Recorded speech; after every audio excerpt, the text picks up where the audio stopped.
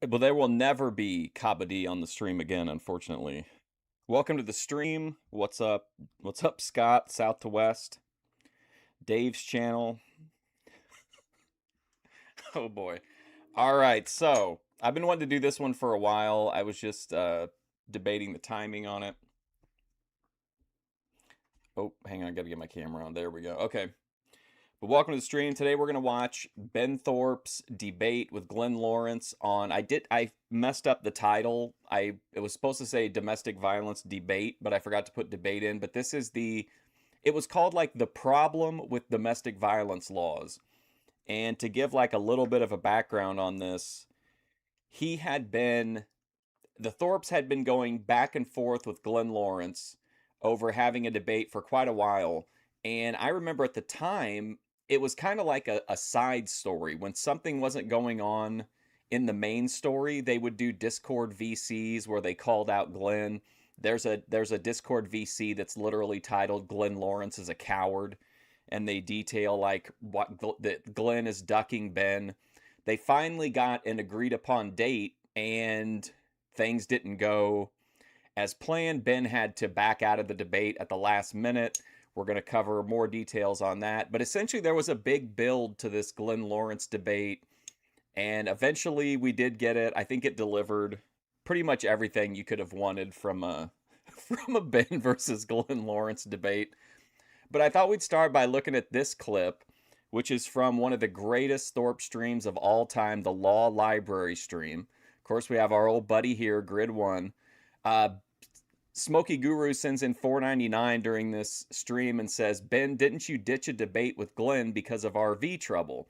Don't you need to reschedule that? So I thought we'd look at that, and Ben could explain what happened, and then I have a couple clips from what happened as well, and then we'll get into the debate. Ben, didn't you ditch a debate with Glenn because of RV trouble? Don't you? Oh, hang on. I got to fix something on my end. Sorry. I have my settings set for Mr. Hornsby. All right, here we go. All right, so this is during the Law Library stream, which for some reason, Grid One. And by the way, this artwork in the background, this anime artwork, is of Ben and Grace, and Grid One has it like prominently featured in his home. It's AI anime art that Grid One made of Ben and Grace that's featured prominently in his home. Ben, didn't you ditch a debate with Glenn because of RV trouble? Don't you need to reschedule that? Yeah, anytime. I'm in the process of rescheduling with Andrew. He's told me a million times that he's trying to come. I mean, with Glenn, what I saw. Hey, Bob, what's up, man? Good prep. It's just like he's a good guy. I just don't think his strength, and he admits it himself, is like intellectual one-on-one hostile debate. He's like a nice guy. Conversation. I'd rather have conversations with him. But I like Ben here. Hey, listen, I like Glenn, but he's a nice guy. He's not cut out for this. Debating Glenn Lawrence, I don't, kind of like, well, I don't blame him for not rescheduling. He's a nice guy. This isn't his strength. Like his like daddy of all daddies in debate is supposedly Andrew.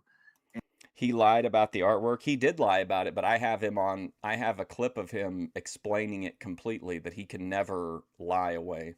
And I feel like I could have a really interesting debate. I've had one before with him, and people say W. Andrew, but I don't think it went as well for him as he thought it would.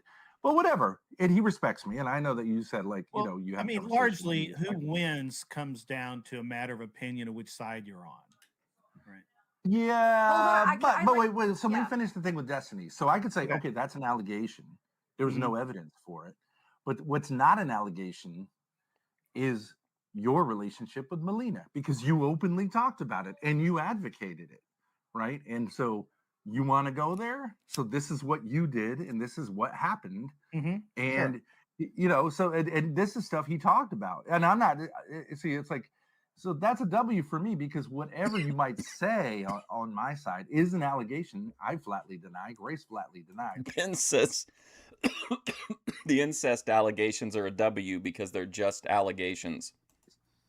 But oh wow, Ty Church, old profile picture. If you really want, I mean, it's so easy with Destiny to say like you are basically an open cuckold. Have you kept up, JF, with Grid One's feud with Speakeasy? Speakeasy's been releasing like entire deep dive streams, dunking on him and breaking down all of his lies. And you're late. Right. You I think he's willing to just be like, yeah, okay, whatever, and and he'll just move on. He'll say whatever and move on. Right. But my point would be, let's get back to the topic then, okay? Because you ain't gonna win here. I see all of that. I'm just telling you, that by and large, I would believe that that's the biggest problem that people that would host debates are probably having with you. I don't know that. So Grid One says that the reason people don't want to debate Ben is because of the allegations between he and Grace. I completely disagree. I think that gives him more of a chance to get a debate. I don't think they want to debate him because he's so unorthodox and like he's not gonna. It's kind of like that Alex Jones song, In Bed with a, consorting with goblins. Like they think that Ben's really good about like painting people into corners, getting them to say like, I feel like people kind of relax. Like, remember that guy dressed like Riker in the RV? Ben got him so comfortable, and then Ben was saying so much bizarre stuff that guy felt like he could say his bizarre stuff and wouldn't be judged, which was completely inaccurate. But I don't think the allegations are the issue with Ben. I think that, if anything, that gives people an easy thing to kind of call him out on, and they frequently do, even if it's unrelated. That they don't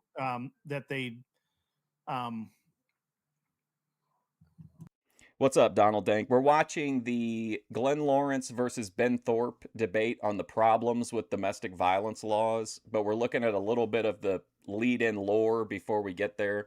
This is Ben explaining like that Glenn is a nice guy, but he's not a good debater. Destiny's a cuck. Like figuring out, Grid One's trying to figure out why people don't want to debate Ben. He's got his weird, erotic anime AI artwork in the background. Ben's about to make some real Ben type statements.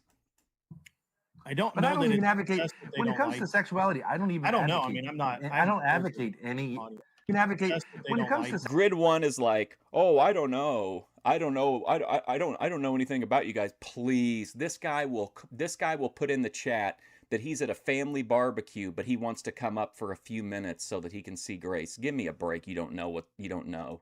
Sexuality. I don't know. I mean, I don't advocate any positions which are even like. I don't have any trophies, but I could get them the same way he got his trophies, by 3D printing them myself. For just moderate positions. Like I don't. But I'm too poor to have a 3D printer, so that is a W for Grid One.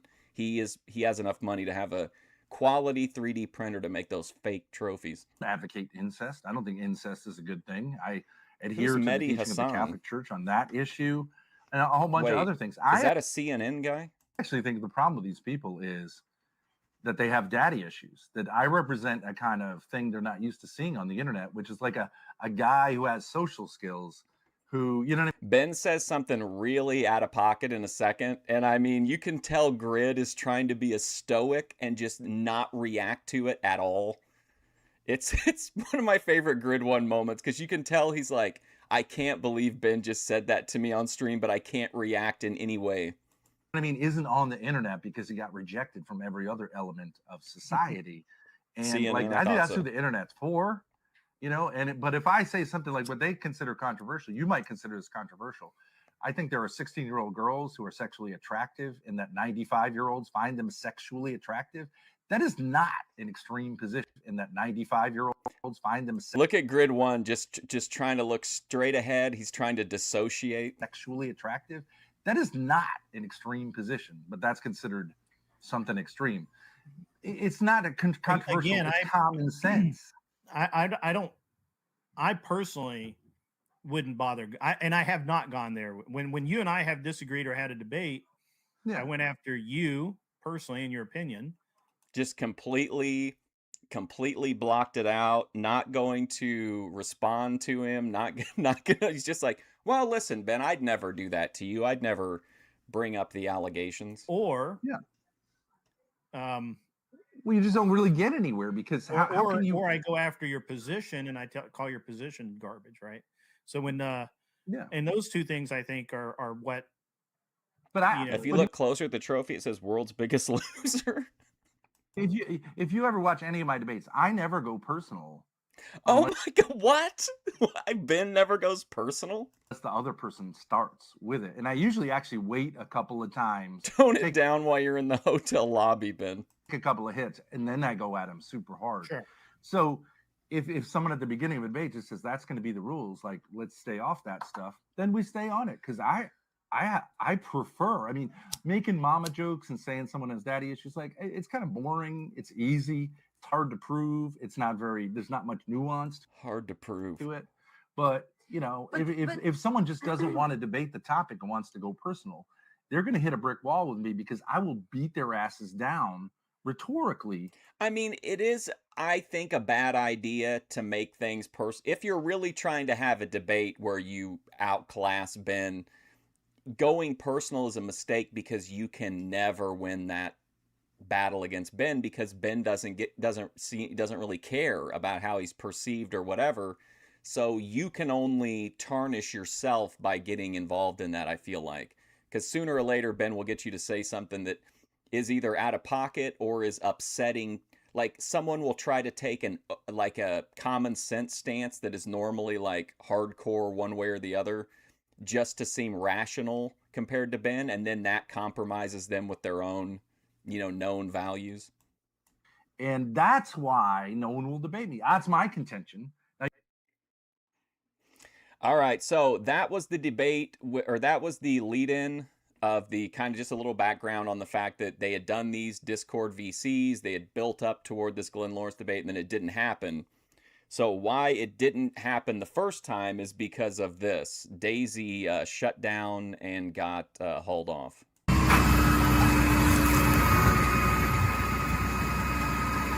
Real footage of Daisy being tended to.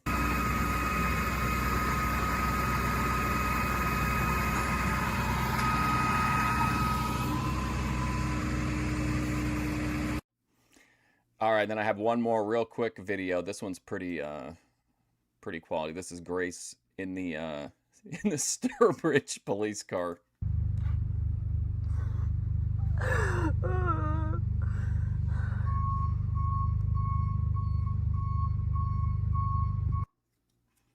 All right, now we're ready. The big debate. Glenn Lawrence. He has an incredible incredible debate coming up. That's awesome. Big time secrets in Thorpville. Who bought Beth dinners? ATF Media. So we had this big build up to this. Now we're fine. We had the rescheduling. Now we're finally here. Andrew Wilson is the moderator, which I think, adds a nice big fight atmosphere to it, especially since Ben has his history with Andrew Wilson, including the dissenter enters the sprinter debate.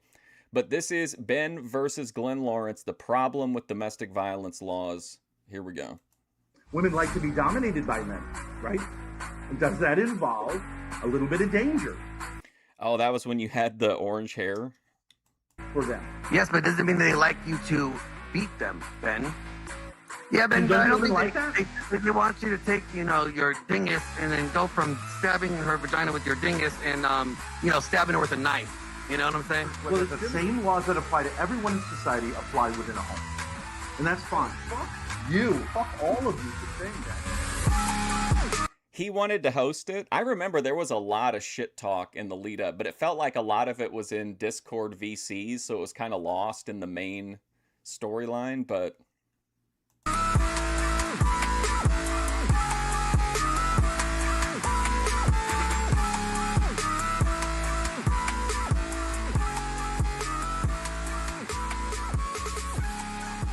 From there, Ben... South to West has a great comment on this video where he says something like, that basically Ben, washed Glenn Lawrence and that he wasn't surprised that Andrew Wilson deleted the video to kind of protect Glenn Lawrence's ego. And somebody in the comments got really mad. They were like, actually, he takes all the videos down. Thorp. Welcome back to Crucible. Why don't Thank you. Take a moment, shout your channel out to everybody where they can find you. Briefly tell people a little bit about yourself. Sure, yeah. I am an old-time friend of the Crucible. I came on and did a couple of... Old-time friend. So if you don't know Glenn Lawrence, he's a star of stage and screen. He's been in many films, including, what was the one he was in? He did a Christopher Nolan movie, I think. He had a little part in it. We were going to do a deep dive into his movies at one point, but he's the, what his show's called, The Production of Man or something like that. Production of Men. You know, Red Pill, Alpha Guy. And I always thought Ben was good at getting him to like walk back a lot of his things. He did also got Glenn Lawrence to call himself a loser at one point, which was one of my favorite Glenn Lawrence moments. The debates about a year ago with both Andrew and Rob Noor. Currently, my daughter and I are both streaming on Thorp TV. And we do a mixture of drama streams, IRL content, and some intellectual content. Hey, Randy. And looking to get into the red space and destroy what remains of it, starting with Glenn Lawrence. So that's a little bit about me. I'm looking to come into your space and destroy it, starting with this guy. What the fuck is the red space? The red pill. Oh, red pill space. The red pill space. And then Glenn Lawrence. Same to you. Why don't you shout your channel out? Briefly tell everybody a little bit about yourself. Yeah, my name is Glenn Lawrence. I have a channel that we talk about, you know, intersexual dynamic stuff, relationships, but also the Bible. You know, former youth pastor. Former youth pastor? Really? Work in Hollywood now, so I've been He was a former youth pastor, but he's in Hollywood now. Filmmaker. Producer. So, yeah, that's me. Come over, hang out, have good conversations. All right. Sounds good, guys. So the topic at hand tonight, DV. Come over and have a conversation. Like 80% of his streams at this time, he didn't even have a cam on. And if he was on camera, he had like a big hood on. So you couldn't see him at all. Just a bunch of like rando, mostly faceless Discord chat, like panelists. Yes. As you were the challenger, Ben, I'm going to let you... Yes, sexual. We talk about the sexual dynamic in the Bible. You have 7 minutes on the clock, then I'll move over to Glenn Lawrence, and then we'll get into open dialogue. Go ahead when you're ready. Okay, ready to go.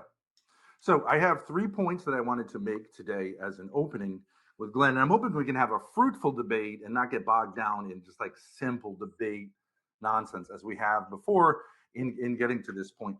My 3 points are that these laws, these DV laws, are an innovation. They're a radical innovation, and they're relatively recent, and therefore are not as set in stone as many of us think who've been raised, you know, with these laws in existence think they are. Secondly, that a lot of people who want to be on the side of men don't realize that the subversive ideas inherent in these laws have woven their way into their thinking, which is very, very dangerous. Glenn being a primary example of that.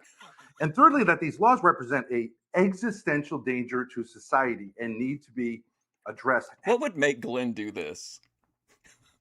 Head on, and all this red pill, like gaming the system stuff is not going to work. The only way this is going to be defeated is to be defeated soundly. Like, look at the difference here. Ben is feeling it. He's energetic. He's taking it to Glenn. Glenn just, he's all stoic and just kind of like, you know, looking around.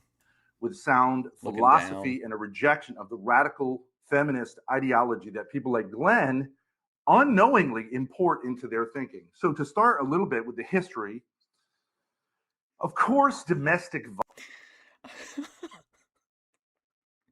I remember that, I think, Randy. Josie, I remember that.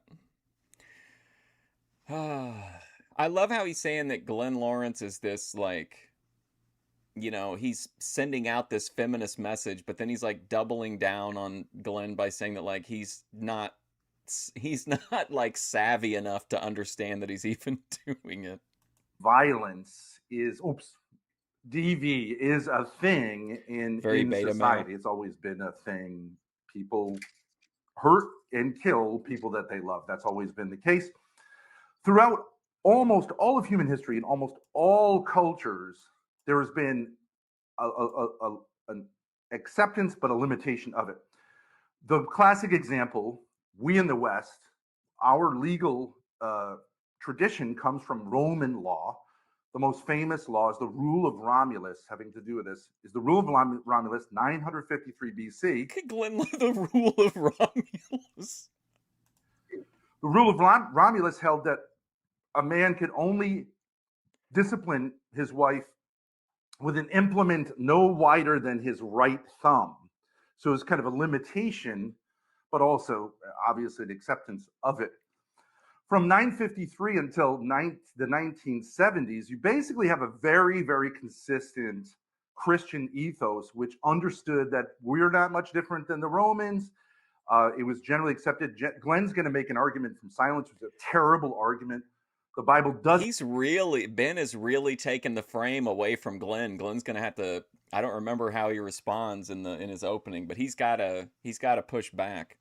Ben's like making his case, but also outlining. Maybe he wants Glenn to have to waste a bunch of time counterpointing his points instead of making, you know what I mean? Doesn't really talk about it much, which implies that it basically recognizes the structure. That was a big flag. The idea of saying it to Glenn Lawrence cracks me up. Structures of the day as normal, church teaching.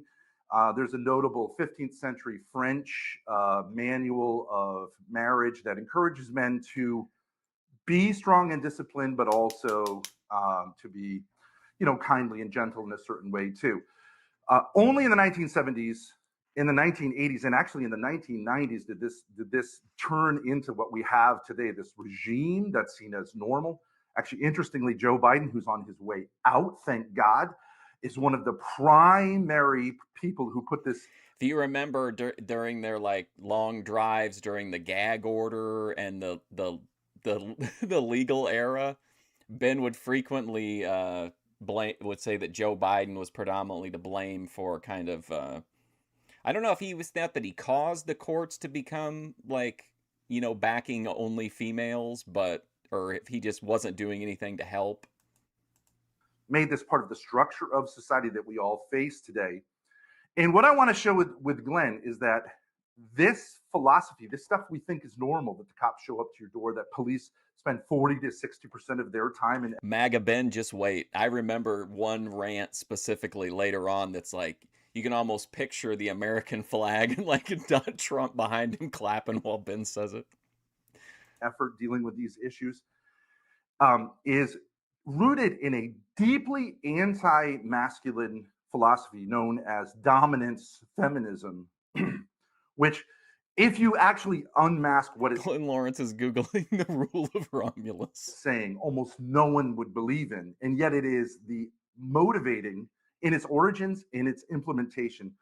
It is the motivating philosophy of this insane legal system, which again is new and is subversive. Now, Glenn will say, to my second point about subversion, this is like watching To Kill a Mockingbird, Ben. Now you will hear Mr. Lawrence claim he's not a feminist, that he's opposed to feminism.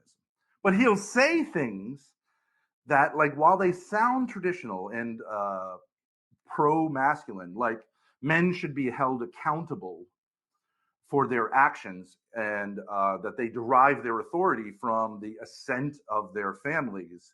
While that sounds like might be traditional, vaguely American, is a radical departure from the traditional understanding that a man gets his authority not from those he rules over, but from God directly through nature, not through the church, through his nature. And don't count Glenn out yet. Ben's really coming through here in the opening, but look, we'll see what Glenn's got. He's a Hollywood guy, He's got his script writers working on it. Look at it, man, and you see like the different. He was like, "Hey, yeah, Christopher Nolan, this is Glenn Lawrence. Look, man, I'm in a debate with Ben Thorp," and Chris Nolan's like, "Listen, buddy, just get out of it now. Don't even do it, buddy." Between males and females, you can discern that with just the most obvious, just like opening of your eyes. In that to defy that, as Glenn will do, is to defy nature itself, as well as the church, who obviously just buttresses that and is. Buttresses that. What a word! Acting in conformity with nature.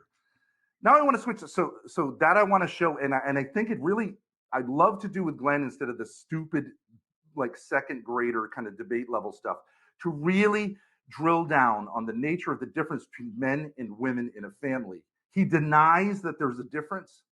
He will admit superficial differences, but he denies, look, he got a reaction that there's from a him. difference.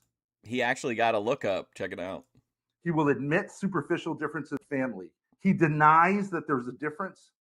He will admit superficial differences, but he denies the fundamental difference, which is to deny nature, which is to destroy society. So Glenn is actually, although he might seem like, oh, he's somewhere in the middle, he's actually the worst thing for society is guys. Oh my God, what an opening. What an opening from Ben. Literally saying that Glenn Lawrence is the worst thing for society. Like him. And I'm going to point that out. Is actually the worst thing for society is guys like him. And I'm going to point that out tonight. Far worse than the radical feminists who obviously hate men is a guy like Glenn who destroys society while claiming to be masculine. And thirdly, most importantly, I want to say the red pill is an attempt, in some ways, laudable attempt to try to game the system and get around these laws. There's a recognition of this kind of evil in society. And there's a way, the red pill, I believe, is basically a way to try to avoid the consequences of this evil through things like not getting married, getting vasectomies, and all this kind of ludicrous demasculating stuff. And that we cannot do that as a society, as hard as it may sound, to be able to do. And I know I'm on my last minute here. Let me wrap it up by saying it's an existential threat to everyone out there. Whether or not you've been affected by these laws, you should know how. Don't forget, after the debate itself is fun, but then you also have the call-ins, and there's a lot of, I don't know if they're Glenn Lawrence people or Crucible people that don't cam up, but you do get a Lalo appearance. Radical they are, and that they can get you at any point, and that they represent for every female the equivalent of abortion. And if you're only familiar with like the recent Lalo where he kind of acts like he's a drugged up cabana boy, this was back when he was like he wanted to come off as like a super educated nerd.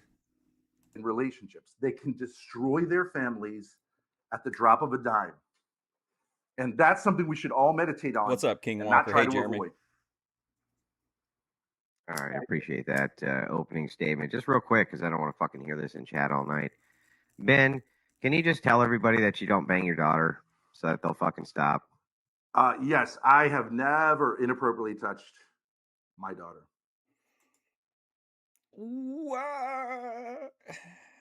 I think he should have been more direct with his denial on that one. Okay.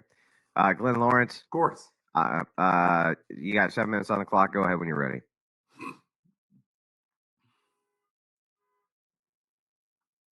Unmute your... Could there have been a better turn of events at the beginning of this? Yourself, Glenn.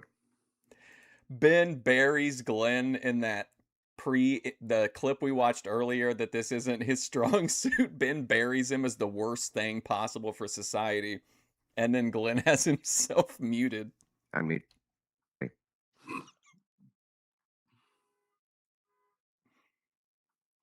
Unmute yourself, Glenn. Unmute yourself, bro.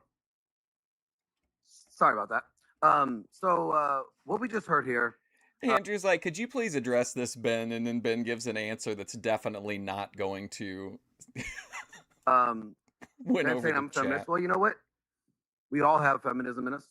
We all grew up in feminism to some degree. If you were born anytime after the 1960s, you have grew up in a very gynocentric. So yeah, I feel like that's I don't know. I feel like that's all just stuff Ben prepped for, or like prepped the audience for, and now Glenn's like agreeing with him. Social order, social world. So you have been raised by feminists. So yeah, everybody has been somewhat affected by feminism. But that's besides the point. Ben says that he wants to talk about that these laws are, as he put it, radical laws. They're existential threat to society, and that that he believes that there should be disciplining your wife with force. He believes that a man should have the right to discipline his wife through force, and that if any law enforcement gets involved, whose hairstyle? Glenn Lawrence's? In you disciplining your wife, in his words, with force, that is wrong. That is wrong. It should be, you should be able to do whatever you want in your house, and those underneath your household. So, Ben thinks that his wife and his kids are property, that they belong to him, that they're his possessions, that he owns them. He could do whatever he chooses and wills with them. And you have no say so. No, the government has no say so that within his property, he could do what he pleases.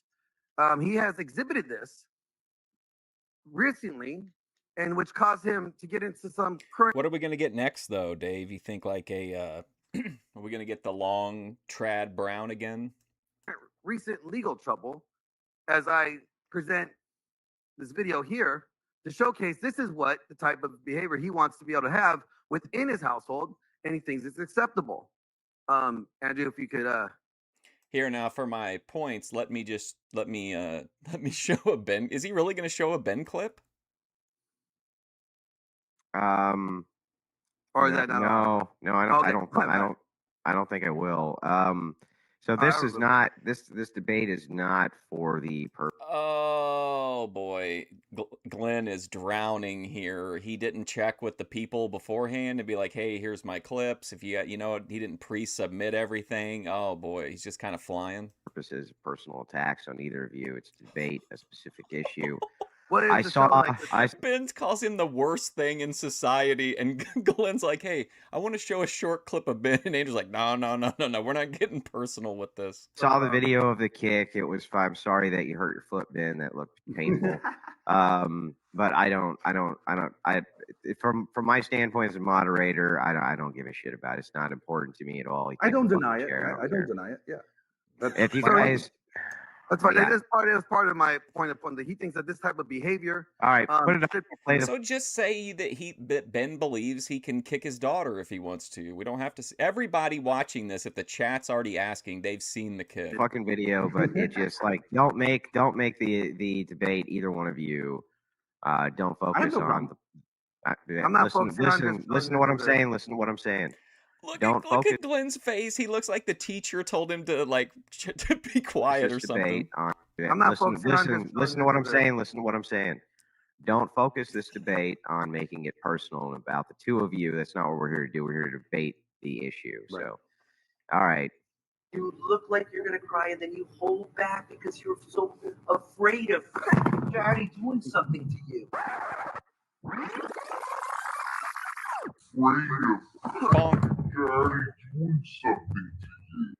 So boy has like 5 seconds ever wreaked the kind of havoc that the kick did. Holy shit. So much of that summer of all the storylines all traced back to the kick. That's supposed to be acceptable. Kicking your child, fine. As long as it's in your household, you can do whatever you want with those underneath your care. See, Ben, I have questions that I would like to ask you in this debate, so you can help me understand a little bit more about what you think domestic violence is, and what kind of authority does a man have with? I swear, Grace, do you remember Glenn did prep streams for this, right? I swear I remember either you A-logging them or like some of the people in chat were over in his stream. I think like Grid 1 helped him maybe or something like that. I could have sworn that he did prep streams. He seems really ill prepared. In his home. Yeah. And those underneath him. I would love to know if you could clarify for me some questions as we go through this debate. Can you define domestic violence, and can you explain to me what is the authority that a man has in his home with those under his rule? Absolutely. Is this what you're doing in your opening statement? Yeah, that's my opening statement. Okay, you want me to answer a question in your opening statement? I want you to stop, both of you. Right? It's he said he's done with his opening. So we're going to move into the back and forth, but before we do, my job as a moderator here is to keep the debate on task, not to interfere with what is being debated. That is all my job is. I'm going to stop you guys from talking over each other. I'll keep it to the topic at hand. But I'm not here to interfere with either one of you. I'm not here to intercede on your behalf. I'm not here to save either one of you from each other's arguments. That is not my job. My job is to moderate, and that's exactly what I'm going to do. So with that, I'm going to open the floor up, gentlemen. Go ahead. Let me take Glenn's question. Can I take your question that you just asked? Okay, so it's really important. You think Grace is carrying the content? Okay, so there are two models of the roles of men and women in a family.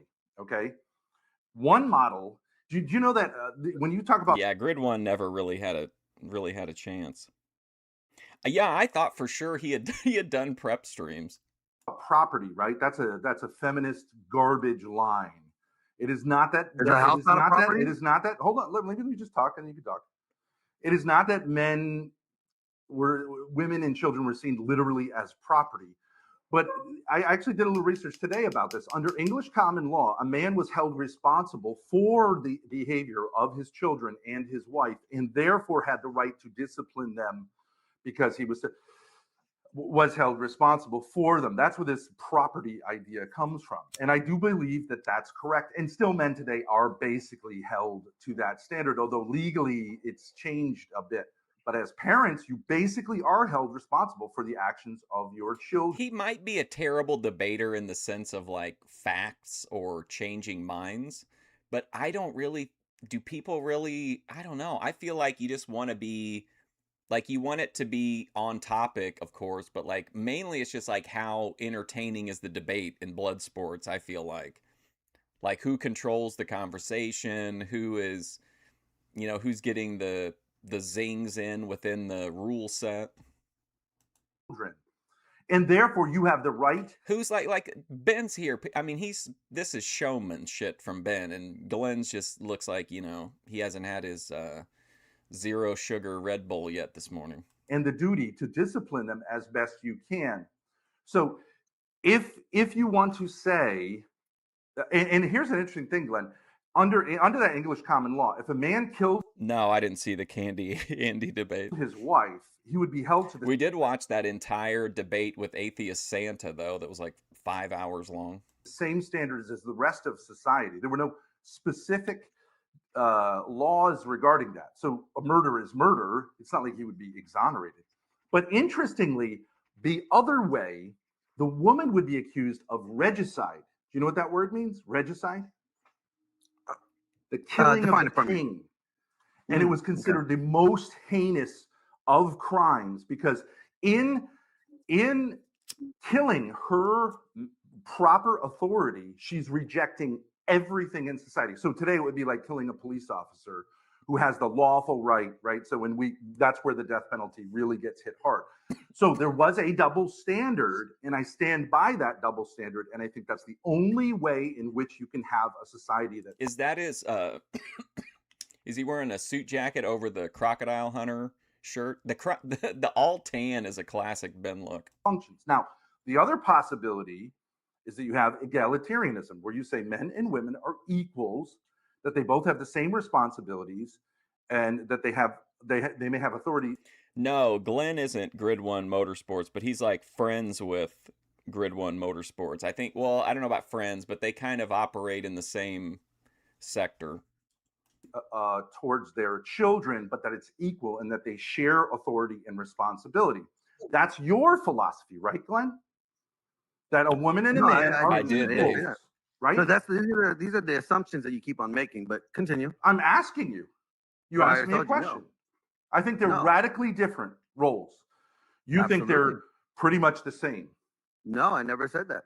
Okay, you keep on asserting that. So I'm going to keep on asserting that. You keep on asserting that. You keep on asserting that I think this, and you're speaking for me, and I'm not saying that at all. Okay, so tell me how men have a different authority Actually, I really want to women. get back to hold on. I really want to get back to this whole this like he has the authority to if he murder his wife, it's murder. Right. But Glenn, real quick, I'm sorry, I got to stop the debate, but Glenn, pipe your mic up a little bit.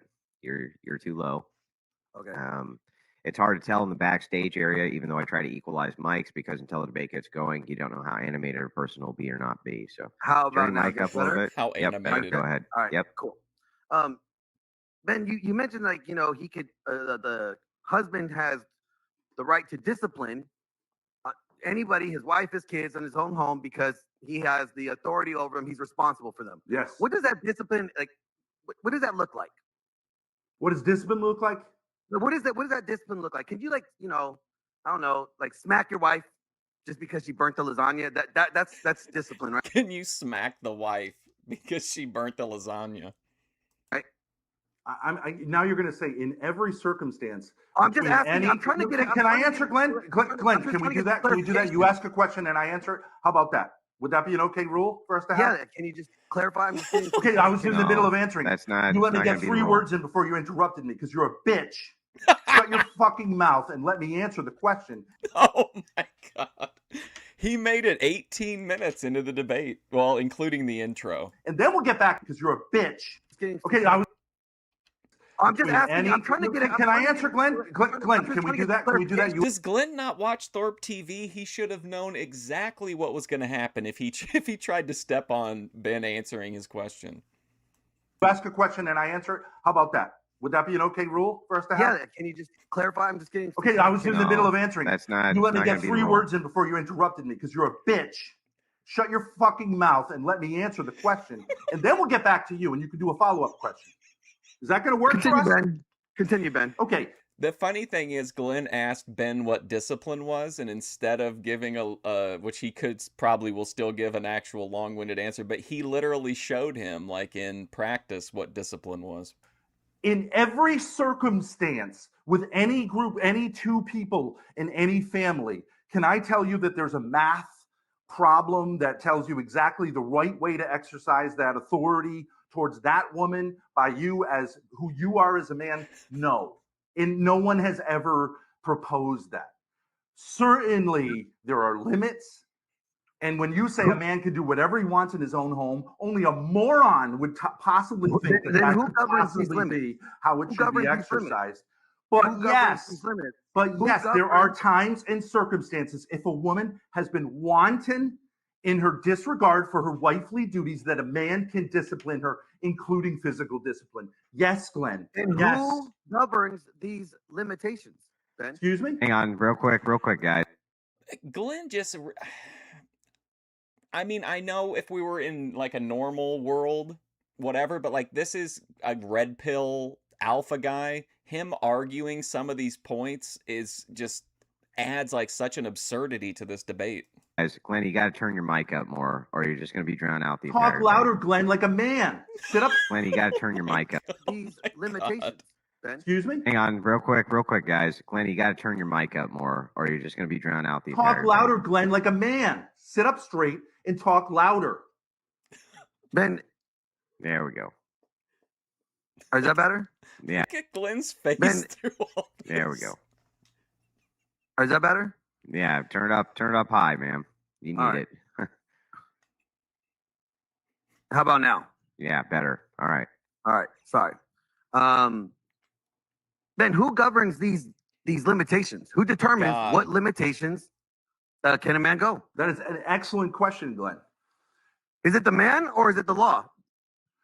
To some degree, society can step in at a certain point. It's usually at a very high level where there's like clear like death, those kind of things. Okay. But largely the man is unchecked within the family. It is not the woman that checks the man's authority, nor is the children who check the man's authority. He is unchecked, which is, you could say, is very dangerous, but it's the same. So he has no accountability. Got it. No, that's not true, Glenn.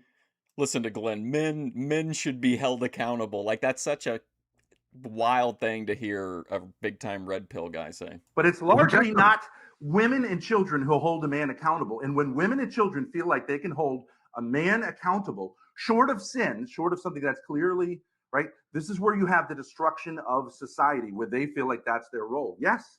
And the same, can I use the destruction of men, if you will? An analogy, Glenn? In the Catholic Church, the Pope's authority is unchecked. It is unchecked. And in the executive order, as we're finding out with Donald Trump, within the executive order, the president's authority is also unchecked. And that is a normal part of any authority, that there's a certain way in which someone at the top is not under the supervision of those beneath them. And to subvert that is to subvert the entire thing. So Ben, if he's unchecked, he has this unchecked authority. Could he, like, I don't know, just like his wife is a little bit late from the store, can he just grab her by the hair when she gets out of the car and just drag her in the house and tell her to... Keep in mind, Ben grabbed Ava by the hair really for no reason other than to establish dominance. So I think Ben would be okay with that. Go make some fucking dinner. Can he do that? Is that unchecked authority? Is that acceptable in this unchecked authority? Could he do that? And unchecked, you know, without any. Well, I did say at a certain level, you know. Well, we're trying to. I need to understand what this level is.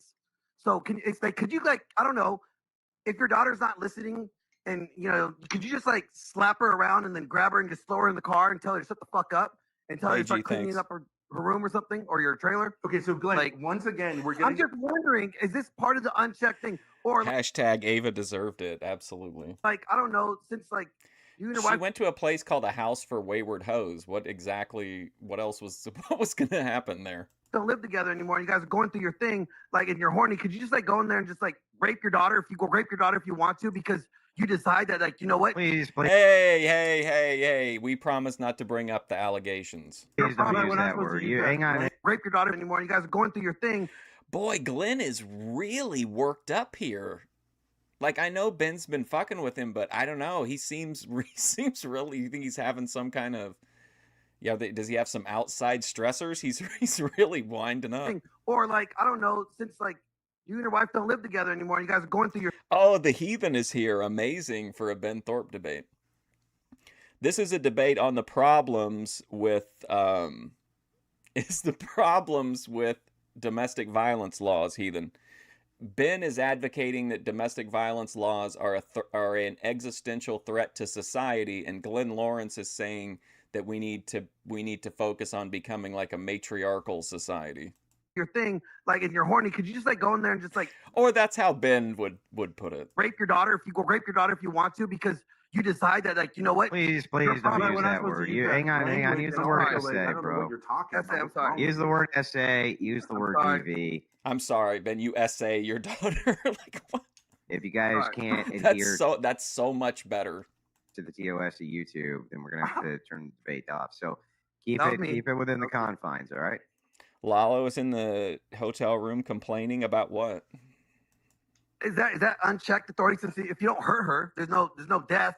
There's no, like, is that unchecked authority? Is that what do you mean you don't hurt her? So Glenn Lawrence doesn't think that there's any harm to sexual assault? Is that what Glenn Lawrence is saying? Okay. So I did say, like, that's within the bounds of things that are obvious sins, and also, like, you know, there are laws about certain things. Who determines their sins? Excuse me? Who determines their sins? Who determines whether sexual assault on your daughter is within? I mean, Glenn, come on. What if you're an atheist? You don't believe in God. Who determines their sins? Who determines whether sexual assault on your daughter is within? I mean, Glenn, come on. What if you're an atheist? You don't believe in God. So who determines their sin? There are no atheists, but that's a separate argument. There are just people who reject. He's upset you're not going out to the strip with him to drink. Well, you will, though, right? Eventually. God, because they hate him. But everyone knows. Okay. Whatever the case is, who determines that I'm not going to live by that? It's not my... Did he hear me say that he had the vibe of a drugged up cabana boy? Glenn, sorry, Lalo. Clarify this. You're doing an interrogation of me. You keep asking, in any prudential situation, you want me to say, like, what is the right... It's almost like Glenn keeps coming back to Ben, like, you know, as a, you know, like a son seeking advice from his father. Thing to do. I don't know. It depends on the situation. This is your worldview. You should know. But men should have... But my point is that men should have broad and strong... Well, I think it's just they're kind of trying to maybe establish where the line is, Heathen. Ben kind of feels he has like an old school take where, you can physically, what does he call it? Correcting. You can physically correct your family as the man, but he acknowledges that God and then to a lesser degree society can impose some boundaries on the sovereignty of the man. I'm trying to Protection understand for the where actual- this is. Glenn, you have to I'm let trying me to find finish the boundaries. talking. I need you to give me the boundaries. Just answer the question. Can you let me finish talking before you start bitching Can you again? answer the question? Okay. So this is the end of the Answer the debate. question. Are you going to let me talk to answer your question? What do you mean I could care less? I'm always invested in Grace's well-being. I'm going to answer the question. Hang on. To be fair, you've had far more speaking time than Glenn has thus far, Ben. Though I understand he from your end he's shotgunning questions at you, but perhaps I can bring some sanity to it very quickly. Wow, so maybe Andrew Wilson just said he might be able to bring some sanity to what Glenn Lawrence is doing. This is a really entertaining debate. I think he just wants to understand, and I mean I do too, maybe for the audience as well, so that we can understand where you're coming from. Sure. How this structured authority would work in real time under circumstances like what Glenn Lawrence is postulating here. Yeah. I mean, I would like to flip it a little bit and say, like, Glenn says that a man cannot put his hands on a woman under any circumstances. Is that correct? Was it in this debate, or was it, because I know your dad had come up on panel with him in the weeks leading up to this, but didn't your dad finally get him to concede that it was okay, or maybe it was another one of the panelverse people, but that it was okay to slap your wife if you were waking her up because there was a fire, and then as soon as they conceded that, Ben pounced on them for the kill. So you admit there are some circumstances when you can physically correct your wife, even if she's not directly involved in any wrongdoing, Glenn? Correct, Glenn? That's not what I said. So stop trying to flip it and just answer the question. Just stop trying to flip things and just answer the question that was at hand. So this is a technique where you're saying to someone, Ben, I want to know in answer every the circumstance question. how you would answer this. Like, We're I want to talking know about this basic. in We're your talking about worldview. Glenn, you can't. I'm Okay. trying to understand the All parameters right, here. Go ahead. Just go ahead. We'll wait. I'm just trying to understand the parameters. Don't try to assume what I'm saying. Just answer the question. Okay, Glenn, what field are we you answer talking the about here? question? What field are we talking about? Law, I right? just gave you. Okay. No, hey, moron, just for 1 second, put your little brain cap on, okay? Okay, what field are we talking about here? What field are we talking about? Law, right? I just gave you. Okay. No, hey, moron, just for 1 second, put your little brain cap on, okay? Does the law tell you exactly how to drive in every situation? No, it says these are the boundaries. Don't cross them within that drive. And we're trying to figure out what's these boundaries, Ben. I'm asking you, where I are already these told boundaries? you what the boundaries No, are. you didn't. Glenn? I just gave Yes, you I did. examples and I'm asking you, is this okay? Is this all right? Let me Is give this you. path? Let me. L Jim giving a serious answer. What's up, L Jim? Let me give you not just a theoretical, but an actual practical answer. How about you just give me an exact answer to what I? To Okay, my can question? I answer your fucking question, or are you just going to? I don't know. Can you? Because you haven't. So I can. That's true, Heathen. No matter how you feel about it, the laws are the law, which Ben's found out occasionally. But he's also got hundreds of millions of dollars in pending lawsuits. So over a long enough timeline, we'll have to see how it all pans out. Concede the time to this guy. Go ahead, Glenn. Just ask a question and interrupt me. I already. We'll call that a debate. I'm waiting for an answer. I'll answer your question. In the Russian Federation, they largely rejected the international. Yeah, speaking of SA, King Lalo. Pressure that was put on them to accept these domestic violence laws. Okay, and what they came up with is a simple thing. If a woman is hospitalized, complains about something, she has to do it 3 times, or she has to be hospitalized with an actual physical injury, not a complaint, not a claim of abuse. Okay, then and only then will the not a claim. It's got to be a provable physical injury. State intercede. Okay. Okay. So the husband can lock her in the house. Good parameter. So the husband could like keep her locked in the house. You could lock your daughter in the house and beat her, and she never goes to complain because she can never leave the house. So as long as the state, that's the only way the state will get involved, right? Glenn, there are laws against imprisonment. Really? But Really? where? What laws? Glenn, What do you mean? What laws are against imprisonment? Wrongful imprisonment to start with. In your laws house that apply to anyone. Or like the heathen, he was unlawfully detained.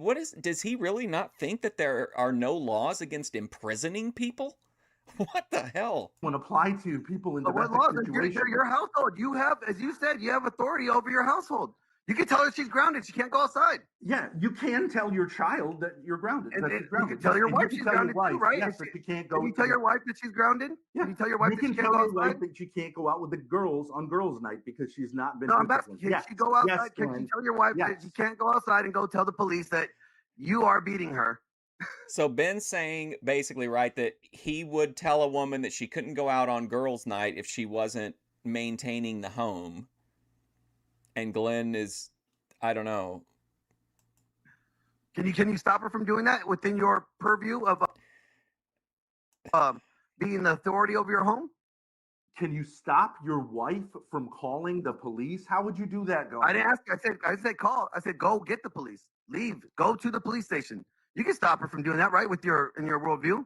Glenn, are you aware of cell phones? Are you aware of the internet? Like, it's really not possible for that's not part of my. That's not my question. I'm asking you. Unless you live. I'm asking you. Why can't you just answer the question? Okay.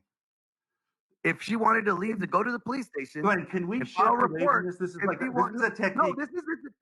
This is important to understand how far of this freedom of. I heard this was actually the video that got Andrew Wilson on Joe Rogan. Control that you have as a father or head of the household or the husband, that your authority goes. Okay. How much discipline is too much and how much discipline is not enough? Like, I'm trying to understand where the boundaries are here. And the answer is because, it depends on the situation. This is a very dangerous position to have when you're saying that the husband is literally unchecked. He has no consequences, unchecked authority. Right? He's like the Pope, right? The Pope is unchecked authority. Yeah. You know, like the president, unchecked authority. So at some point, there has to be something that checks that authority. No. And who checks the husband's authority is the question. Just complete no hesitation whatsoever. No. That nobody that checks that authority. Unchecked authority. So at some point, there has to be something that checks that authority. No. And who checks the husband's authority is the question. And you're saying that nobody could go, the wife can't go and say that, oh, the husband's doing this because he doesn't answer to her. But who does he answer to then? Right. Is the question. Who does he answer the cops? That is perfect, Glenn. You say the husband doesn't answer to his wife. You like his lumberjack cutoff? Answer the question. Does he have like is he wearing Daisy Dukes to go with it? Hang on, Glenn. Let him answer. You asked him a bunch of questions. Go ahead, Ben. Has Ben been chastised once by Andrew Wilson? I feel like it's always been Glenn getting it, which has got to irritate Glenn even more. Glenn is saying that's right. A husband answers like he called him a bitch, and like, but I think Andrew knows that's good for content. His wife. That's exactly right. You're a feminist. Because no, I didn't say that. Glenn is saying, that's right. A husband answers to his wife. That's exactly right. You're a feminist. Because no, I didn't say that. Answer to his wife, then I asked you say society will unravel. Perfect, Glenn. You laid your cards right out there. I never said a husband answered to his wife, and if you ever try to twist my words again, I said, imagine seeing Ben on Joe Rogan. Yeah, I mean, it just, especially just a regular, like, you know, whatever a normie is in the Joe Rogan world, to be introduced to Ben Thorp. As you said, that's pretty crazy, heathen. Then it's scary because he's going to be unchecked. That's exactly what I said. As you said, the husband doesn't answer to his wife, so then who does he answer to? It's a question, you dumb shit. Can you get that through your head? Well, okay, so I already told you he answers to God. Okay, God. So God's going to come down here in extreme situations. Yes. Okay, so what are these extreme situations? I just gave you some extreme examples, and you have not answered it, whether or not he would be answering to those extreme examples. Up there? I've already answered this question. I gave you no, you have not. Example of an actual implementation of laws like this in a country today. That have parameters that are set by law. You have not answered those examples. Glenn, enough. Relax. Okay. or to the point where nobody can hear over the two of you because of how much tit for tat is going on here. So can I suggest that I be given the interrogatory hang on, answer? Hang on. Because he's just doing one thing over Ben, I'll let you. Whoa, he told her at the bar that she had fucked his dad? You get to an interrogation, right? We got plenty of debate left. Right. Plenty of debate. What would Glenn Lawrence have to say about that? What kind of correction would he recommend for the wife? Debate left. Glenn, a strongly worded letter. Please stop having sex with other people. Signed, your husband. You want to reframe and go back into it, you're welcome to go back into it. But when you do ask a question, try to give Ben some time to answer it. Because if you just 10 seconds afterwards go answer the question because you. What do you think, L. Jim? What do you think in Glenn's case? Glenn's a pretty fashionable guy. He's a pretty he puts a lot of thought into his aesthetic. I feel like. You don't like where it's leading to, then we kind of get into this hustle. So try to take a step back, right? Frame it how you want to, and then ask the question you're trying to ask. So Ben, he's in Hollywood, so like he's got to maintain a certain, he's got to be on point all the time. I want to know more. Like you're proposing this hypothetical society that we don't have right now. Okay, it's not the world that we live in, right? Right. So I mean, I need to know what this world without domestic violence laws could look like. All right, as you're saying, because you're saying the husband has this basically immunity, for okay, but again, if let's say the wife is not in the mood, can he just force his wife to do things to him to satisfy him sexually if she was not in the mood? Okay. What an awkward way to say that. Force his wife. If let's say the wife is not in the mood, can he just force his wife to do things to him to satisfy him sexually if she was not in the mood? Okay. This is interesting. It's a little different than the DV thing. Well, no, it still falls under DV. It still does fall under domestic violence. Okay. Glenn, you and I both say we believe in the Bible, right? Okay. Can you guys just real quick one more time? I'm going to reiterate this. Do not use that word. Do not use sorry. rape either. Use DV. Use SA, please. All right. Go ahead. All right. Okay. Paul states very clearly that within marriage, you do not have a right to be fickle. You owe that. It's called the marital debt or the marital obligation in traditional Catholic teaching. And as a woman, you if Glenn is nodding that like he agrees with this, do not have the right to withhold that from your husband. In your type of feminist thinking, a woman can do that. We've had this discussion before, and you think it's fine that a woman does that. Now, actually, are there some circumstances in which, obviously, if the woman is is injured, where it would be, or like what? If she's injured, time of the month or whatever. Yes, of course. But generally speaking, no, Glenn, no. She does not have the right to do that, nor does the man have the right to do that on her behalf.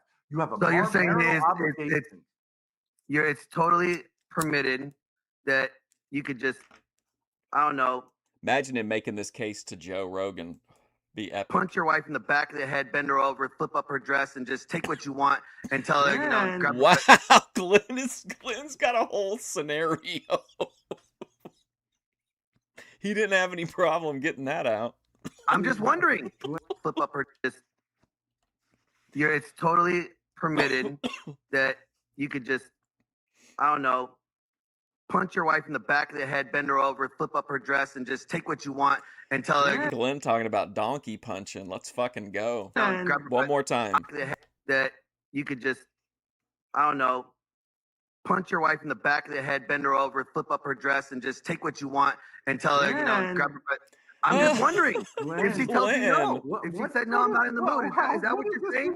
Is that appropriate? Is what I'm asking you. Is that what you're saying? It's okay. Punch your wife in the back of the head, Glenn. I don't know. I'm just wondering, Ben. Can you answer the question? I don't even know what you're saying. Is it perfectly acceptable for a man to punch his wife in the back of the head and just take it the way she wants? No, of course not. Her dress okay. Would that be a punishable offense by law? Of course, if he punches her in the back of the head, yes, of course. And then just proceeds to take her sexually how he wants. Is that okay?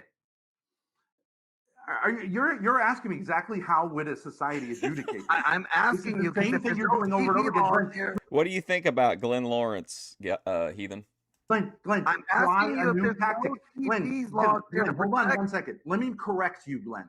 This is what pro-choice people do with pro-life people. Remember, they did this with Donald Trump. They said to him, so if it's against the law, what should happen? What should happen to a woman who has an abortion, right?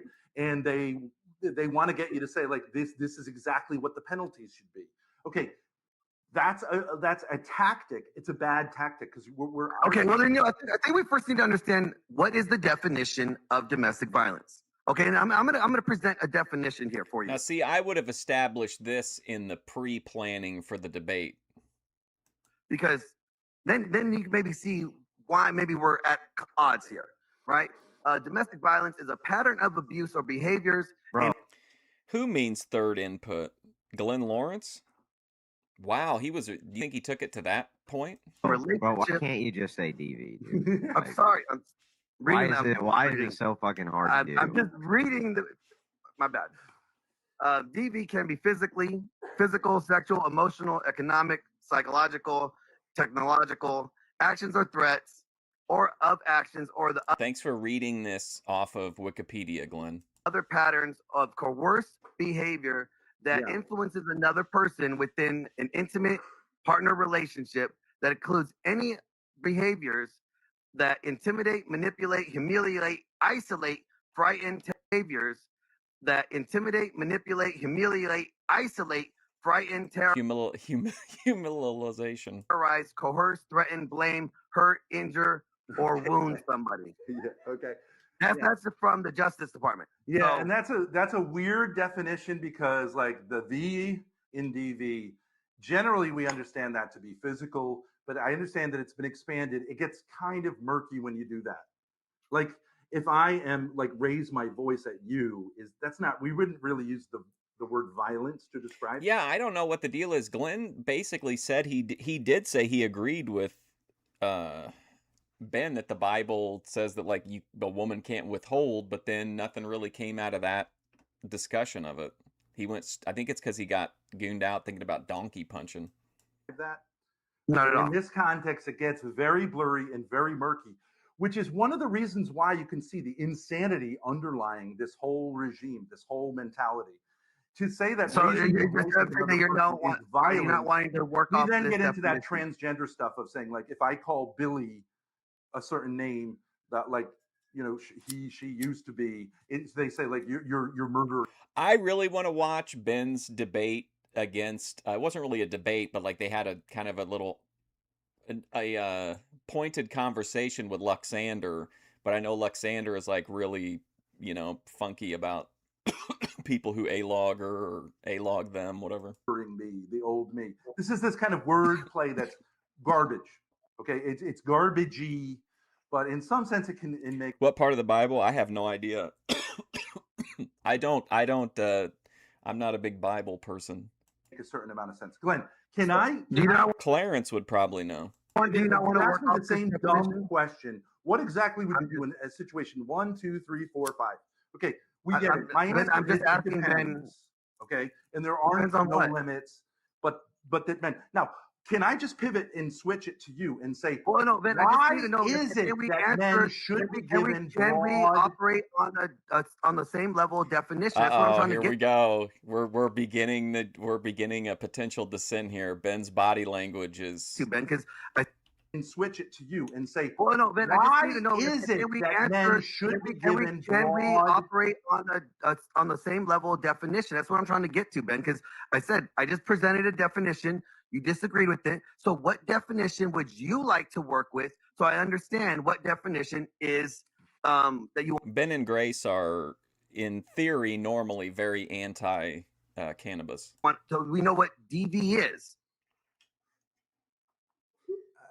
I think we kind of basically know what it is. Austin, no, I don't. Hang on. Listen, what he's asking here, Ben, is fair. So if this is a debate on DV, we do need to establish our terms so that you guys aren't fighting over the term itself. Okay, the literal term domestic means home, within the home, Okay, that usually means like within the family, although this has also been called intimate partner violence, and so really doesn't affect parents and children. But this gets murky. All this stuff gets very, very murky. But domestic means. Plus, I've interacted with Luxander.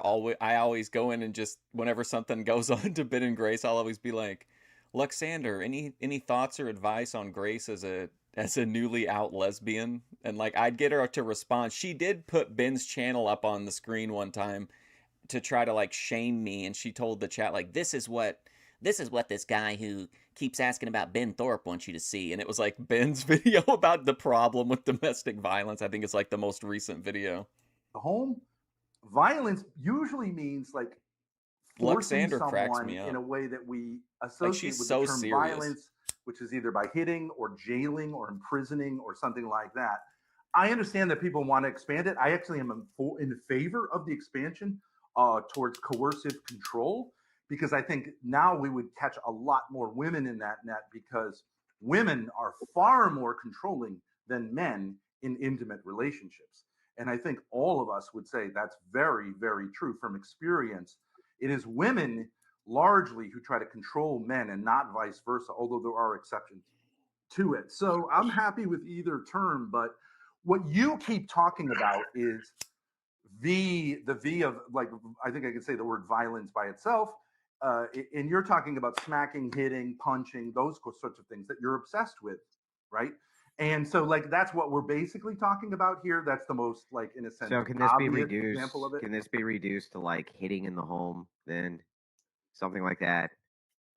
I have no problem with it. I think the other things are part of it, and I'd like to meditate on why that particular thing. Wow, I'd like to meditate on Is misandrist. That okay, Glenn, do you have a problem with this definition here? Well, I think like it does expand to like physical force or like domineering or some type of like, because like if you say just hitting in the home, then there's no sexual element there, and that could be part of. Glenn's we got to keep that part in there. Domestic violence. Okay, and Ben, so do you guys agree kind of largely to this definition? Perhaps there's some semantic distinctions, but we're capturing the spirit of the thing. We're talking about the same thing here. Yeah. ATF can't complain. I haven't done a Thorp Alert Live reacting forever since like the Endless Summer series ended, I think. In favor of changing the definition to control, because then I think it will be even on the sexes, and I actually think women are far more controlling than men. And I'd like to ask Glenn that question. Yeah, hang on. I understand all that. I just want an agreement to a definition so that you guys aren't talking past each other. That's it. Of what it is that we're talking about. I'd say it's somewhere in between the two things. I mean, when you use the term violence, you tend to get, this is what you're thinking of, but it can be expanded. Well, I mean, you can try, heathen, to build a harmonious, God-honoring home where husband and wife work together in faith and love. But then if you've got a corrupt police department and the criminal enterprise known as auditors, or in Ben's case, international cyber terrorists, famous streamers like Destiny coming after him, the Sturbridge Police Department, Thousand Trails, Landlord Ron. I think there's maybe something pending against Big Patience or Adam. I can't remember for sure, but you try to have a harmonious home, but there's always these interlopers trying to, disrupt your peace.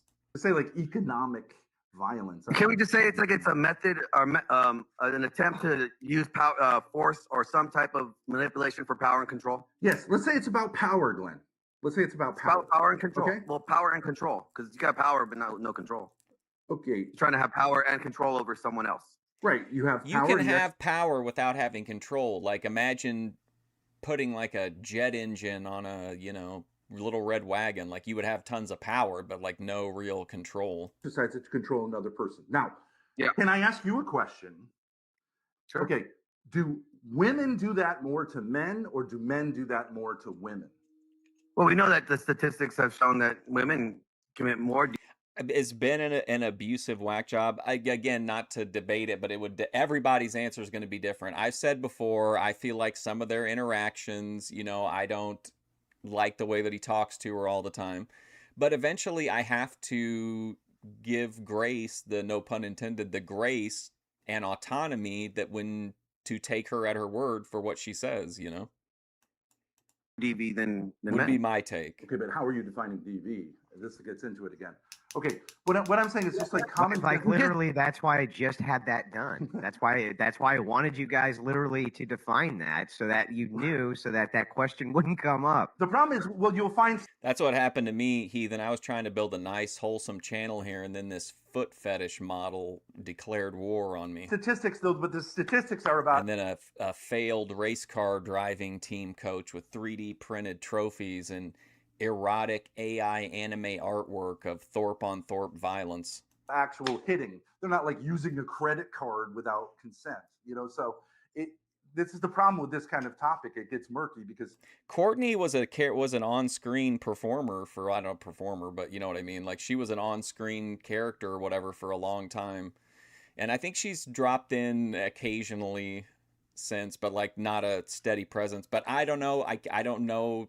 It's just what's in the rumor mill or whatever, that like she interacts like behind the scenes with some of the people connected, but I don't know if that's true or not.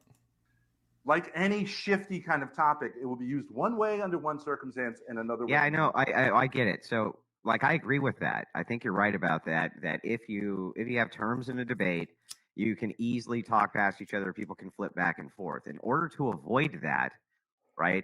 The thing in question we're talking about, I think we had better get a definition we can both agree is the definition of the thing. So that Ben's ex-wife not living in a car. I think isn't she living in? I assume she's still in like the house. I don't, like I said, I don't know though, because she didn't really participate in the content. I didn't really, there was no real reason to. If she wanted to be part of content, she would be, on YouTube and everything. And since she wasn't, I really didn't, you know what I mean? That wasn't a big part of my coverage of the Thorps. Although I did cover the time that she showed up at the storage unit place, just because the gold coin story was, I had to keep that going. But I really don't know much about Courtney. She's a pretty keynote performer. She's funny. She played the course. I think it was like she had a ukulele and maybe something else. She had like musical segments. So she was a good streamer. We don't end up going back and forth to, well, it depends on what you mean by this, because this is the thing we're debating, right? Yeah. So we need to get this cleared up, I think. I would call what Glenn's definition is domestic abuse. I would not call it. I don't think the word violence. Well, that was the DOJ's version. Can we just say like to break it down? It would just be like a pattern of abusive behavior done to maintain power and control over another party. Can we call that abuse? Can we just use the term abuse then? And then actually, you know what? I think I see what's going on. So, can we agree to the term of what DV is in the modern definition? Though Ben, you may have your own definition, so you can give us. If you can agree to what the modern definition is, I think that we'll know what Glenn's talking about. I haven't heard any. I haven't seen Vinny. I'm assuming he'll probably stop in tomorrow. And then if you give us whatever your personal definition is, which is contrary to that, then he'll know what you're talking about. Does that make more sense? I would prefer to call that abuse as opposed to violence, because I think to say that it's violent to, let's say, text your loved one too much and be annoying it's abusive, but it's not violent. I just think the word violence here is doing way too much work. So I don't think Glenn would have a problem with that. I think like when you understand violence, you understand it's the fear or like the action, like the possibility that this action can take place. Like there is violence, there. Right. Potential, like a potential violence. Right. You're talking about. Boy, we really got bogged down in this. We were really ripping there for a minute. Fear and violence. Okay, that's what we're. I'm saying like the potential threat of violence. Are talking potential about. Threat of violence. The threat of violence, right? Okay, when you expand it to like say. I think if they could agree on what domestic violence was, we wouldn't have this debate, because they wouldn't be like arguing. Ben is not going to see it the same way that Glenn is. Using you're not going to be able to narrow it down, I don't think, to any kind of terminology, because Ben's opinion on what abuse is different than Glenn's, and that Ben's version of violence isn't Glenn's. Like, I just think at a fundamental level, this is kind of fruitless to try to get them to settle on what it means. Economically, I think Glenn is like treading water, trying to build his stamina back up. Sort of like taking your spouse's credit card and going and buying stuff to like run down the credit card. That's not really. That's true, Gobbledygook. Heathen told me the other day that Matthew Reardon was at his house and wanted his help with something, and Linda said she'd prefer that he didn't, and the heathen honored it. So violence, it's not a threat of violence, but it is abusive. He's I would living say harmoniously. Your response could be the threat of violence. How you respond to her could be okay, violent. but her using the card is not violence; it's abuse. Yeah, that is abuse, but what your response could be violence. Yes, I understand that, right? But you keep now going back to the old definition of saying it's this or the threat of this. Okay, that's fine, Glenn. Can we just? And I'm trying to wonder what Oh. can we just do like Andrew said? Andrew said, okay, can we agree to what the modern definition of DV is, and then you have you're not conceding any ground by just acknowledging whatever the modern definition is and then telling us what your definition is. So there's no seating. You're just acknowledging this is what they're saying it is, and I don't agree with that. Here's what I think it is. But then at least we know what what your positions on this are, what you think the thing actually is. Yeah. Can I just give you another problem in this whole debate is they will often say domestic violence is a problem that women suffer at the hands of men. But then they'll say, like, I can go the other way. But, like, in effect, like, the pronouns they use are always women, women, women. It's women's shelters. It's the Violence Against Women's Act. So it's convenient for them to shift to have it be misandrous in one context, but then actually, like, equality of the sexes in other contexts. I can points concede to that to you. I don't even. I agree that there's problems with the wording and the language.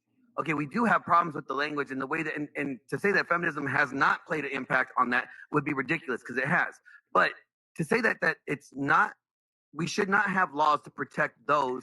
The feminism thing too, I think Glenn is trying to say that everyone is influenced by it and that it has, like, from his perspective, like, soaked into people whether they realize it or not, and that influences their views on masculinity or their views on relationships, even if they're red pill or whatever. But Ben is saying, I think would basically, like, that's not true. That just because someone's trying to tell you something doesn't mean you have to, believe it or whatever. That are weaker or lesser than others, right, in station, right? It would be absurd. So I could say, like, yes. Okay, let's go with that then. Let's go with that. Today's laws are ridiculous in the way that they perceive the Duluth model of feminism. Yeah. I could give you all that, no problem. But that doesn't mean you got to throw the baby out with the bathwater. It just means they need to be reformed. Glenn, see how smooth and polished Glenn is when he's speaking about the power of feminism? Do you think that in contemporary... Yeah, the Duluth model of feminism... See, that's his rule of Romulus. He's trying to strike back. I could give you all that are ridiculous in the way that they perceive the Duluth model of feminism. Yeah. I could give you all that, no problem. But that doesn't mean you got to throw the baby out with the bathwater. It just means they need to be reformed. Glenn, do you think that in contemporary society, men have more power than adult women have? No, not today. Okay, so then why do women need protection from men? Don't men need protection from women? If the language was changed and they removed, like, BAWA and to maybe say, like, Violence Against Spouse Act or something, that would be different. Then that would cover both. Okay, but right? So I understand you're defending these laws. These laws were put in place to defend women who are in oppressed rates of straight Marxism, who are oppressed by men through violence to gain control over them. That's the Duluth model. You could look it up. I know what the Duluth model is. To empower women.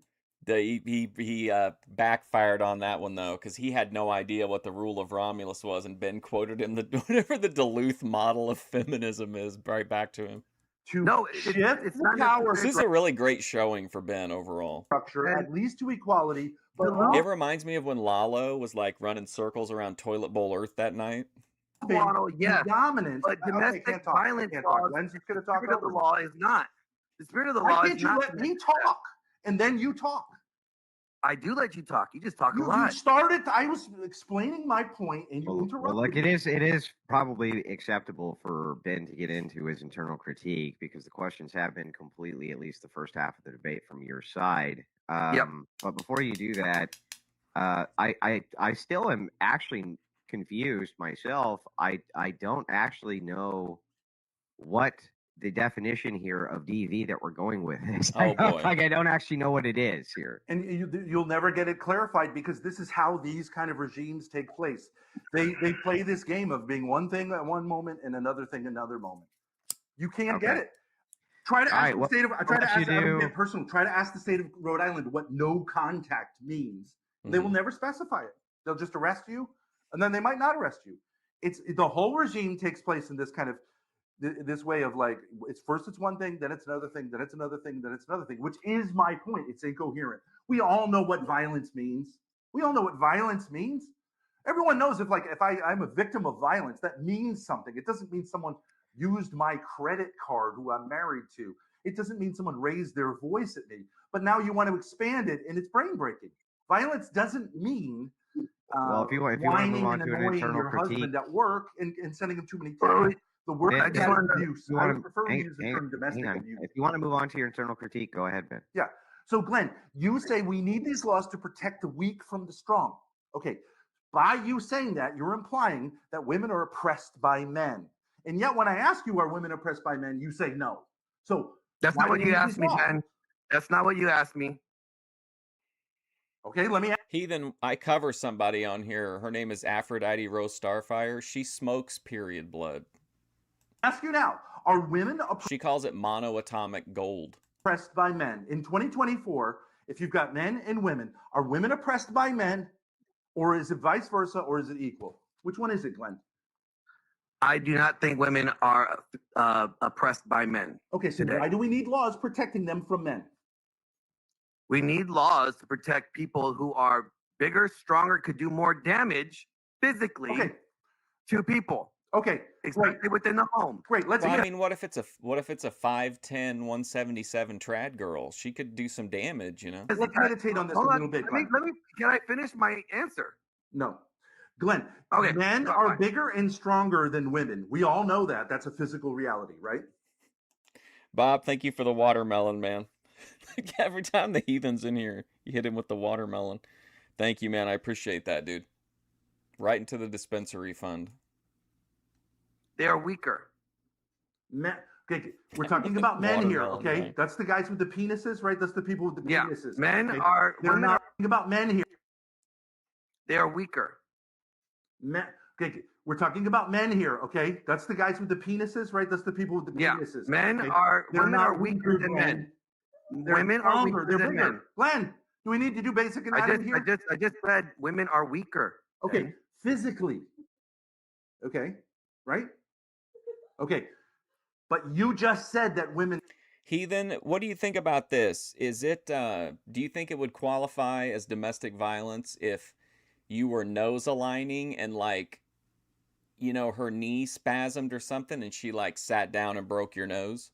Are not in fact less powerful in society because our current society has given them the same station equally in a position of authority. It's given them actually more power than men, right? Well, yeah, if you really want to break it down, sure. Okay, you so can say that they allow them to use, despite the fact that men are bigger than them, right? Yes, in a sense to protect them from physical violence from men. Okay, so men are bigger than women, and throughout society, throughout every culture and every society throughout time until about 1980 in the West, everyone understood that as what's called the natural order. Why did God make men bigger than women? Glenn? So men to have dominion over the earth. Over the earth? And all that inhabit it. What does it have to do with over women, everything? Right? It was over the animals too. Why did God make men bigger and stronger than women? So that they could have dominion over the earth, all that inhabit it. All right, Glenn, this is perfect. Can I go on a little journey with you into what's called dominance? I really don't want to go on a journey with you, but go ahead, continue. Okay. No, I'd rather you didn't, Ben, but please go ahead. I get it. You're not gay. You're not going to have a conversation with me because you're not gay. Big W for you, Glenn. Let's go on an intellectual journey. It's up to me because you're continue. journey with you into what's called dominance. I really don't want to go on a journey with you, but go ahead, continue. Okay. I get it. You're not gay. You're not going to have a conversation with me because you're not gay. Big W for you, Glenn. Let's go on an intellectual journey. It's okay. You won't ejaculate. Just don't hold my hand. Just don't hold my hand, Ben. It's going to be okay. Let's go on this journey. Now, here's the journey I want to go on. It's into something called I've heard him say it a lot. I don't know if there are any exceptions to it, but I think in general, Ben feels like if you were to message him on Discord, he would assume you were gay. That if you wanted to have a conversation with him, then it meant that you were gay, and that's why he doesn't have a. Was it Jeremy that he had the conversation with, and he sent him a bulge picture or something? And when Jeremy reacted poorly, he said that, what did you expect? Two guys won't have a conversation unless they're gay. Dominance feminism. Now, dominance feminism is the core of feminism. And what it holds is that if you get down to all of the differences between male and female, what you get down to is the sexual act, right? I'm not going to get gross. We all know what we're talking about here. And they say it's inherently, that act is inherently dominating, where men dominate, men are aggressive, women are submissive, and women are receptive. And therefore, they say that the only possible solution is lesbianism. And I think you should be an advocate of equalitarian lesbianism. What? Oh my God. Because before they say that the only possible solution is lesbianism. And I think you should be an advocate of equalitarian lesbianism, because at the core of it, Glenn, we both have kids. We've both had sex. Is at the core of masculinity an aggressive, dominant thing that women love and respond to by being submissive and receptive, unless they're hoes. Is that true or not? By being submissive and receptive, unless they're hoes. Is that true or not? A dominance, yes. Dominance does not mean physically kick them or beat them or harm them. Oh, really? You don't think women like having a big, strong man who is exciting to them because it's dangerous? Smack them around. Do they not like that, Glenn? That kicks them. That's what they like. They like that? I don't think they like that. They don't? Have you ever watched they like women that watch on man TV? The to book they read?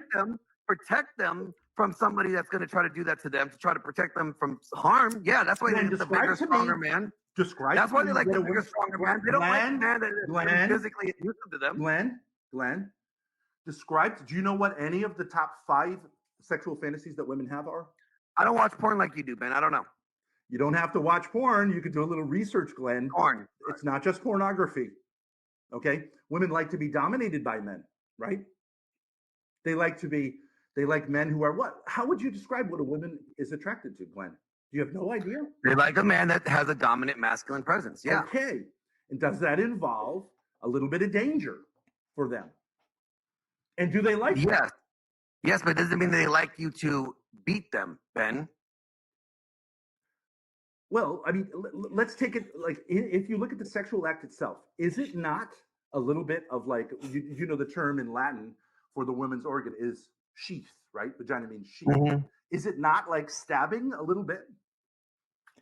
Yeah, Ben, but I don't think they want you to take, your dingus and then go from stabbing her vagina with your dingus and, stabbing her with a knife. You know what I'm saying? Well, it's similar, isn't it, Glenn? Well, yeah, and if Glenn, I mean, this might not be the best example to help Ben's case in this, but you do hear frequently that the, serial killers who use knives do experience sexual release through that they don't, you know what I mean? Because they can't connect with people. But, that process, I've read a couple different books where they've mentioned that theory of the knife as a proxy for the penis in a serial killer situation. But they like it. And as some people point out, women do tend to like serial killers. And they like it. And they like it when your sword is big. And they like it when it's not the same, Ben. It's not the same, Ben. They don't want you to take the fist. Sword is big, isn't it, Glenn? Well, but it's not the same. And they like it. And they like it when your sword is big. And they like it when it's not the same, Ben. It's not the same, Ben. They don't want you to take your fist and then stab their face with it. You know what I'm saying? It's not the same thing. They like the climax that they get from the orgasm. They don't really get an orgasm. Oh my God. What's up? It's me. I've never met a woman that got an orgasm from getting punched in the face, man. Glenn, I don't know. down. Like, I don't know. Calm Has down, anybody Glenn. heard of a woman that got an orgasm Glenn's getting bricked thinking about all this shit. from getting punched in the face? Anybody? Do you know a lot of women who are into BDSM? And Do you think BDSM is a massive and thing? have you met a woman Oh, that okay. got an orgasm from getting punched in the face? I just want to know, Ben. Oh man, I think Glenn's wrong on that one. I think there are women who are into that. I mean, on the flip side, we know Tony Atlas is into having women punch him in the face. Women enjoy violence. Answer the question, Ben. Yes, they do, Glenn. Anyone knows that. So you know a woman that got an orgasm from getting punched in the face? From getting punched in the face? No, but women enjoy. Okay, so then it's not the same physical aspects. Glenn, there are other things that would be considered like, right? Yes, they do enjoy being dominated by an aggressive man, including a lot of. And I'm asking you, do they enjoy getting punched in the face? Okay, so the only act you can talk about is. Well, you can't answer the question. Your mother fucking loves it. I punch her in the face every night. She loves it. Talk about it. A lot of. And I'm asking you, do they enjoy getting punched in the face? Okay, so the only act you can talk about is. Well, you can't answer the question. Your mother fucking loves it. I punch her in the face every night. She loves it. Okay, I'm sure she does. Over and over and over again. Anyway. I punch her face. Look at Andrew Wilson during this. You can't answer the question. Your mother fucking loves it. I punch her in the face every night. She loves it. Okay, I'm sure she does. Over and over and over again. Anyway. I punch her face. Glenn, grow up. Yeah. Does your daughter like it? Glenn, we're having a conversation. Does your daughter like it? Come on. Oh, I don't know if Grace is the best example. The few things she has said she likes on the stream would probably back up Ben. Answer the question. What woman? You try to say that sexual act, having intercourse, is like stabbing, right? Yes. All right. So I'm wondering. So taking your fist, can you punch somebody in the face? Is he talking about? Is Glenn Lawrence broaching out into fisting? The same motions. Do women like that, Ben? I they think get a off lot by of that? women, when they're misbehaving, like to be checked by a strong man. That's absolutely right. Yes. So a lot of women like to get punched in the face by a strong man. Is that what you're saying? Come on, Glenn. So you're just going to focus on punching in the face. Why don't you say, like, do they I'm like asking, can you just answer the question? That's all you can understand. I'm just asking you, can you answer the question? You're saying a lot of women like more than you and I would like to. A lot of women like more than you and I would like to be real about. Yes, many more than you or I would. A lot of women know they need they deserve, absolutely deserve that, and would feel right to have it. Yes. Yes. She might have left to go to the boardwalk and drink with Laylo. I would love to see the data on that. Okay, I'll give you the data on it. Do you know what the top 5 female fantasies are sexually? Getting punched in the face? Physical violence from a man, being used by men just for sex, multiple partners, being degraded, all that stuff, right? And what is that? Where does that come from, Glenn? It comes from the natural desire to be subordinate, Glenn. Sure, they could be subordinate, but that doesn't mean they like to get punched in the face, man.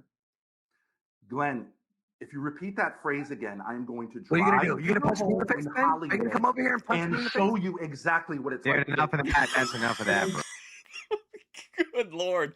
I love how even in the moment he took the time to put quotes around Hollywood to really drive. Speaking of stabbing, Sure, you will multiple words. Over here. If you repeat, but that doesn't mean they like to get punched in the face, man. Glenn, if you repeat that phrase again, I'm going to drive. What are you going to do? You're going to punch me in the face, Ben? Are you going to come over here and punch me in the face? Show you exactly what it's like. Enough of that. That's enough of that, bro. I'm sure you will multiple orgasms. Enough of that shit. Stop, Glenn. I mean, use your brain a little. Where'd that list from Ben come from? I've heard him talk about it many times. I don't know what percentage of women that's meant to cover, though. Or I guess he's saying those are like those are the top fantasies. I'm trying to get you to use yours. I'm just asking you simple questions. Like I like to point out that you haven't even answered the question of like, where's the parameters of this in this worldview of yours without domestic violence laws? He just wants to hear more of this dirty stuff from Ben, I think. You still haven't answered that. You still haven't answered like who governs it. The parameters are what they were prior to this regime. All the way throughout history until the 1970s. Prior to Joe Biden? The parameters, whether the same laws that apply to everyone in society, apply within a home. And that's fine. What were they? You don't know what the laws of society are, Glenn? You can't kill people. You said 1970. Okay, so like what was going on then? What was going on then? Prior, you said since the society. So what laws would apply? Like you can't assault and battery, murder. So what is assault? They apply within the home as well as on the outside of the home. Okay, then what is assault, Ben? It's general assault. Actually, is fear of danger. Okay, so you can't assault your wife then, right? That would be illegal, right? You're saying that's the laws that were taking place back then? Yeah. Usually assault and battery go together, but yes. Okay, so it's a fear of said violence, and battery is the act of the physical violence. Would you not agree to that? Right. Yes. Okay, so and it was usually like causing substantial injury, but they've taken that. And when you do it, as your definition, it's a domestic, meaning within the home, right? Yeah. If there's fear of violence, and then there's battery that follows in that, and it's done to a partner or person within your home, like your spouse, that would be considered domestic violence, wouldn't it? Well, no, it was just considered. Well, no. I'm saying by your definition, you said domestic means within the home, and then violence, you were talking about the physical violence. So I'm just pointing out that that's domestic violence. So then you support domestic violence laws, right, Ben? No, I support law. Please stop bullying the heathens' pronouns in chat online. Thank you. Laws, generally speaking. But yeah, there were exceptions in a sense, like you're talking about sexual assault. A man would almost never be held accountable for sexual assault of his wife because it's an exceptional situation. And battery laws generally don't apply to parents towards. So is Ben saying that the laws are the same, but like because of Joe Biden, from his perspective, we have had such a foundational societal shift under Sleepy Joe that those laws are being enforced in ways they were never intended to be enforced for? Their children. But yeah, so I mean, I guess discipline would be an exceptional case within those relationships. But at a certain point, it would be. So I'm just saying, you support your spouse significant injury that she's hospitalized. Yes, would be. Ben, you agreed. You just defined domestic as in the home and parties within the home, right? Your spouse. Yeah. You said to an extent your kids could fall into that, right? Yes. And then you defined assault and then battery. You agree? Glenn wants to bring up the beer bottle so bad. Agree to my definition of assault and battery. Yeah. So then you do support DV laws. I support laws that were exercised within within society prior to this special regime called the domestic violence laws, which added all sorts of stipulations in order to undo the balance of power that you've never addressed that is assumed within feminism. Glenn's powering up. He's coming after Ben now. That men have over women that they maintain through violence. Now, you've never justified why, if... Thank you, Scott, for the star. I appreciate that. In fact, there isn't such a structure. And in fact, it's the reverse structure, why we have laws protecting women. I like this voguing by Ben. Very stylish. From men. Now, I want to meditate on this. Men I have think power we know why from their size, right, Glenn? Glenn, men have a certain power from their size, right? Mm-hmm. Yes. Okay. Do women have a different type of power? I don't think you need size. Lalo is a alleged ASer, and he's a little guy. Sure, manipulation. Real power? What is it, Glenn? Like manipulation. Okay. They have sexual power when they're young and attractive, right? They have the power to manipulate and play victim, right? In general, like I said, they have throughout society, we've recognized it's our.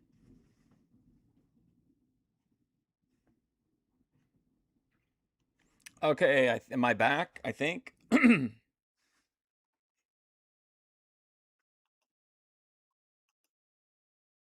Oh, hang on.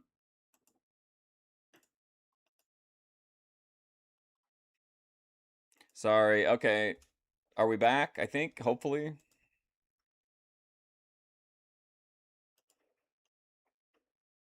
Let me move back over a smidge. Okay, I think we're back. Hopefully. Billy Jack Haynes. All right, sorry about that. You look at the sexual act itself. Is it not a little bit of like, you know, the term in Latin for the woman's organ is sheath, right? Vagina means sheath. Mm-hmm. Well, no, but it's like not the same. And they like it. And they like it when you're stored in big. Orgasm getting punched in the face? from getting punched in the face? No, but women enjoy. Okay, so then it's not the same physical thing. aspects. Glenn, there are other things that would be considered like, right? Yes, they do enjoy being dominated by an aggressive man, including a lot of. And I'm asking you, do they enjoy getting punched in the face? Okay, so the only act you can talk about is. Well, you can't answer the question. Your mother fucking loves it. I punch her in the face every night. She loves it. Okay, the question in your fist. Can you punch somebody in the face? The same motions. Do women like that, Ben? I think a lot of women, when they're misbehaving, like to be checked by a strong man. That's absolutely. Answer the question. You're saying a lot of women like more than you and I would like to. A lot of women like more than you and I would like to be real about. Yes, many more than you or I would. A lot of women know they need they absolutely deserve that, and would feel right to have it. Yes, yes. I would love to see the data on that. Ben. Okay, I'll give you the data on it. Do you know what the top 5 female fantasies? Oh, we've seen this. Like to get punched in the face, Ben. Glenn, if you repeat that phrase again, I'm going to. What are you gonna do? You're gonna punch me in the face, Ben? Are you gonna come over here and punch me in the face? Show you exactly what it's like. Enough of that. That's enough of that, bro. I'm sure you will multiple orgasms. That might be the best line. Ben promising to drive to Glenn Lawrence and punch him until he has a forced orgasm. Enough of that. Exactly what it's like. Enough of that. That's enough of that, bro. Is that Grace in the background that laughs there? I'm sure you will multiple orgasms. Enough. Multiple orgasm. What are you gonna do? You're gonna punch me in the face, Ben? Are you gonna come over here and punch me in the face? Show you exactly what it's like. Enough of that. That's enough of that, bro. I'm sure you will multiple orgasms. Enough of that shit. Stop, Glenn. I mean, use your brain a little bit. Just stop, Glenn. I'm trying to get you to use yours. I'm just asking you simple questions. Like I'm trying. One, I like to point out you haven't even answered the question of where's the parameters of this in this worldview of yours without domestic violence laws. You still haven't answered that. You still haven't answered who governs it. The parameters are what they were prior to this regime, all the way throughout history until the 1970s. The parameters, whether the same laws that apply to everyone in society, apply within a home, and that's fine. What were they? You don't know what the laws of society are, Glenn? You can't kill people. You said 1970. Okay, so what was going on then?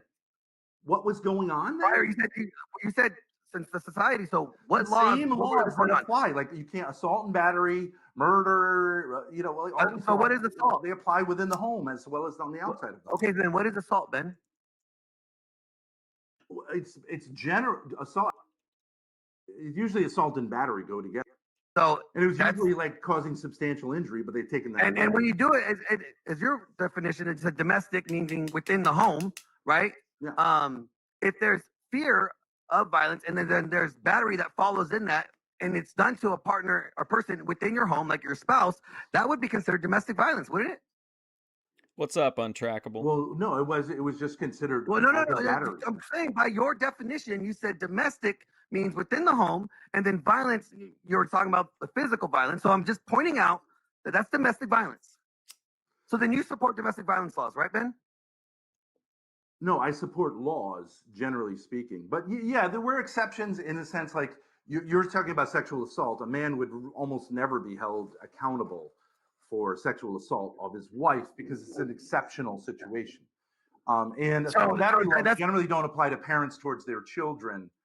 But yeah, so I mean, I guess discipline would be an exceptional case within those relationships. But at a certain point, it would be. I'm just saying, you support your spouse significant injury that she's hospitalized. Yes, would be. Yeah, if the power goes out again, I'll probably just call it because it might just keep going on and off. But hopefully, it won't. And you agreed. You just defined domestic as in the home and parties within the home, right? Your spouse. Yeah. You said to an extent, your kids could fall into that, right? Yes. And then you defined assault and then battery. You agreed to my definition of assault and battery. Yeah. So then you do support DV laws. I support laws that were exercised within within society prior to this special regime called the domestic violence laws, which added all sorts of stipulations in order to undo the balance of power that you've never addressed that is assumed within feminine. Now it took us way back. I want to meditate on this. Different, Glenn.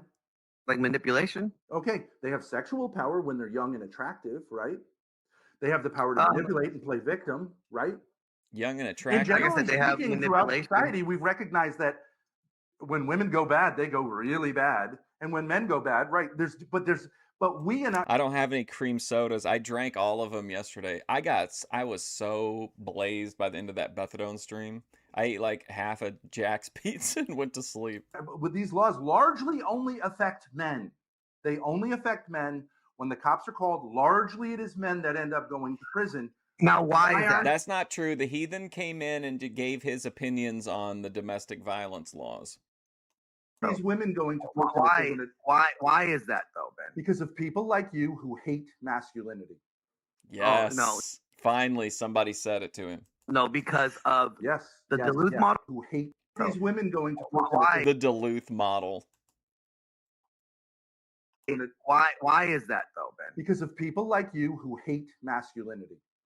Oh no, because of the Duluth model of feminism, and because of other bad actors that perverted a good law or something that could have been a good law, and they abused it. Why would it be a good law if it's based on I don't know, Ben. understanding that women are oppressed by men? How would it be a good law, Glenn? I think anything that protects the weaker from those that could physically harm them is a good thing for society. But Glenn, you just admitted that I didn't admit anything. I remember one time when Ben was really upset. I can't remember what it was. It's in one of the legal on Thorp Alert. It's like under legal press conference or legal summit.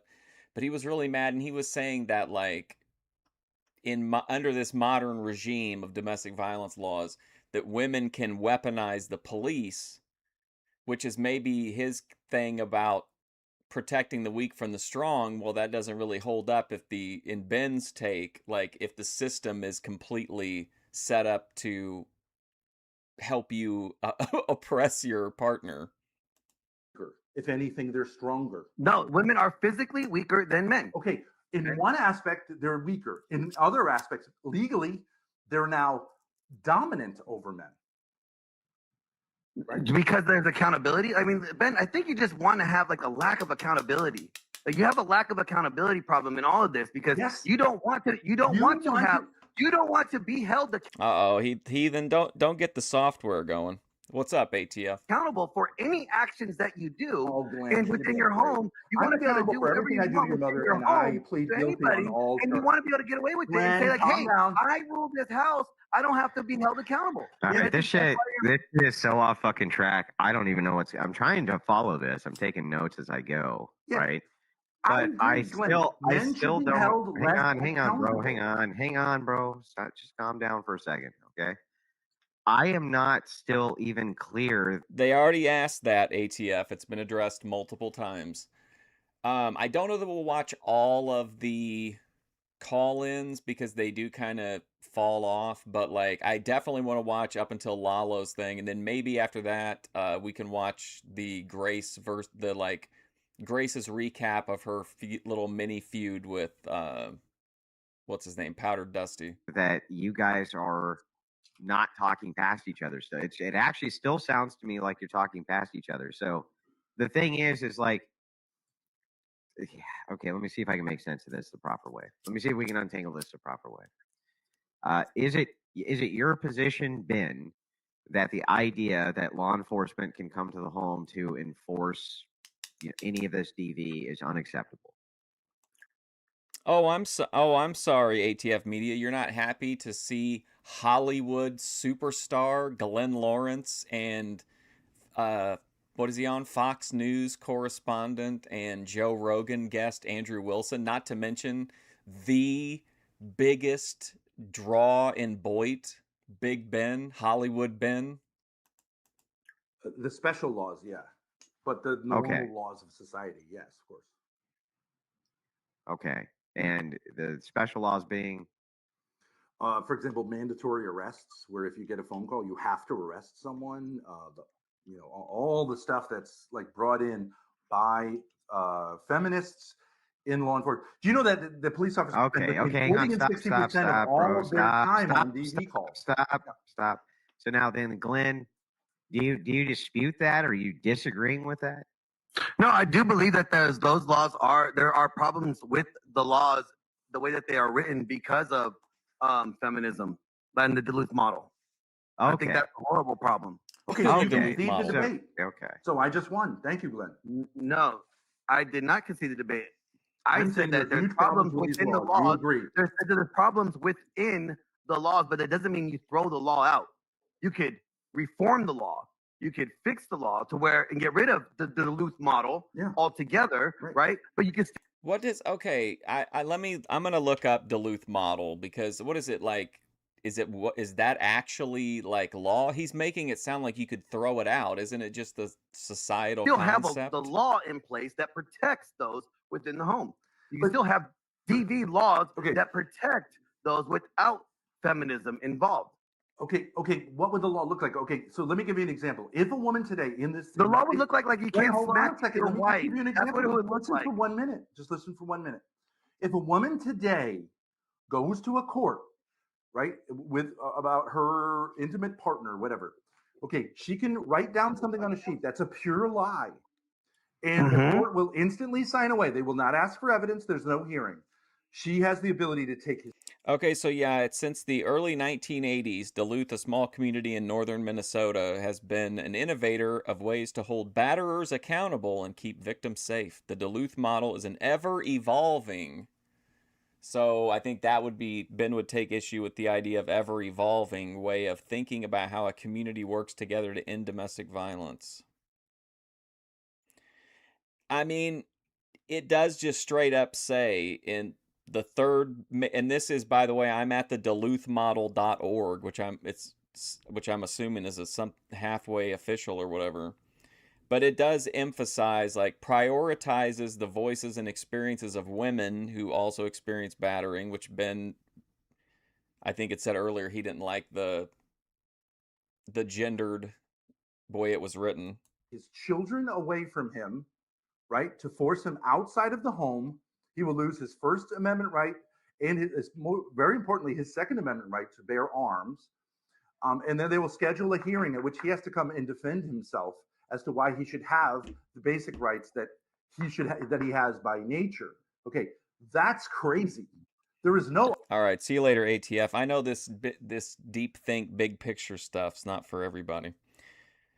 South to West dislikes the Duluth model. Other regime in our legal system, even if you're accused of murder, they don't do that. Your problem is the due process. Your problem is they make these decisions without due process, and I agree with you. They need to stop. Those are the innovations. Those are the innovations, Glenn. The lack of due process, the lack of civil rights, the lack of conformity with basic legal philosophy.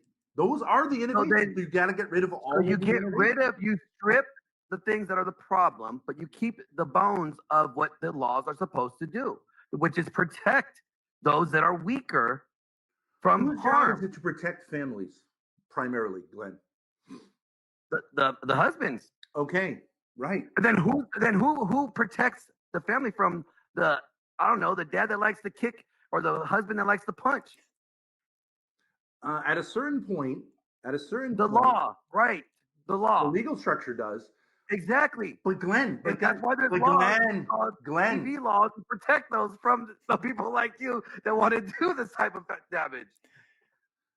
Okay, yeah. So you don't believe in fatherhood. You don't believe that fathers can raise their hands and discipline their children. And I didn't say that. Yes, I did not say that. I did not say that. No, I did not. No, you can't speak for me. Don't tell me what I want. You don't know what I want, Ben. I want you don't want to be accountability on all sides here. You don't want accountability on your side at all. You don't, Glenn. You are just as bad as the feminists that love to avoid accountability, Ben. Just admit it. Glenn, yes, I will admit it. You do. That men should be far less accountable to women and children and bitches like you. Absolutely. Accountable. You do. That men should be far less accountable to women and children and bitches like you. Absolutely.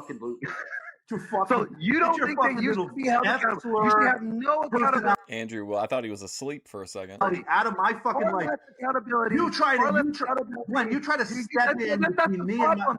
This is the problem. Jesus, you Glenn. don't want to be accountable. You don't want to be held accountable for If a anything. bitch like you tried to step You in are just on as me, bad as Glenn, the shut your feminist. fucking mouth for a second. You're just as bad as the Shut girl your that just fucking wants to have mouth an for a second. abortion. If a bitch like you tried to step in on me, disciplining my What? wife, Ben, you my wouldn't do kids, anything. I would Ben. You wouldn't do anything. absolutely Stop, floor Ben. you like You're I'm just doing putting a here. lot of All right. Have some goddamn respect, Glenn. All right, so have some goddamn respect, Glenn. Okay, so moving back into this, we'll You start with you, worship bitches Glenn. because you are one. I just want to be clear here, because the more I'm listening to this, the more I don't actually see what you guys are actually even arguing about here. So if we're talking about the fact that there's DV laws, you both seem to not like how they're structured. You both seem to not like what Ben is considering these additionals, which are added to them, right? So what are we arguing? Fabric of them. So then clearly we're an hour and 6 minutes in, and Andrew Wilson's like, "What are we even? What are we even doing here? What the hell are we arguing about here? If both of you are in agreement that you don't like the current structure of these laws and you want to roll them back, hang on. Let me ask Glenn real quick, Ben. What are we arguing here?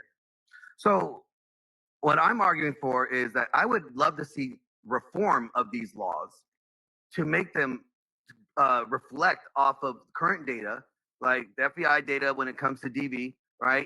So we can see like, okay, when a police officer is coming to a scene, he's not just assuming that the perpetrator is going to be male, right? He's going to take time to assess the scene and do his job properly, right? Not just based off of assumption and based off of this Duluth model that he was been programmed to believe is this going to be the thing, right? I would like there to be accountability. I think accountability on all ends is important. Okay. I think fathers should be held accountable, and there should be laws in place to make sure that there is no abuse of power. Okay. For anybody. All right. Now I think I get it now. Let me just make sure I'm just going to clear this up and let you guys get back to the debate here. So is it your position then, Glenn, here, that what you're saying is if a wife calls the police should show up.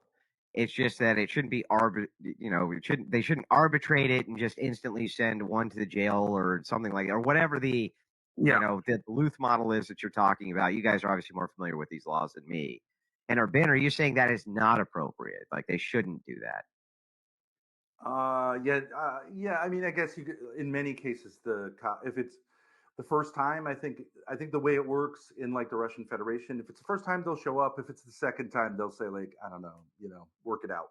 It used to be that the cops largely showed up to these circumstances and said, you're going to have to work it out yourself. We're not really stepping in here because obviously, how are you going to figure out who is abusing the other person in a complex? Okay. So now I see where the actual argument is. So you want to keep in place the idea that Glenn, how's this the opposite of a chill stream? I think it's very relaxing. That the state can still offer protections to women, or whatever you want to call it, women or men. Yeah, women or men. And then Ben, you're saying, look, I don't even actually think it's appropriate for the state to be stepping in on. Yeah, can't they just say that they? I don't know. Can they hard enforce the idea if they want somebody to go stay somewhere else just to cool down? Like that doesn't seem like it should be I mean, I kind of get why maybe they would want to do that, but I still don't think it should be like a cop decision. Most of these cases, yes. At all. Is that correct? Like the authority. Ooh, green shirt, Grace. The family should be respected. Be stepping in on most of these cases. Yes. At all. Is that correct? Look, I don't even actually think it's appropriate for the state to be stepping in on most of these cases. Yes. At all. Is that correct? The authority of the family should be respected. Yeah, okay. So then let's argue from that paradigm, so that we're not now that we know what the hell we're talking about, we've gotten to the bottom of it. Let's argue from that paradigm. Then we'll start with you, Ben. Go ahead. Yeah, I feel like, well, I mean, there's some stuff going on in the chat, but I mean, it seems like it's me and Dave kind of heathens chasing them around the yard, or you know what I mean? Yeah, and I mean, if you want to like a boys will be boys, an explicit example of where Glenn and I differ, I think he does not see a difference between men and women beyond the physical He would say that a man can never touch a woman in anger other than in self-defense, right? And so his thing about like men and women, like I said, this thing about regicide, where it's a woman is like attacking, it's like killing her, in a sense, God for her by killing a man. Glenn does not see it that way. He sees men and women as equals. And I think that's a fundamentally non-traditional, unhealthy, destructive view of the family. And if you don't have strong men, you don't have strong families. If you don't have strong families, you don't have a strong society. And keep in mind, if you're not familiar with Glenn Lawrence, his entire channel is built on like pure, unadulterated masculinity. Glenn Lawrence, production of man, like everything about him, like you would never guess he would be on the like more liberal side. And I'm not saying his takes are liberal by any means, but I just mean like Ben's flanking him, you know, from the other side. And if you want the state to play daddy and humiliate actual fathers, you're destroying society. If a woman could just pick up the phone and have police show up and humiliate. When Ben takes his jacket off, that's like Lawler taking the strap down. The father of her children in front of her children, have him taken away based on lies, and she's never held accountable, which is how it goes, is how it went with me, then you hate society. And you, as a man, are the worst type of man to be promulgating this, Glenn. Because you claim to be on men's side, but you're just a total ultra feminist. You claim to be promulgating this, Glenn. Because you claim to be on men's side, but you're just a total ultra feminist. The floor is open too, Glenn, if you want. So, what I'm saying is that I want accountability. So if somebody makes a call, I want the cops to do their job, thoroughly investigate, make sure that if there was any type of violence or any type of, assault that took place, I would want them to investigate that. I want them to investigate who perpetrated. I would want them to invest violence or any type of investigate. Make sure that I want the cops to do their job, thoroughly investigate. Make sure that if there was any type of violence or any type of assault that took place, I would want them to investigate that. I want them to investigate who perpetrated. Why? For the protection of the people that may have been assaulted, Ben. If two people get in a fight and they push each other or they slap each other a little bit, you, as the bitch you are, if you were the neighbor, assaulted, Ben. Perpetrated. I would want them to investigate that. I want them to investigate who perpetrated. Why? For the protection of the people that may have been assaulted, Ben. If two people get in a fight and they push each other or they slap each other a little bit, you, as the bitch you are, if you were the neighbor, let me finish, Glenn. You, as the bitch you are, you want the police to come and have a thorough investigation of their fucking families. Wow. One at a time. At least let Glenn finish his point before you respond. He let you go through your whole thing there, Ben. Go ahead, Glenn. So he just pointed out the two people fighting, right? So now a woman and a man are equal, Ben, physically, right? They're just equal. Men, why should they not investigate? Because they should investigate to make sure that the weaker person is not going to be physically harmed and their life threatened if they may stay in that situation. Give me a fucking okay. That's why. Oh boy. And if they may stay in that situation. Give me a fucking okay. That's why. Because their lives matter. Although you may not think their lives matter. Their lives do matter. Bitches' lives matter. So that should be your motto. I knew, but I didn't remember it, but I knew that Glenn was setting him up there. That's why, because it's not going to be physically harmed and their life threatened if they may stay in that situation. I'm not sure, to be honest, Joe. Give me a fucking okay. That's why, because their lives matter. Although you may not think their lives matter, but their lives do matter. Bitches' lives matter. That should be your motto. Like, you are a bitch. You are a bitch. Bitches' lives matter. From people like that want to do violent harm to them. Here's a thought. That are going to physically harm them. They should be protected from that. Because as you said, the father should protect them. But if the father is not protecting them from himself, then somebody needs to protect the children and the wife from the father. Here's the thought. The vast majority of women can handle themselves. They don't need the fucking cops coming in and doing a thorough investigation. Who said that? Because Glenn fucking Lawrence, Who said that? the bitch next door, called the cops because he heard a couple of people having an argument, right? Did I say that? No. Let's just use the well, now hold on. When Glenn called them, though, did he ask for a police presence, or did he just say, "Hey, you should be on high alert over what's happening over at the Thorp place"? Someone who's having a mild scenario. Andrew, let's just use a thorough investigation. Someone who's having a mild scenario. Andrew just brought up. He said the wife could just call, and he wanted the police to come over, and you said you didn't like that. Okay, cool. All right, let's say that there was physical harm being done, and the wife calls, and you don't want the police to come. So you want that woman to have to stay in that abusive, violent situation because you say so. All violent situations are not abusive. There are women who need to be corrected, and there are women in some situations who need to be killed. You can't even give me parameters. In some situations, all violence stay in that abusive.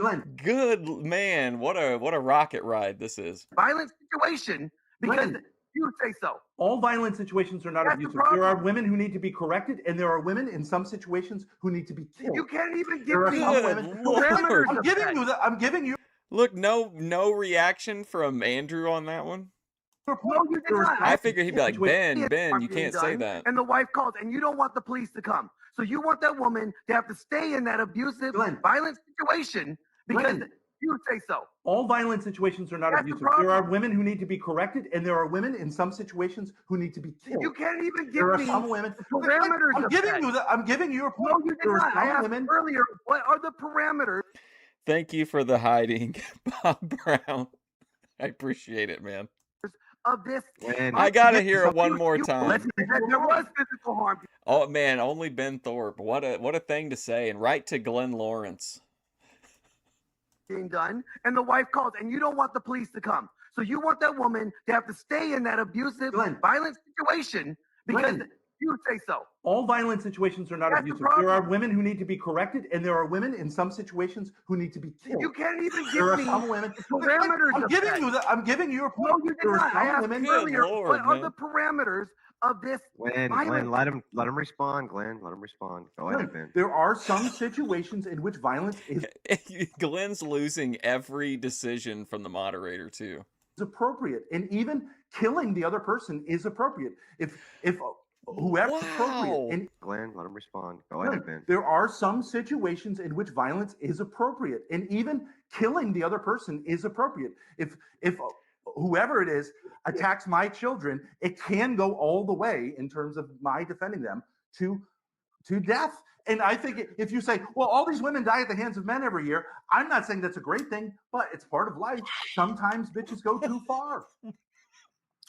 Ben, can you give Ben is an absolute quote machine in this. You could pretty much grab any random Ben line and people would be like, what?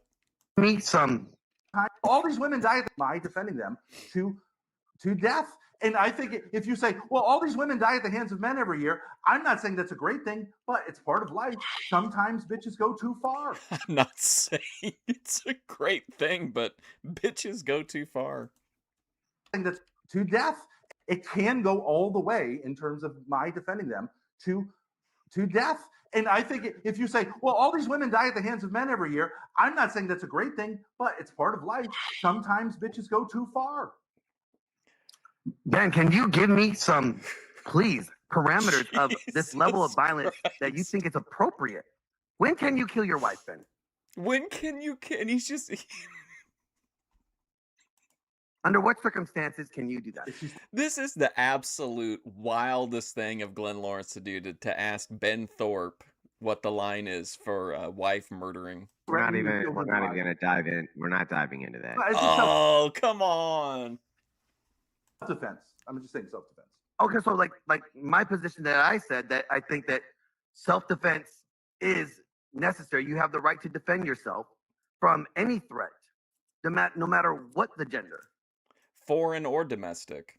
But Glenn, that's where I agree. You can't resolve the basic problem. You say that women are more powerful than men, and yet we need law enforcement to come in to protect them from men.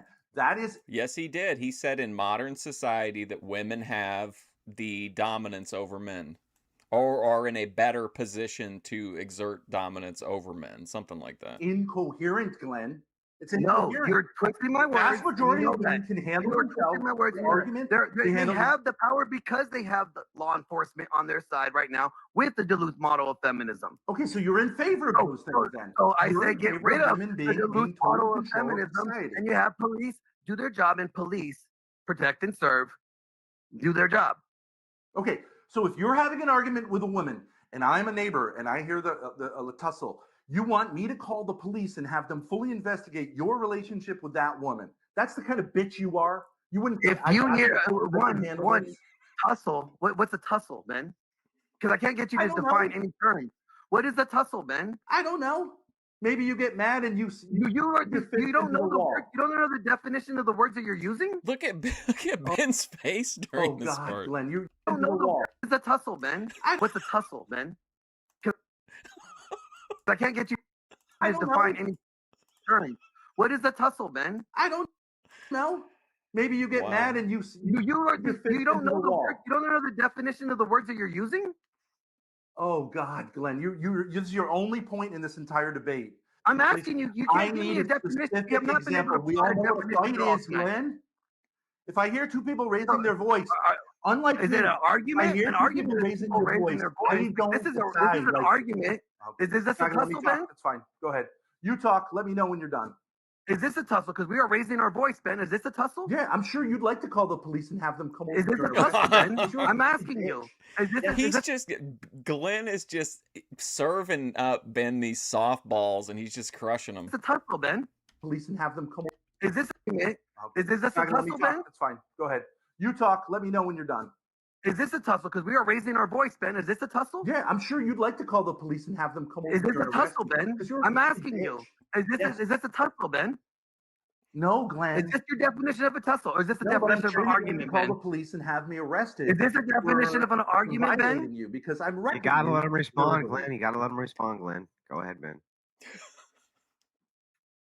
Glenn, you know, your point is like, I'm just going to keep you asking to specify things that everyone knows. People get in arguments, people get in fights. For the most part, they resolve them themselves. Otherwise, what is a fight? In a relationship with this person, you start crying and panicking and want to call the police. If there is a man and a woman who are having an argument, that's called having a relationship, Glenn. And EFD 306, I think Heathen would be in favor of it because I think Heathen is about transparency and accountability and paying your debts. That's why they just paid cash for Joey's truck. They didn't even want to be in debt to anybody. Especially not that bastard Ron at Star Diesel. What is a fight? Have failed in your relationships because you have refused to take part of a man and assert yourself when women are being out of hand. Yeah, okay, but I'm not in a situation where never mind. No, let's go there. No, Glenn, let's go there. Let's go there. You still haven't answered the question. What is a fight? No. Let's go there, Glenn. We're not getting into no personal nothing. I already told you. We're not doing that. Yeah. If you wanted to what is the fight? What is a fight, Ben? Okay, this is what you're going to do. Is it a physical altercation? Is it a physical altercation or is it an argument? I'm just trying to understand what your terms are, Ben. I'm not answering that question. If you don't know what a fight is, you should kill yourself because I just don't know what to say. All right. Well, that's enough of that. So, I don't know why. Again. All right. I'm sorry. I apologize, Glenn. I was just kidding. Yeah. I disavow. I don't know. I don't know what to say. Like you should. Well, here's what I'm going to do. I'm going to let callers stack in. Did he just say that Glenn should get a lobotomy? While I let you guys give. Well, here's Glenn. I was just kidding. Yeah. I disavow. I don't know. I don't know what to say. Like you should. Well, here's what I'm going to do. I'm going to let callers stack in while I let you guys give a closing statement because we're about an hour 15 into the debate, roughly. That's about where I told you guys we'd be in the back and forth before I started to take on callers. That's about where we're at. So, no. Let's that's go. What we're going to do. So now, Ben, let's go there. Ben, you were the person who opened, and so I'm going to give you the last closing statement, which is fair. Glenn Lawrence, you have 7 minutes on the clock for your close. Go ahead when you're ready. Yeah. What you guys were witnessing tonight? One thing I couldn't get Ben to really define anything tonight.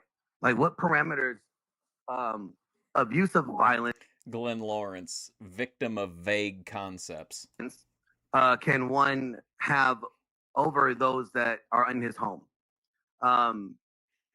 And he couldn't tell me when he thinks that law enforcement should be involved. If there is law enforcement involvement, he doesn't think that if there's an individual that is experiencing any type of physical harm done by their spouse or their significant other, and they call the police, that police should come. He thinks that they shouldn't come. Not just any bed, an RV bed. And that person should, still be in this situation where their life could be harmed and taken. He thinks that's appropriate. I believe that we have these laws in place, although these laws need to be reformed and you think he's got his hat too low? Reflect our current society and culture and what's currently going on. And the language should change, and we should remove some of the very bad things that are in these laws that tend to make men to be the victims of false allegations. I do think the framework and the spirit of the law is good. We want to protect those that are weaker. We have laws to protect children from abuse. Okay, why shouldn't we have laws to protect women from abuse? And why shouldn't we have laws to protect men from abuse? I think these laws, or the framework of these laws, are good for society because it protects those that are weak. Gobbledygook. Heathen is a monogamous man with his common law wife. Sure. We need to protect those that are weaker than us, and that's what we should do. I will end there by saying that, Ben did not be able to provide any of that. And if Ben had his way, he would be able to beat whatever women that lives with, who he's with, or his wife, or his kids, and that there would be no consequence because he is the ultimate authority of his home. And that, as long as he wants, to live under Russian Federation law, well, then he should probably just move to Russia. Okay, that probably solved the problem altogether. But, that's my final thoughts. I have nothing else to say. All right, Ben, go ahead. Okay. Was it 3 minutes, Andrew? Well, it's up to 7. I think South to West was saying that Ben couldn't smoke because of the hotel room, so that might have been why he was a little on edge. But okay. I mean, if you want to keep them somewhat brief, there's a lot of callers that want to call. Okay, great.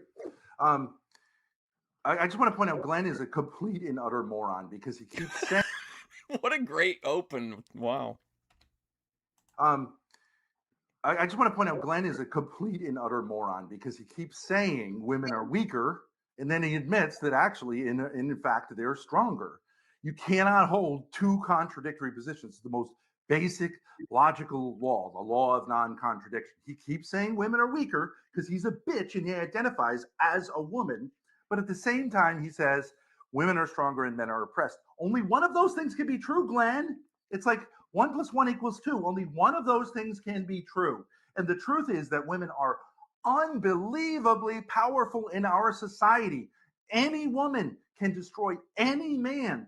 And by the time the law catches up, which it will eventually catch up, that man's life is largely destroyed. You think these are regular, like pre-packed cigarettes, or do you think they're made in the RV? Unless you're a guy like me who's able to parlay it into a career and ball on the internet with it. For most guys, they lose their job, they lose their homes, they lose their kids, their families are destroyed, their kids lose their father for significant enough time that it destroys their life. And for you to sit there as a man and defend that is absolutely abominable, Glenn. And your one stupid technique in debate, okay, let me tell you, your one technique in debate is to say, I need you to specify what you mean by that. That is a cheap tactic. It's garbage. It's just filler. It just wastes time.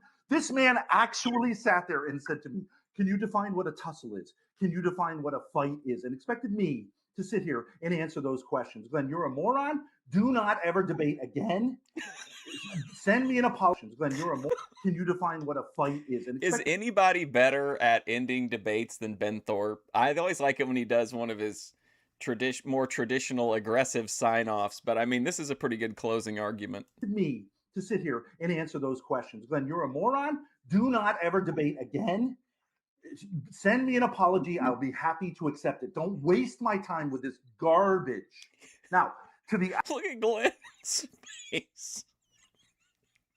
Actual situation. This is just like a regular guy interacting with like just someone that it just feels surreal. Like Glenn's entire mood in this versus Ben's mood, it's like people from two completely different dimensions. Here, what I wanted to do, and I'll spend a couple of minutes doing this, and then we can go to questions.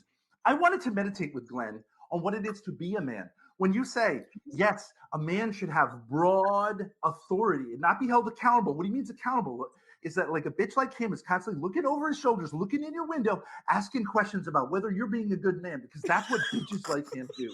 That's their soul. Glenn Lawrence is looking in people's windows. A real man because him is constantly broad authority and not be held accountable. What he means accountable is that like a bitch like him is constantly looking over his shoulders, looking in your window, asking questions about whether you're being a good man, because that's what bitches like him do. That's their soul. A real man gives another real man broad authority and broad, because it's fun to be a man. And everyone knows that the predominant thing that men bring into the world is creativity. The reason Donald Trump got elected and not Kamala Harris is here. He really goes out in style here. A man, and everyone knows that the predominant thing that men bring into the world is creativity. The reason Donald Trump got elected and not Kamala Harris is because he represents creativity. Here's a man who's made it happen. And yes, he may have made missteps and done his taxes a little bit funny and been with like wild women at a certain point, but he's a fucking baller, Glenn, and you'll never be a baller like him because you're a loser. Baller and been with like wild women at a certain point, but he's a fucking baller, Glenn, and you'll never be a baller like him because you're a loser and a bitch, and you want Donald Trump being held accountable. I want Donald Trump to be given free reign, because it is the creativity of men who are given free reign that makes society fun to live in. Kids love a man who's dangerous. Women love a man who's dangerous and exciting. Glenn, have you ever watched a movie? Is there a movie about someone like who's a bitch like you? Never. Never. No one wants to watch it. No one wants to hear about it. No one reads a novel about it. Keep in mind, Glenn being in having his movie roles is like a big time part of his identity, at least at this time. So Ben saying they never make movies about people like him. They watch and read and listen to stories about guys like me who get out there and don't care about little bitches like you, and they're calling the police on you, and they're hyper doing all that. That sucks. That's the problem in our society. And it's beyond just guys like you and debates on the internet.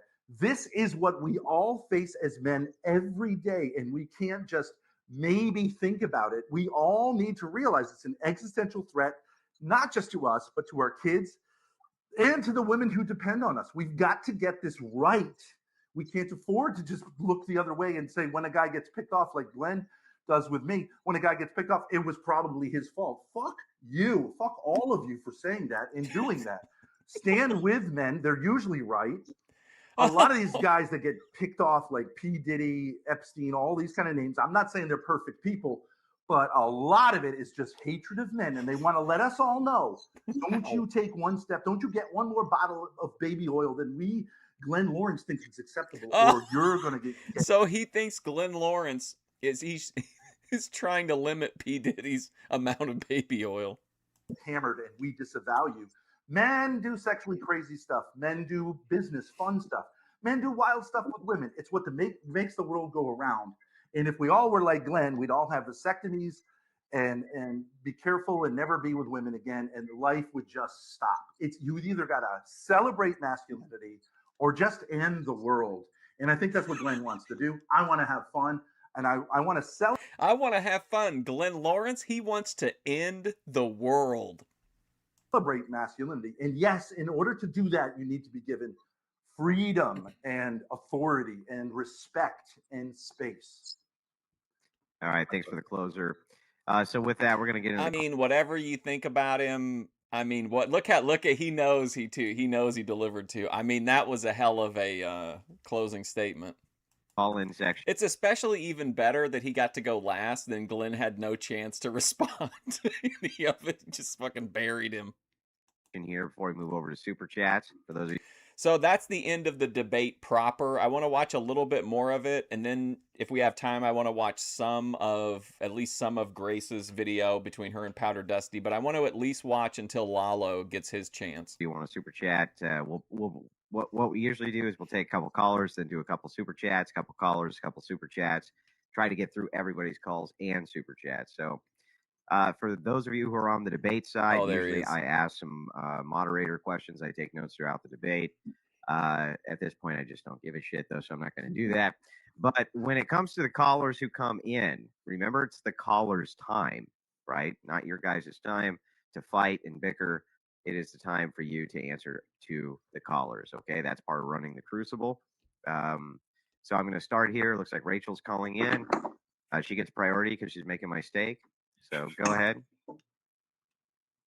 Hey, Rachel? can you guys hear me? Yep. Yes. And here, ever just split to bed for that. Don't hurt my foot. So Lalo, go ahead when you're ready. Let's go. Now, like I said, if you're only used to the degenerate Lalo that you see now, this is back whenever he was, still trying to keep it together, at least when he was on camera. This also was the historic location where we first witnessed Liquid Grace in the background.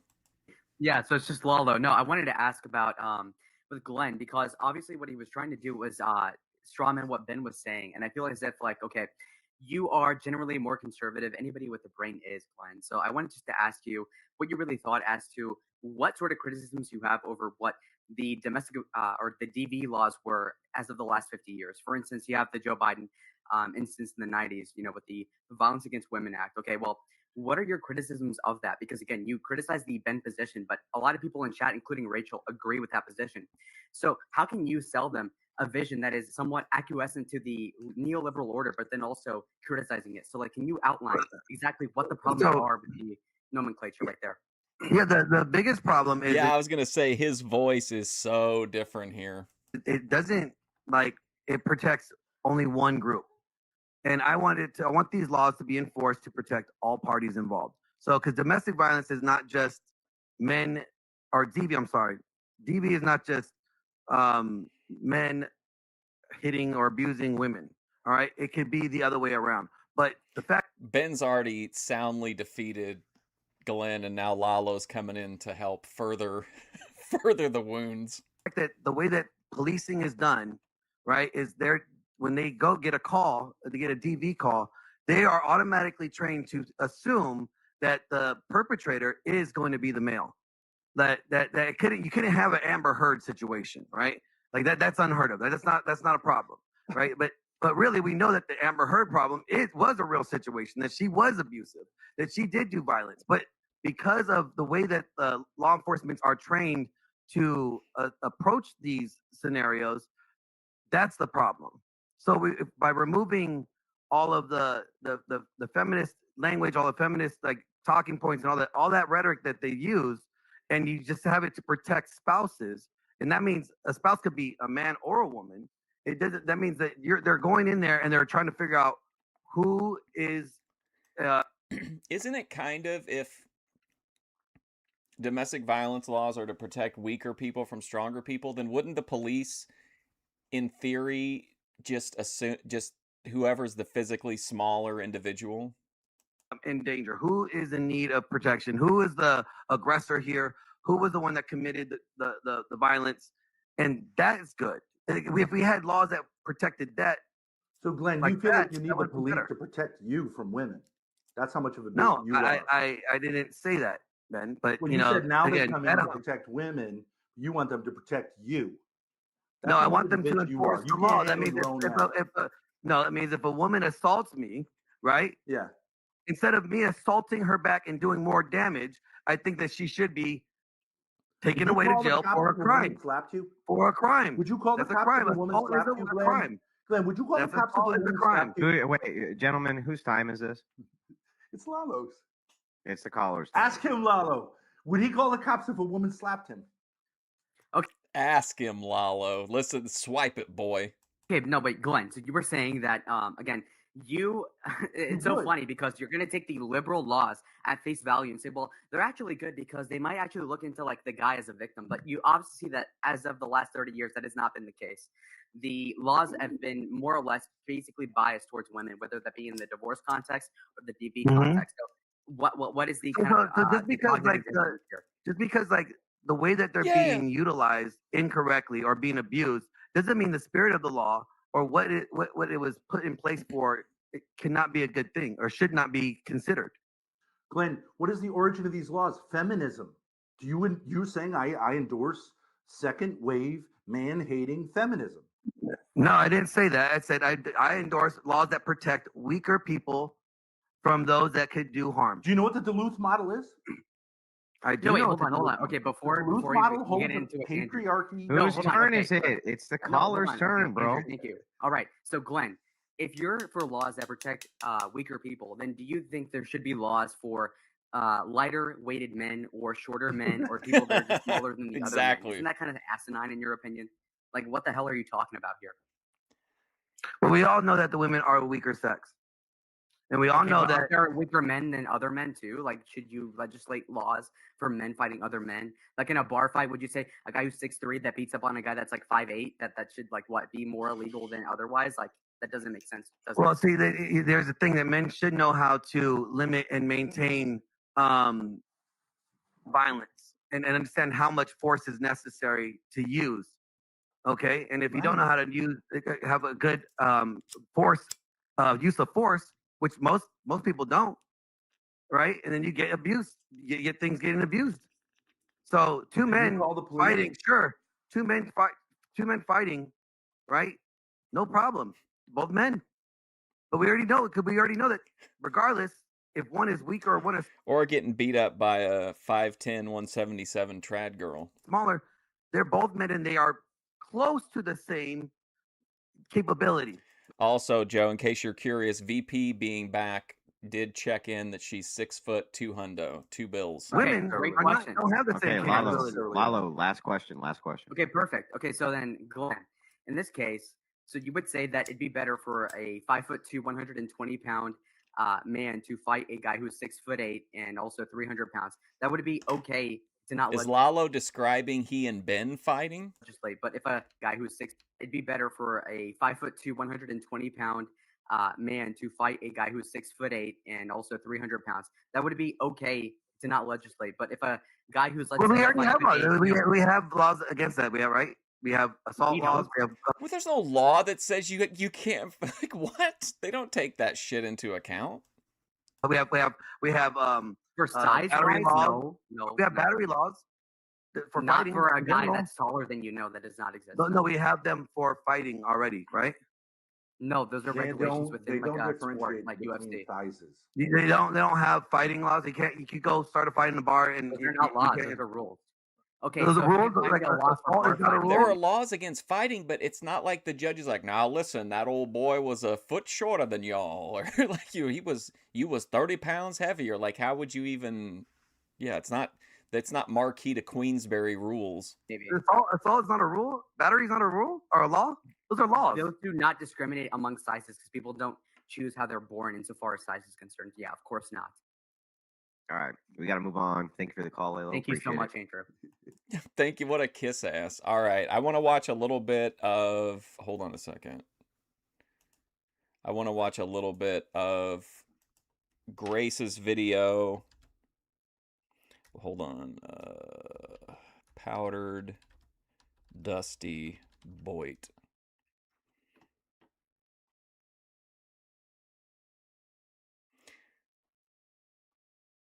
What is the title of Grace's video about that? It had to be fairly recently. Hang on.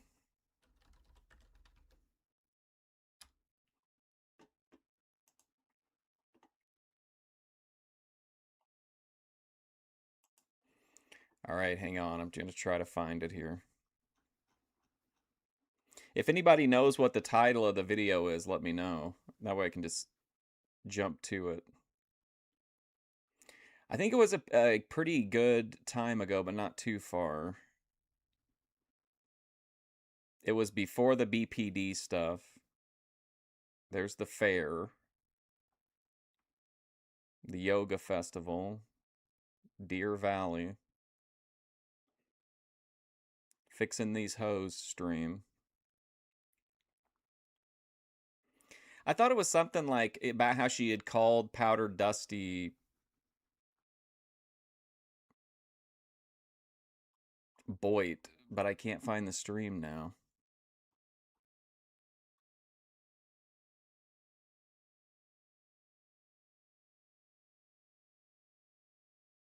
Maybe I'm just not back far enough. Hold on.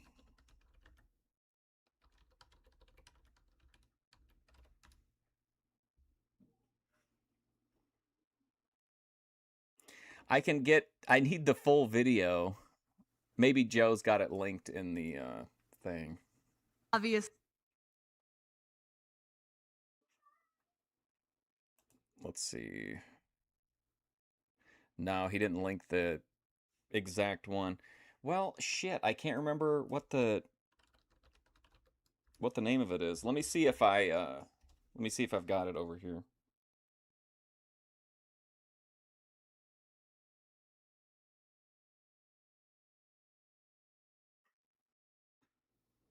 Oh, okay, I've got it here. Give me a second.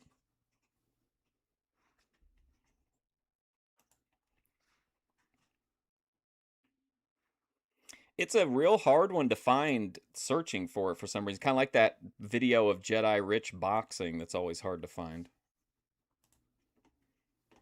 And turns out he's reviewing, which I think he's still doing. Right. This. Okay, hang on. I'm almost there. There we go. Whoops. All right, this is a live stream Grace did of her having an issue with Powder Dusty. If you don't know him, he debated Ben one time about what did he debate him about? Oh, revenge porn, right? That was the debate. But anyway, he's part of the panel verse, and you know what he takes exception to the term boit, and that's kind of what spurs all this on. But I thought since we saw Ben duel, we could take a look at Grace going after somebody. Hey y'all, what's up? What's up, everybody? Welcome back to the GOAT, the first ever induction into the Fusion Studios Hall of Fame, the toxic trad girl. Thorp Tube. It is 2 a.m. It is a late night scream, but I'm here because something wild just happened. Something absolutely bizarre just happened that I was not predicting that I want to review with you guys. Apparently, the Powder Dusty, aka Flow State, aka whatever, how many times he's rebranded his channel, one of the characters of the Panelverse, somebody I've known for quite a long time, wants me to retract my statement about him. Retracting a statement. That he is a part of Boyd. That's right, folks. Boyd. Bottom of YouTube. BOYT. Humanology, thank you for your 24-month membership. 2 fucking years of this, actually longer. Thank you. Thank you, Callum. Love you. So, let me paint a scene for you. Armani, he is seething. Okay, let me paint a scene for you. So, man, even Armani coming in. I'll be right back. This guy, let me bring up his channel, okay? This is like intra-Boyd drama, which, you know, this is what I'm raised on. I was raised in these streets. I love this shit. Okay, so this is the Powder Dusty. He has 2.92k subscribers. He does open panels, reviews, drama, debate, and whatever topics appeal to him. Okay, and he's done some stuff with Andrew Wilson or whatever. He's gotten into beefs with them. He's kind of one of Sarah, the Raging Tomatoes' besties, I guess you could say. But me and him have always, I would like to say we've always been friends. I've always kind of liked him. You know, he's kind of charming. He used to be like a drug dealer or something. Kind of funny, you know, kind of like a niche creator, but you know, he would call out Andrew Wilson for his stupid takes or whatever. So, you know, I sort of had to... The rotating out, man, when Ben gets on and starts in on it, it's brutal. Both me and my dad had a friendly relationship with Dusty. But let me set the scene for you. So, wake up at like midnight, whatever, sleep schedule's crazy, and I see that he's streaming this stream called Grace Thorp Has Lost Her Damn Mind. I'm like... Look at the thumbnail. Smoke for the Thorps? Bruh. Oh, okay, he's streaming about me. What is this about? And turns out he's reviewing, which I think he's still doing. Right. The stream me and my dad did about our family dynamics. And I'm like, okay, he's just whatever. Oh, he thinks to me, this is a definite Boyd thing. Is when you open the chat and the first thing it does is give you a stupid fucking poll that's so annoying. That's definitely Boyd. Does the like button want that smoke? Stream was crazy or whatever. A lot of people thought that, whatever. So then I notice in the stream, I'm saying this is like how this all came to be. I notice when he's streaming, I'm watching it live like an hour ago or something. He goes, Grace thought my cuckable mug joke wasn't very funny. Well, I don't think she's very funny or something like that. And I assumed he was like just joking around, like pretending to be offended. Because I did briefly mention Powdered Dusty.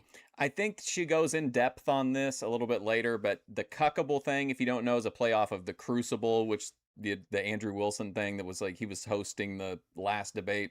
But the Powdered Dusty as part of this Panelverse merch push had a mug made that said the cuckable instead of the Crucible. In this video that I did 2 months ago, how Andrew Wilson just defeated himself against Sarah the Raging Tomato. How's it going, Dave? This is a great video, by the way, for sure. Okay, so I was like, oh, okay. He's just making a reference to that video.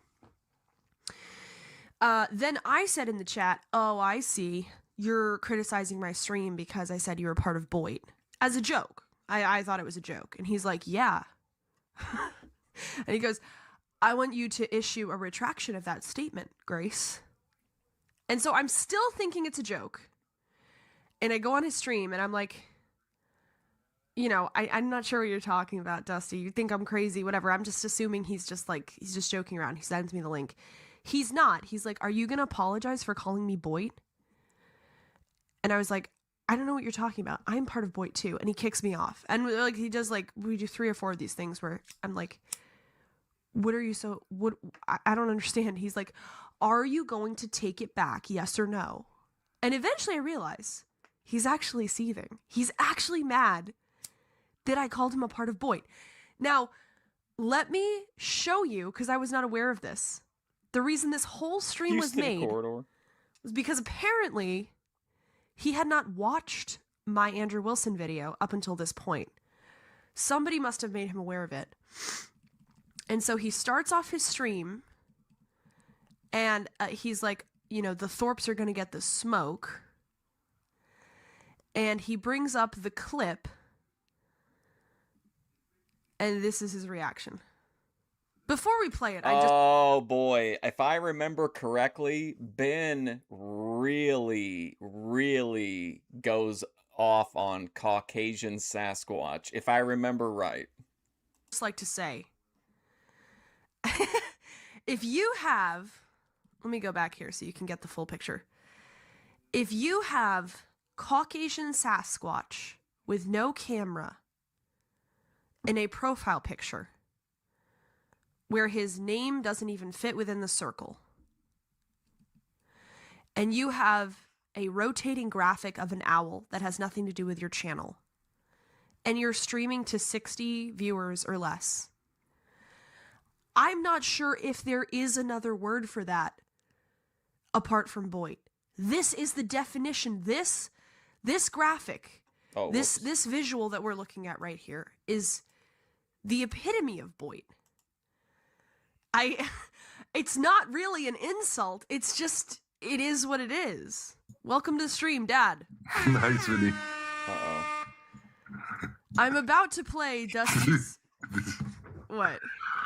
It's just, I mean, this is a non-controversy, right? Like, I mean, it's just so easy pickings. Like, it's easy, yeah.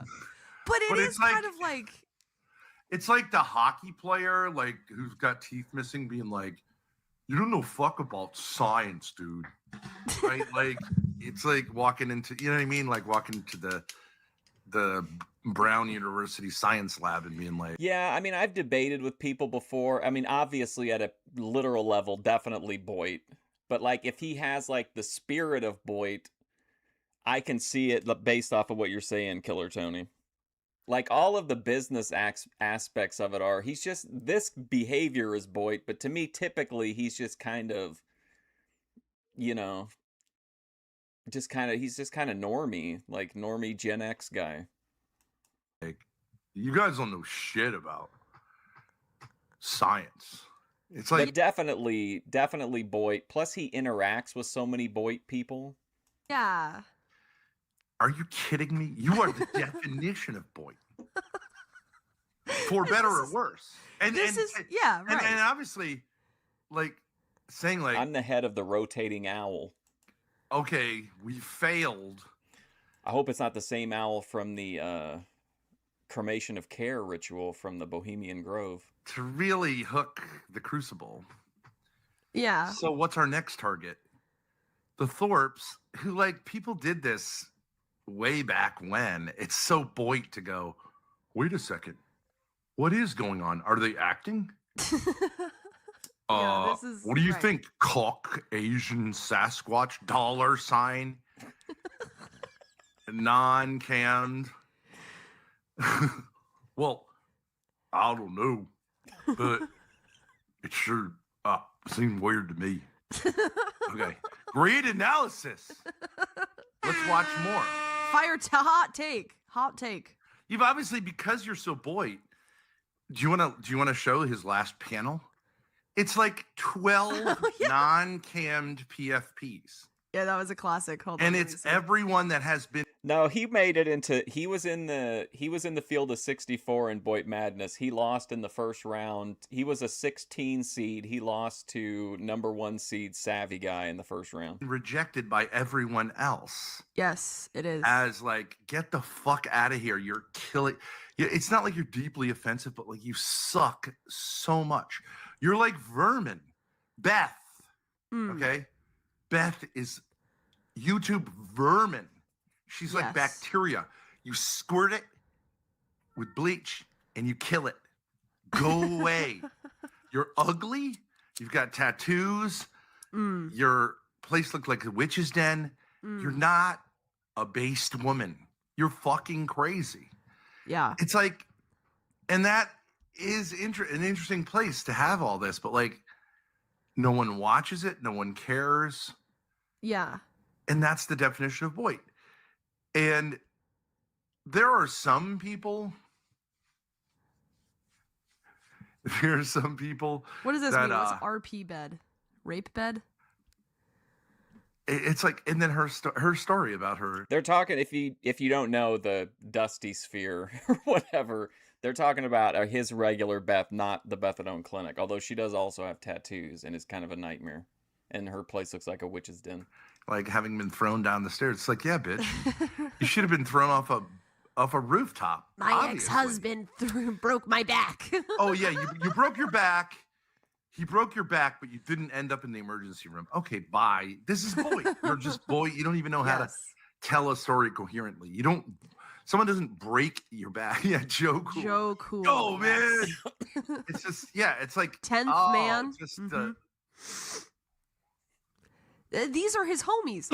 Now, I just want you to watch, because, Dad, you haven't seen this yet. Watch his original reaction. Apparently, he'd never seen this clip before to my video. Triggered here is, it's the quintessential Boyd thing.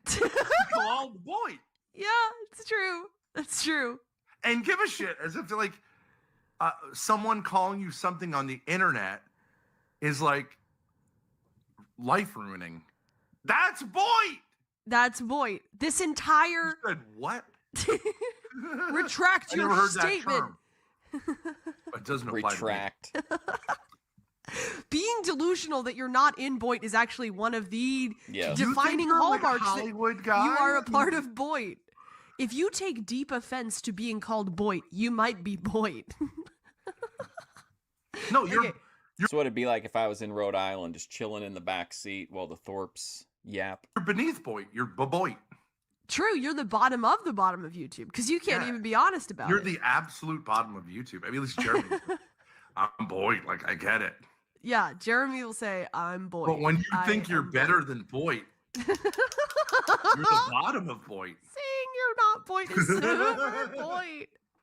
Okay, so watch his reaction to this. Okay, I did not understand that this guy who's been like supposedly like a drug dealer, had a wife, had a kid, like is 50 years old, 45, like in his middle age. Look at his response. It's so pathetic. Watch this. That I've not gotten into it with the Thorps before now. Which is not true. Just give it. Look at like the dramatic pause, the dramatic delay. Which is not true. Just given how they are. It's not true. He's been rude to us. I mean, plenty of look at times this when he's ball washing. reflecting Tarzan? medallion twirling around. What does does that mean? What does that symbolize? What What does is the the powder choice dusty here? mean, and what does an owl have to do with it? What Is that any an of this owl? mean? No one knows what any of this means, but like you change it like every other week. Like Yes. that's Boydier than Jeremy fucking Peterson. I would agree. I think one factor for a lot of Boyd people is that like, oh, it's not my fault. It's the algorithm. So like if I change my background or I rebrand, and I'm not saying this just about Dusty, but like about just in general, I feel like it's one of those things, instead of just focusing on doing whatever your niche is, like it's all about like, oh, well, if we've got three-dimensional rotating things in the background and pop-ups and goals and all this shit, and really people just, I think, just want to watch a show. And he's unless there are people who treat YouTube like an MLM deal where it's like, you know, the same 12 people on all of each other's panels helping each other AdSense farm. previous definition of Boyd. You are now newly defined Boyd. Somebody You've been the powder dusty. You've been flow state. flow state. You've been like 4 other names. It's just like Jeremy. True, it is similar. You to don't Jeremy. stick with the branding. Your branding doesn't make any sense. Yeah. What is a dusty? What is a powder dusty? No one knows. What does an owl Your have to do channel with it? name changes, so like everyone's thrown off. Yeah. What does a bluish owl have to do with it?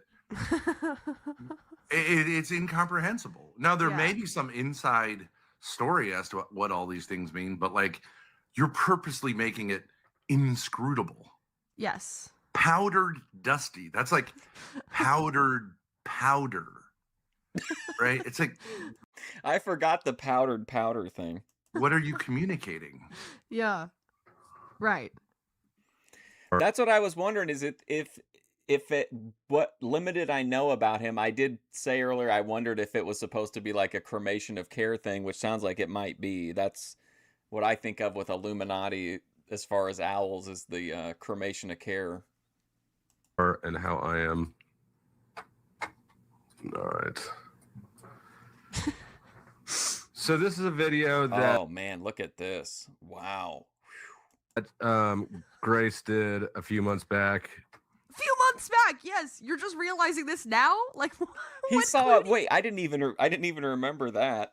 Like this is months old and he's just discovering it and getting mad about it. You in? Called How Andrew Wilson Just Defeated Himself Against Sarah the Raging Tomato.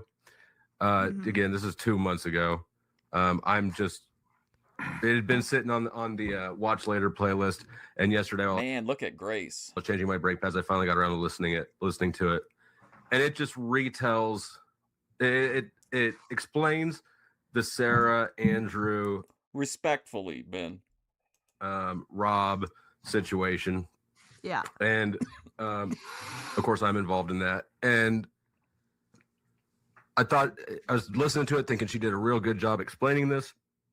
Thank you. She played a few clips of mine. Yes. And you know, I'm about 10 minutes in listening to it, and I give it a like, and I kind of noticed that she has played clips of mine with me in them. I gave it a like. That's another thing. Pound the like button, smash the like button. Everything is like you're you're on the clock when you're in the chat. But then just like not mention me at all. Okay. What a bitch. Dusty, are we in 8th grade? You didn't tag me in our Instagram picture together. How is she going to mention you? Who are you? I mean, but the point is powdered Dusty. That's on negated YouTube? by the fact that I did say his name later in the video. Like, she didn't shout me out. What's his name? He doesn't even use his name. I mean, you could say the powdered Dusty, but like, Shout out Powdered formerly Dusty. the Flow State. Classic Grace Thorp nose blow. Formerly 5 other things. I mean, like, basically, my attitude is like, whoever is listening to this video Why don't you knows just who use this his guy name? is. Why don't you just use his name? We all know his name is Taylor. Whoa, wow, Ben. He has a last name. Like, I don't think anyone's don't going know. to come and get him. He's a fairly scary guy. Fairly scary? I don't know. Why? Or at least just stick with the one name you have. Yeah. Flow State isn't like don't you understand? A handle is supposed to be like the big G, or you know what I mean? Like, like even rappers understand it's like tiny G, right? It's like, Yeah. The boy Flow streamer formerly State known is as like Flow a State. noun. Yeah. It's also not very specific, so it's bad for SEO, which is probably why he changed the name. But that's still it's a stupid name. It's a stupid name. Well, it's like the Yeah, exactly. A flow state doesn't work in the algorithm because there's so much other stuff that says flow state. And I mean, I would agree to an extent, but still, like, I don't know how much we'd have to look at the statistics to see if the rebrand helped. The band, the Powdered Dusties. Okay, but it's like a terrible name for a band because it just makes you feel dry. It makes you think of like chalk. Yeah. Yeah. What is And what that does it have to about do you? with the You're saying type of ashy. content you do? Yeah. Powder Dusty is one of the worst names I've ever heard. It's truly a terrible like handle. It's just terrible. I don't know why, but why would you name yourself something that's like a band name? Yeah, like the Dirty Mud. Yeah. I don't the know. Moist Wetness. But what does Powder Dusty have? What does it even have to do with the type of content he does? Anyways, I don't know. Is it he has from nothing the to do desert? with what he does. Is he from the He's desert? in Kansas or something. He's in the Midwest. Anyways, so let's continue. But Well, okay, that's- whatever. When No. you ask those questions and you can't come up with an answer, then you know you're in Boy. That's a strong sign that you might be Another one part is of Boyd. Big Tech. Okay. You want to make it impossible to find you, call yourself Big Tech. Right? Look, someone's going to Google Big Tech. Yeah. You're like the 8 millionth reference. True. Okay, That is the stupid. worst. That is The the wet worst water. name Dirty ever. Mud's my Big favorite one. technology. Big Tech is that is the worst streamer name ever. No, Big Tech is genius. It's just like, yeah, he's the 8th billionth result. Anyways, you have to look up Big Tech streamer. And I kind of noticed that she has played clips of mine with me in them, but then just like not mention me at all. But okay, whatever. I'm not reading into it because I don't generally read into things. I like that it's a short clip because the Thorps are kind of. Even Grace, when she's A-logging, sometimes will only get through like a quarter of the video. Well, you are, obviously. But you are And that's what a reading Boyd into it. person would say. A boy not reading person into does it. something and then denies that they're doing it Yeah. while obviously doing it. Yeah.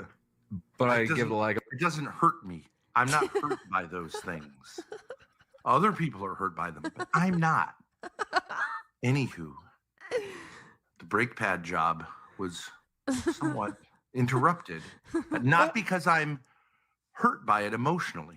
I wiped my tears with my shop cloth and continued the video. WD-40'd my asshole and continued the job. Into it because I don't generally read into things. Yeah.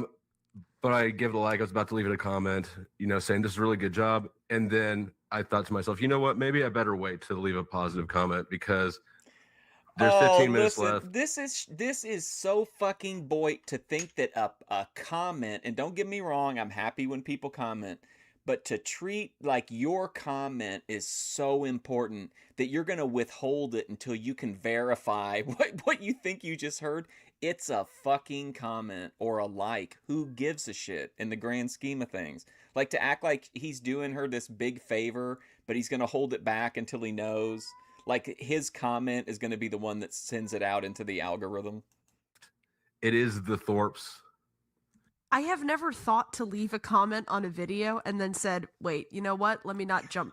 Let me not jump the cart here." Making a comment on a months-old stream and thinking that's important, but like, hey, wait a second, I need to make sure that my ego has been thoroughly. It's like, I want to make that's sure Boyd. That's super Boyd. But Boyd, a lot of Boyd streamers will like try to shake you down for like, they want you to like it, comment it, then you got to share it, then they'll run a poll asking if you've hyped it, like just constant like wanting you to do labor for them. That's like, nigga, are you commenting on porn videos too? And being like, oh, I don't know, I need to see the nut first, but I'm going to comment, and it matters to them. Good erection, excellent foreplay, good strong penis action. But you know what? I'm waiting until I see like massive ejaculate. Okay, I'm withholding. I mean, I have who fucking cares? Nigga? We're in Boyd. I mean, I have 165 comments on this video. I'm not trying to really flex that. I'm just saying, like, there were a bunch of comments that said, like, the comments. There were a bunch of. My point is, there were a bunch of comments. Holy shit! I got a notification. There's a comment. Yeah, I mean, I read a bunch. I've read some of them. There's a bunch of them that are like, good video, he's nice. Not even expressing like, oh, getting a comment. He's saying like his comment, like withholding it is some kind of like power over the streamer or something. It's work. If you're like about to type that, and I'm then sure you're the like, thing was like, it was going to be a wall of text. True, Farzan. But he's got like, he's like, he presses that button that's like, draft, save draft. I'm not publishing this until I'm sure that I can stand behind these words. Thank you for your integrity, sir. I held off on commenting until I was sure that. Well, I'm not exactly going to throw my 2 cents in the ring because I may have to retract it later. I mean, you're not writing a fucking like review in the New York Times of like the latest movie that's going to influence people. It's a comment on a YouTube video from 2 months ago. I was going to give it 4 stars, but I waited until I wanted to watch the ending because this could seriously affect people's lives. I was about to donate $6,000 until you lumped me in with that boy. He's going through it. He's like, I gave it a like. I like videos even if I don't like them, just because it's like a habit. I just like the video. Like, nobody cares if you like a video or not. It's like the most fleeting like thing you can do in life is like a video. Yeah, it's like it's really saying like. Yeah, I agree, JF. That's kind of why I wanted to do the stream. It's been I think it's been a couple months or a few months since I've done a live Thorp react, and I've tried to think of like. Every time I went to find something recent that I thought was interesting, it ended up having a bunch of random panel ups in the middle of it that lasted forever. But these two are pretty much like exactly what I was looking for. I just don't care how I use my time. Like, you know what I mean? It's like these comments, these people making comments. It's like, I get it. It's like fun to say in the moment, but like, once it goes above the screen, it's pretty much over. That's it. It is not of lasting value. It is the opposite of the Bible. It is the literary opposite of the Bible. You say something, maybe someone notices. A lot of times it just goes, no one notices it. Yeah. And that's your literary output. Like, yeah, it's fun sometimes, but then sometimes you go, what is all this for? Who cares? Right. Right. not mention me at all. Went, okay, whatever. The I'm not title of his stream is Grace Thorpe Lost Her Damn Mind. reading into it because I don't generally read into things. But I give it a like. I was about to leave it a comment, saying this is a really good job. And then I thought to myself, you know what? Maybe I better wait to leave a positive comment because there's 15 minutes left. It is the Thorps. And so, I could change my opinion for sure before the end of the stream. Okay. If you're a Oh bitch, my- sure. I feel like I take like Boyd pretty seriously. This level of it is so bizarre to me, but I think a core difference here is that like he has a Twitch mentality where like YouTube is like even if you're a microscopic channel, you're running it like trying to maximize your monetization, and that's what the engine behind your channel is. And when I think of Boyd people, I think of like Eric McHenry or Ben and Grace, people that are like, I get the feeling that like Powder Dusty has a regular normie life. You know what I mean? I don't know. He does stream a lot though, but I don't know how to explain it. Then she does address me.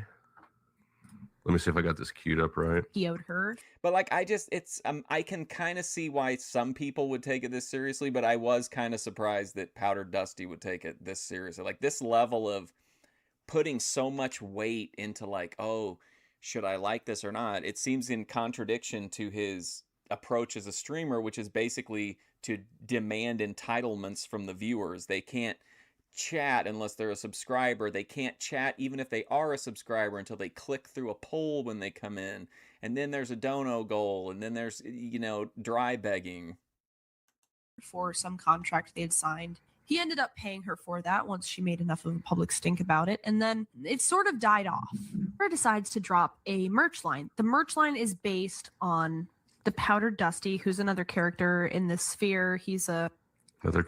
That's what hit him. That's what really sparked this whole thing, was that he was a character. On the Powder Dusty, who's another character in this sphere. He's another character. No offense. Oh my god. I'm just a character. Sphere. He's on sort of died off. Dusty's response to this is just so fucking good. Her decides to drop a merch line. The merch line is based on the Powder Dusty, who's another character in this sphere. He's another character. No offense. Another character. I'm just a character to you. Just a character. What the fuck? All I am is a character to you. After all we've been through. Another character. I'm just a character. What are you talking about? I thought we had something. Well, we don't even really know each other. Like, me and Dusty don't really interact that much. I thought we was ride or die, bitch. A character. How dare you? Bro is devastated. Yeah, it's like, what are you talking about? Could it be that he's secretly in love with you? Just a pawn in your sick game. Where's the music? Hold on. Where's my music? I mean, this is so ridiculous. I really did. Say like you. Just a character. Just another character in this sphere. Say like, I kind of have the sense he's a bitch, so I'm saying like, I'm just.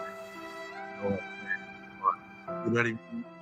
I'm not even really insulting him. Ooh! Rip my heart out, bitch! I didn't realize I was just a character to her. Thought we really had Yeah, maybe he is secretly in love with me. I mean, this response doesn't make any sense at all. I interact with him. This is some real shit. This is like heartache. You see why I said we have to review devastation. this? These room streams were pretty. Like, I felt like Grace had pretty. I felt like she was a little bit more aggressive when she had this backdrop. I've never. Maybe the being stably housed increased her aura. Never had someone react to me talking about them like this. Okay, But do you know his like the person he considers the lowest of scum? Speakeasy, right? Yeah. Oh, they're coming from a boy speakeasy? No way. Speakeasy, like, went at us. Like when it was fresh. I covered the speakeasy, a couple of the Ben speakeasy debates. They were a great time. Mm-hmm. And reviewed our material. Yeah. Your sub speakeasy, whatever you want to call that. I believe there should be a name for it, a new name for it. It's like the scum on the bottom of the dumpster. Wow. In the landfill known as YouTube. You know what I mean? It's that slime that you can't, you know what I mean? It's like, okay, you don't want to be called Boyd. Boyd is like the trash juice on the bottom. Yeah. But you're the glaze. Oh, you're a big Dusty supporter, right, Paro? Thing at the bottom of that. That's just pure like bacteria. Mm. I agree. We need to come up with a new name, but you're not going to say you're not in this dumpster. Yeah. But it is. And by doing what Speakeasy did when it was fresh, when it's, again, you're showing you're like the digestive system. You're like the last part of the small intestines of YouTube. You've got your You're mouth getting here. the last nutrients from almost pure shit. You've got your mouth here, and you're digesting Speakeasy's shit. Yeah, Speakeasy has all. Wow, Human Centipede reference by Grace connecting Speakeasy to Dusty. Wow. Already Speakeasy. He's already Speakeasy. Pure shit. You've got your mouth here, and you're digesting Speakeasy's shit. Yeah, Speakeasy has already Speakeasy. He's already gone through this, processed it, and shit it out. And he pushed it down. Are you serious, Paro? That really happened? Speakeasy tried to fight Glenn Lawrence? That's pretty wild. Like he's like somewhere in the like large intestines. Do you think Speakeasy thinks because he has like maybe he's more street savvy, even if he's not built like Glenn? You're like the right before the sphincter. Just like there's almost pure shit, but you're trying to get it out of it. And you identify yourself as non-Boyd? You want a formal retraction? Or decides to drop You're sitting a there merch with line. $ Gross, cock Tony. squatch, which means Caucasian Sasquatch, which has a pencil drawing. I mean, what? This is your co-host? That's crazy, Paro. The merch line is based on the Powdered Dusty, who's another character in this sphere. He's a Another character. no offense, Dusty, but He says it with that sort of like. Another character. no offense, Dusty, but another character in this sphere. He's a Another character. no offense, Dusty, but He says it with that sort of like. And with the finger too, like that. Another character. It's so heartfelt. It's insane. He's like a wounded. He's low tier sort of debater / reactor. We call it Low tier. bottom of YouTube. No, Did you hear that? We call it Boyd, bottom of YouTube. Yes, we do. merch line. The merch line is based on the Powdered Dusty, who's another character in this sphere. He's a no offense, Dusty, but he's like a low tier sort of debater / reactor open. I mean, that is objectively true. Oh, he's the worst. I mean, I couldn't even. By the way, I'm pretty sure Powdered Dusty all was forgiven, right? And they're back on good terms now. Even debate him. I was just like, I can't. Yeah, he's not a good debater. He can do some reality. He has some funny moments for sure. But Yeah. He has a generally talent. speaking, if anybody looks at his channel, they would say this is a low tier. Yeah, I mean, people are talking. He just plays a video that's gross I mean, in the middle of it, and then he'll just keep pressing that over you. Can't control a panel. Can't tell people to get lost. Can't tell people that can't control a panel. So just to be clear, like saying, "Oh, I don't want to be criticized by whoever." Like here, he's making entire videos dedicated to like hating on people, and he doesn't like a couple very mild statements. Can't tell people to get lost. Can't tell people to cam up. Yeah, you can tell from just like looking through his like thumbnails and stuff. Like this is like it's fine, but it's like it's low tier. You know, he'll have these huge panels. Yeah, like you're saying with no cameras. I mean, it's objectively true. It's like saying like a bunch of guys in a pub watching a Red Sox game are not the Inklings at Oxford. Yeah. Right. And if you Uh-oh, Dave's channel's not gonna like that. say no offense, guys at Oxford, Sox game are not. It's like it's low tier. You know, he'll have these huge panels. Yeah, like you're saying with no cameras. I mean, it's objectively true. It's like saying like a bunch of guys in a pub watching a Red Sox game are not the Inklings at Oxford. Yeah.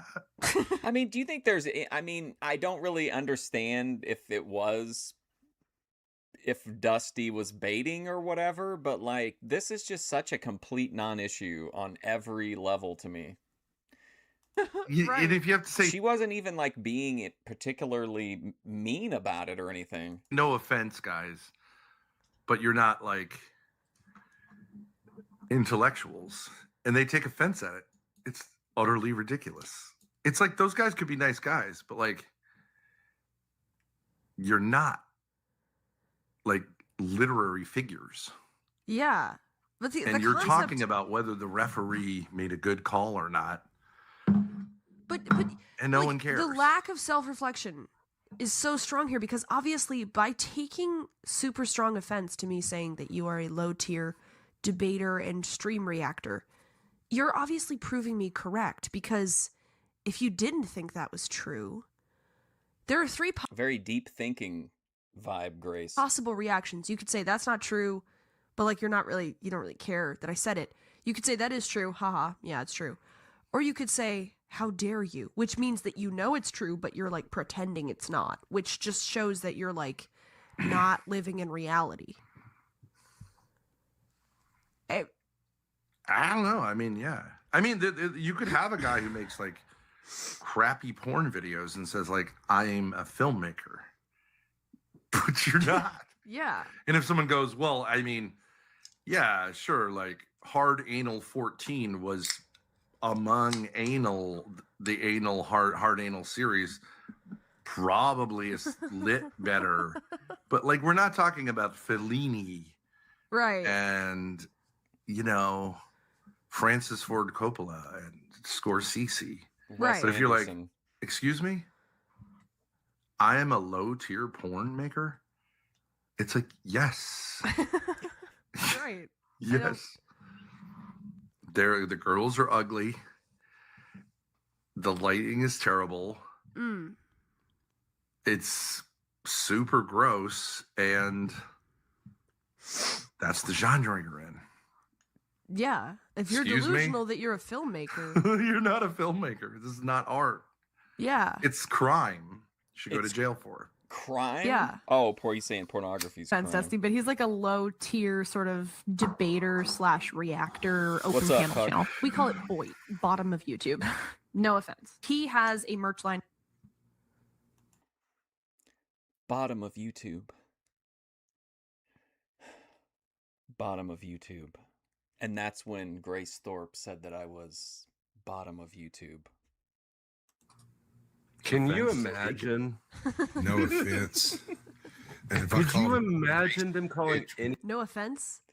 Full offense, bitch. Anybody offended? Can you? Yeah. Oh, she stuck one before and she stuck one after. Yeah, because you're a pussy, and that didn't even matter. You still took You stuck full one offense. you stuck one in his heart, Grace. That's what he's saying. And the heart of $ cock squat as well. Shot through the heart. $ cock squatch. You're to blame, darling. You give love a bad name. Later on, there was quite a bit after this, but I think they make a pretty strong case that you should have everyone cam up. And I think they stuck to that policy for a while. But I went on there one time when someone wasn't cammed up, and I asked, what's next, Caucasian Sasquatch? And Ben was like, now hold on a minute. We have a line, and it is Caucasian Sasquatch. Can you imagine? Like, what are they thinking? to call anybody the bottom of YouTube.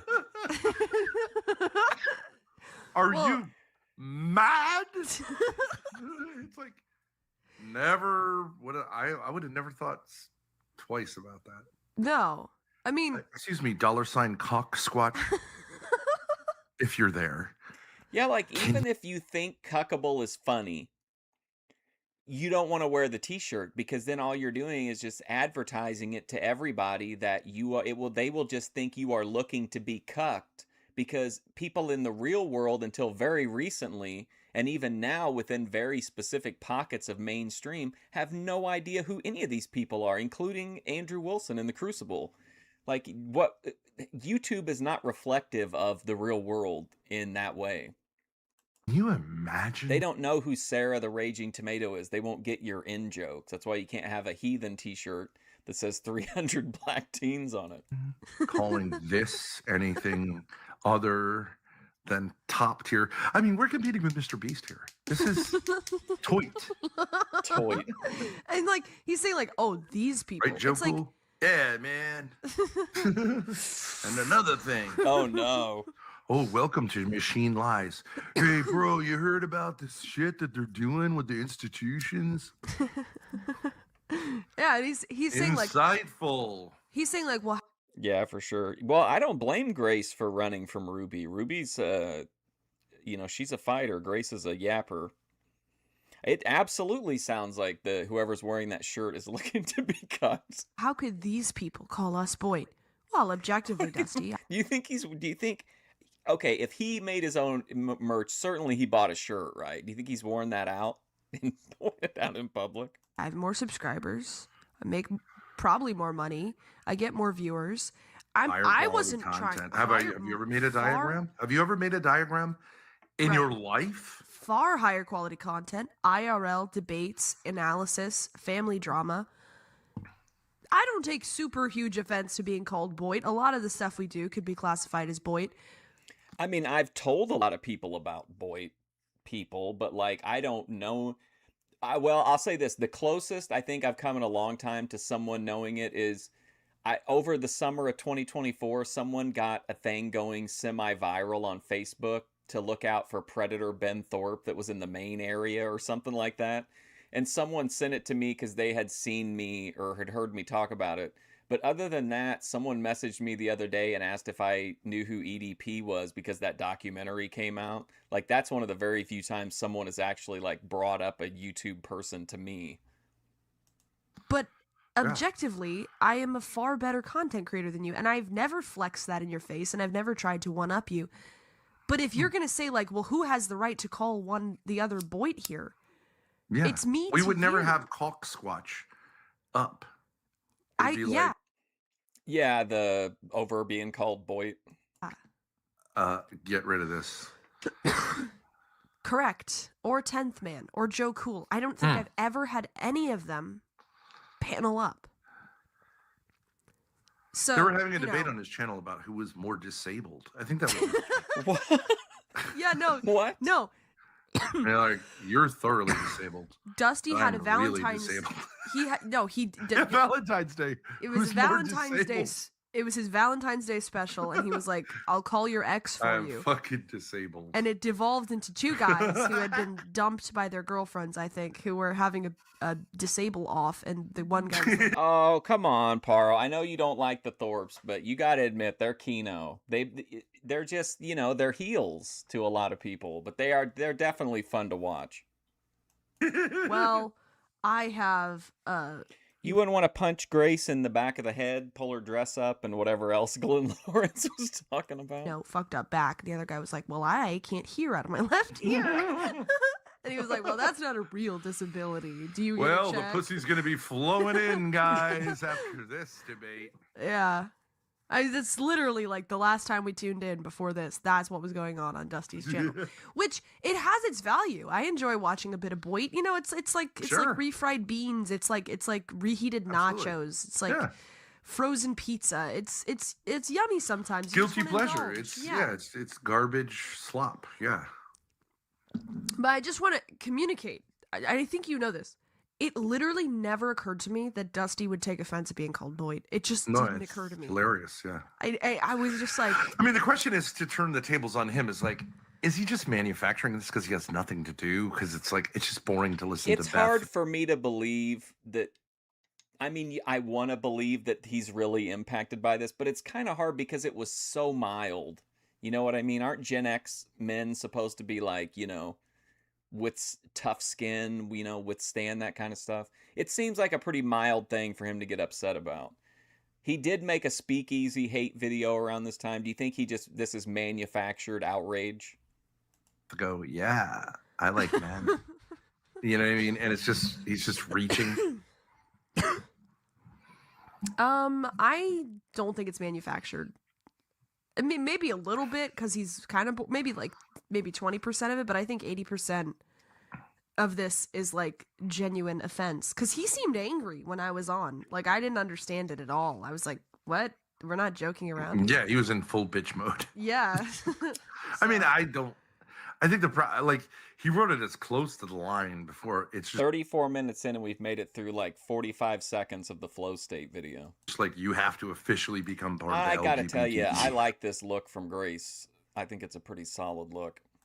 IDGF community. Yeah. Like, it's like, I don't want to hear your explanation. I just want you to retract what you said. I understand if you find Ben exhausting. For me, that's part of the his dynamic that I like is that he's like not so much in a debate like we just witnessed, but like in his real life, kind of standoffs with people. He's he's able to kind of like, war of attrition, like exhaust people. And then that's when their vulnerabilities show. And Ben, Grace will come in every once in a while with a sniper shot from the sidelines like she did with Minar. But I like the process of Ben kind of wearing people down. Okay. Like, what in the world That is going riding on? the line, man. Well, that's fair, Paro, if you don't like the political talk. I've it's fine either way, but I'll always be a loyal Grace viewer, even if I don't watch all the time. It never occurred to me that he would act this way. Never occurred to me. But again, that's why he's Boyd, I guess, is because I only skip the collabs, but I stick around for Lalo. he has some kind of low self-esteem where it's just like cannot handle the teensiest bit of reality. tortures, I yes. guess. Yeah. It's a channel about a father abusing his daughter. The subject is child abuse. Yes, King. not in any sort of a good way. Yes, King. Not in the good Got way a little bit of a channel about child abuse. Not in the good way. Yeah, what? Just another character is honestly the funniest shit I've heard in weeks. I know. That's when I heard that I knew I had to do that. I gotta give the Crucible crew like props. Like they actually they broke him. Yeah, he's it's broken. like I don't know, whatever you want to say about Andrew, it's like it's not like this. More to Called say. The Cuckable, which is a play on Andrew Wilson. Right. Like, again, I'm not commenting on whether this is funny as something you would say to somebody, or maybe in chat you would say Crucible, more like Cuckable, and you might get a, little, something. But the idea of wanting this on a piece of merchandise to me is asinine. The Cuckable, like, Crucible because Andrew's a cuck because he's a stepdad, which is sort of a mid joke, but like whatever, it's kind of funny. If you want to say stepdads are cucks, then it's valid. But regardless of whether you think the joke's funny or not, Sarah decides to. So then she shits on my cuckable mug. Oh boy! I'll shit in your cuckable mug. Make you drink it like coffee. I mean, it is a mid joke. It's not a big deal, but like I feel like he means it to be seen as like a symbol of masculinity, and his conservative values, traditional American values or whatever, and people would read it as the opposite, that he was like a super liberal, far left, permissive lifestyle type guy. I mean, that's just wild. Cuckable. Yeah, it's not particularly funny. Crucible, Cuckable, they don't really sound similar. Yeah, there's not much you can do with the word crucible, but it's like mid. It's not particularly funny. Sure. I might buy one just for the Boyd. Well, I don't want to offend him and induct a piece of his merch into the Boyd Museum or anything. I just don't get it. I just think it's again, if you're just joking around in chat or you say it on a panel, I get that. But like genuinely thinking that people would wear it on a t-shirt like is strange to me. You heard Flo State's Sorry, bro. vagina. Dude, it is aching. It's not worth like. First of all, it's $25 for a mug. That's ridiculous. Wow, and like what? True. to have that $25 for a mug? How do you sleep at night? How do you sleep at night? That's Boyd thinking that there's this huge market and you're going to charge people $25 for a mug? Oh my God. that on your desk is just. I can't conceive of the person that would be like, okay, that's a good investment. Well, I could see if somebody just wants to support him buying it. Sure, maybe.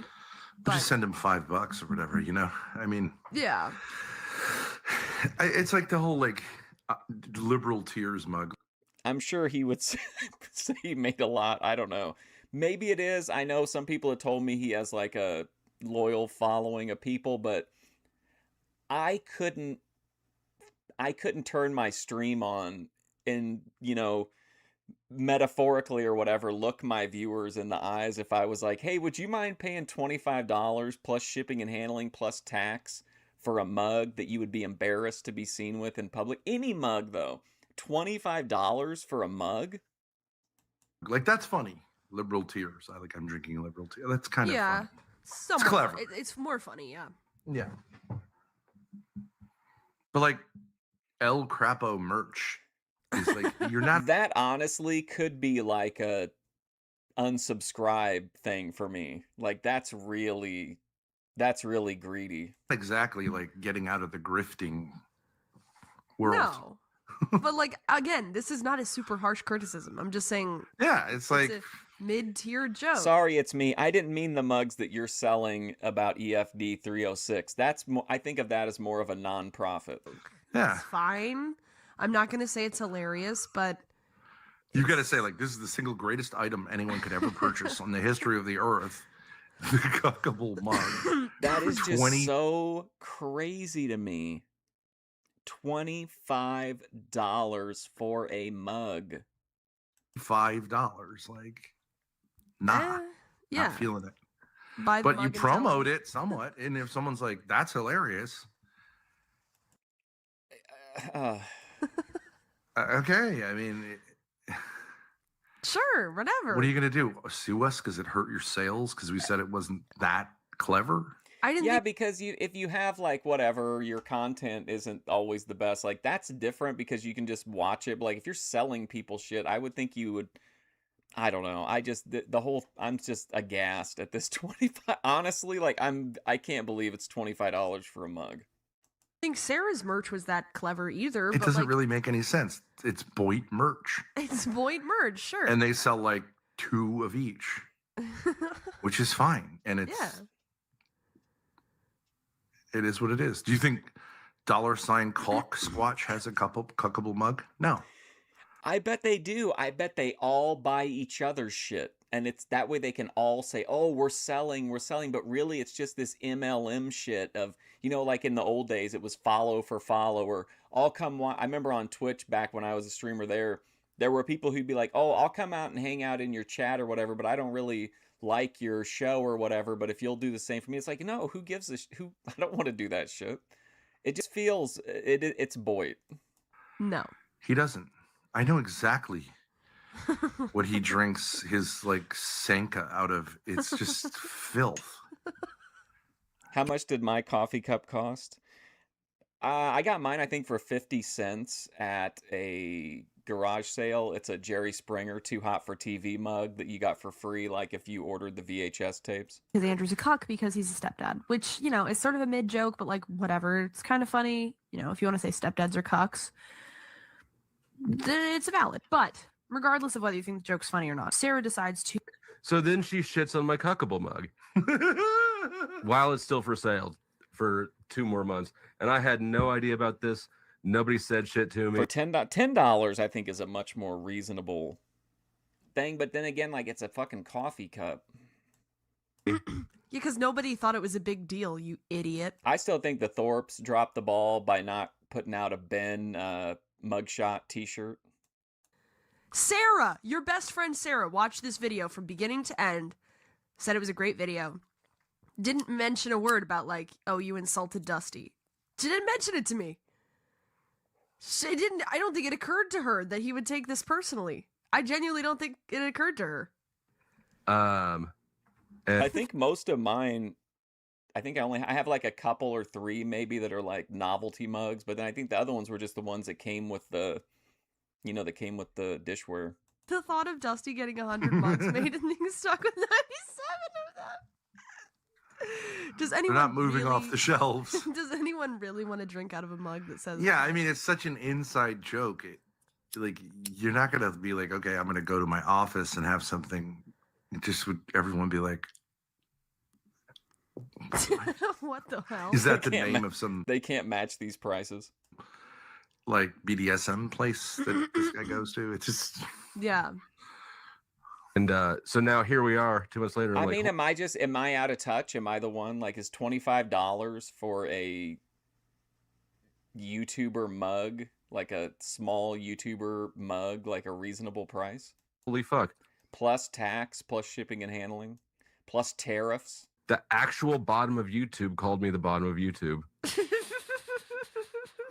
But if you're commenting on us, aren't you beneath us? Well, no, because we're commenting on him. Yeah, well, he's a Boyd sandwich then, but like, true. We done commenters are generally beneath those they're commenting on. Speaking of Boyd, wow, wait, I Ben, just wanted to show you. I'm ending this immediately. You just listen to this clip of Jeremy. I heard it while I was gambling today. Just listen to this. I think people would have bought a Ben Thorpe shirt, and you could always, if for some reason you met some crazed Thorpeter that was coming after you for wearing it, you could just be like, no, I'm doing this so that everybody knows Ben Thorpe is a criminal. For a second. The cemetery stream this morning, reading that one verse off of the gravestone for aborted fetuses, children, people, kind of inspired me. I wanted to make a shirt that had Grace in the yellow bikini, but I needed it was strictly business, but I needed a like high HQ picture of her for it, and all the ones I had weren't good. But then I was going to put the Spicoli quote over it, hardwired to love pussy, and have it look like an old 70s. Remember like the Ringer t-shirts with like the colored collars and like little sleeve cuffs? He does Strictly identify business. as an aborted. I know, I thought you would like it. Reading that inscription on the gravestone of aborted fetuses inspired me. Oh, yeah, Okay, the Jer. Chinese guy. Holy fuck. The actual bottom of YouTube called me the bottom of YouTube. So, I mean, they would recognize it, I think, maybe. I think it would have sold big. Spicoli told me he thought it would be like a bestseller. I mean, you would think that they would want to avoid people considering asking the question at all. Who is the bottom of YouTube? But Dusty, this doesn't work because if you look at my video and you look at you and your co-host and your background, Here's what I think a common misconception about the Boyd is.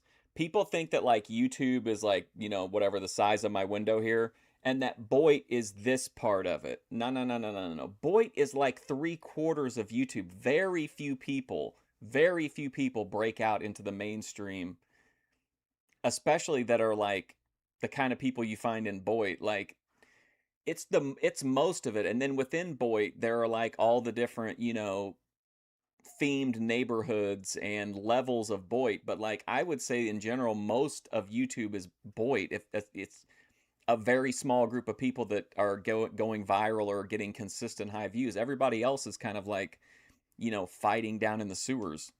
clearly it's an edited video. Like it does that insult doesn't work. I'm obviously wherever I am, I'm many tiers above you. I've never seen you do a video like this. I've never. Yes, and regardless of views, regardless of anything else, it is inarguable that the Thorpes have a much, much, much higher profile on YouTube than Powdered Dusty. I think that's an inarguable fact. You know what I mean? You have some good moments, but like this whole thing, like I don't know what to say.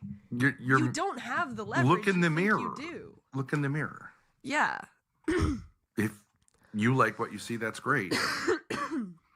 Yeah. It is what it is. And it's Oh not my gosh, should I change plans and just switch images on for the t-shirt? That would be filth, man. Can you killing it imagine on that YouTube. shirt? No. Right? I mean, yeah. So, and you're trying to get consolation from the least. Yeah, we're the lobsters that are still down in the boiling water, and like everybody's in this, or at least the majority of people are so wanting to get out of here that, you know, you're crawling, they're crawling on people and doing whatever. And then you have the lobsters down at the bottom that are just chilling, you know? You know, the least interesting person on planet Earth. Yeah. Non-cammed. Never says. I would agree, gobbledygook. That's why, like, I can't imagine. I made merch one time when I was on Twitch, and it was just my logo. But, like, I can't really imagine ever doing merch again, because anything I think of that's, like, funny to me about my show is, like, so inside that probably, like, not even half the viewers would get it. You'd have to view on, like, those specific streams for long enough to know the lore. Is anything interesting? We'll tell a story about changing his tire or something on the side of the road for an hour. Yeah. I mean, this guy is like, he's beneath, like, you know, obviously this guy could go to the local pub, but he's too cheap. I agree, Ananja. To go to like the local bar and just babble his nonsense. So, like, or he's too antisocial. So he just goes on YouTube and he's like a sucker fish on the bottom fish. Yeah. Scraping the back. This is like, remember Wings of Redemption's famous speech about lummox, and he's like, you know those fish that go on the bottom of the sharks and they feed off of the big sharks? That's lummox. Bacteria off the bacteria dredger. You know what I mean? Yeah.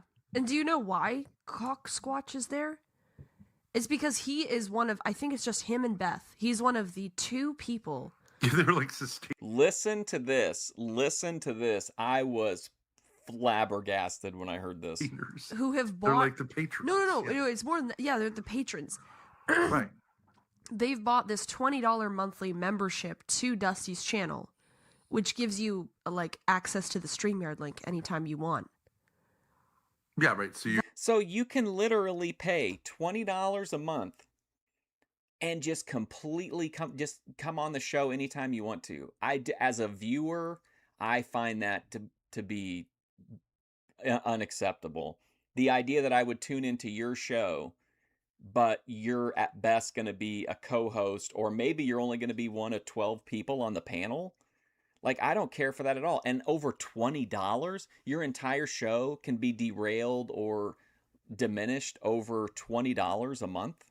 That's the caliber. You said of you person could we're buy dealing with here. being on this channel for a few Yeah. bucks, which is stupid because you can't control the quality of your content. Yeah. I mean, where would Dusty say he is? Like, Kitchen Man Dan said in Discord. I will say the Thorps have employed some tactics that I don't like as well in that regard of, like, pay money to kick Ben off, but I understand why they do it. But I'm not a real big fan. I want to just see the content that the people, like, prepared or what, you know, whatever, versus, like, allowing people to pay to come on panel or pay to remove people.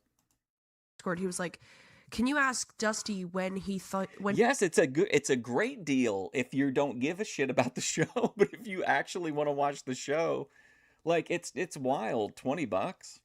he thinks he graduated out of Boyd, because everybody starts at the bottom. So I would say there are some channels that are not portable. If you're streaming, you're lucky to get in Boyd. That's how Stevie gets on. I've heard that. But you can just immediately be like, I'm doing whatever. I'm doing makeup, and I'm not an interesting personality, or, you know, whatever it is. Like, I'm corporate.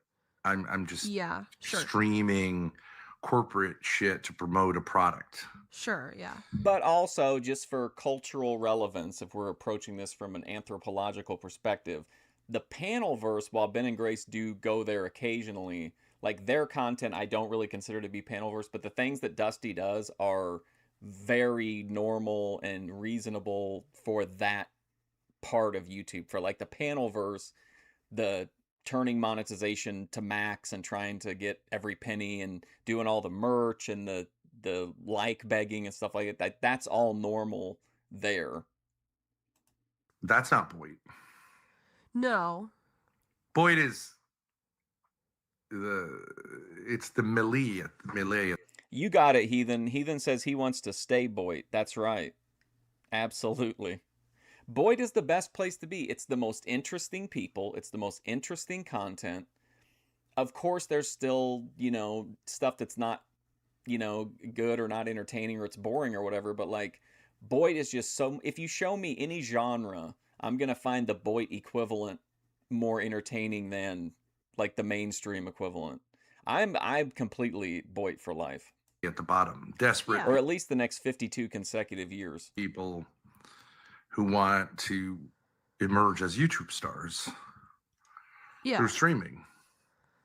Yeah. But it's like being at an open audition for America's Got Talent. It's Garbageville. It's human vermin. There may be one person out of 10,000 who has some talent, but like it's Garbageville. Yeah. The ones who don't even, make it to any B-roll is the bottom of America's Got Talent. It's obviously true. Yeah.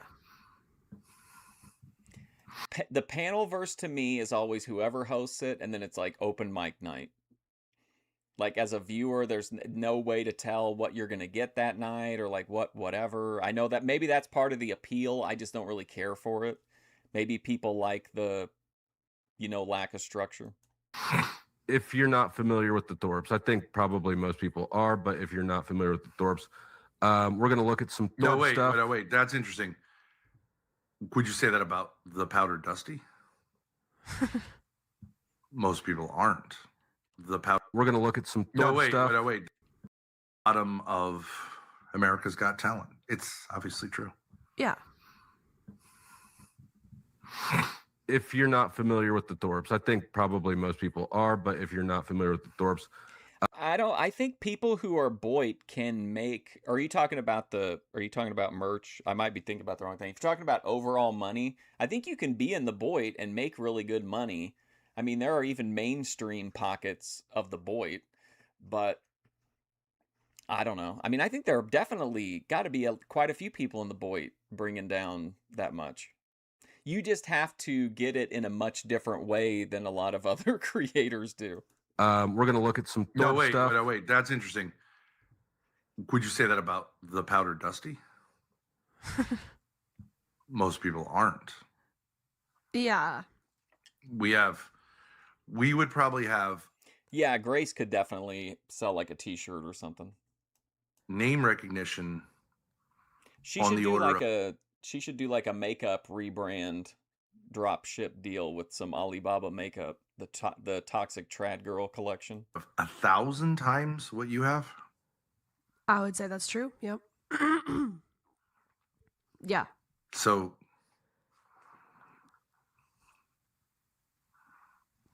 another self-felt. Are you talking about Daja Sanders, Corn Dog?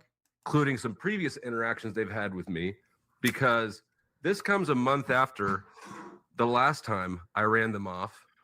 I talked to her about it, but I mean, that's been probably like a year or more ago, about her doing a Ben t-shirt. Trying to pitch a collaboration. I pitched her a project, and I know she's like busy and always in drama and stuff, but I was like, I'm still waiting on her to get back with me with some documentation on a big Thorp project. Thing with me.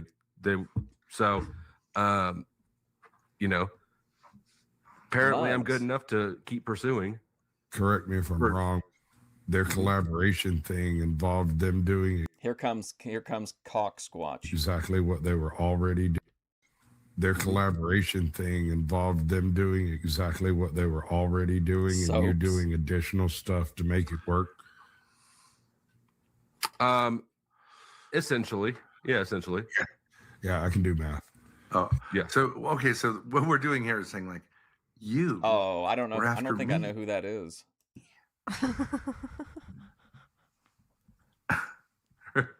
Yep. You asked me to the prom, Mm-hmm. and I said I'm not sure.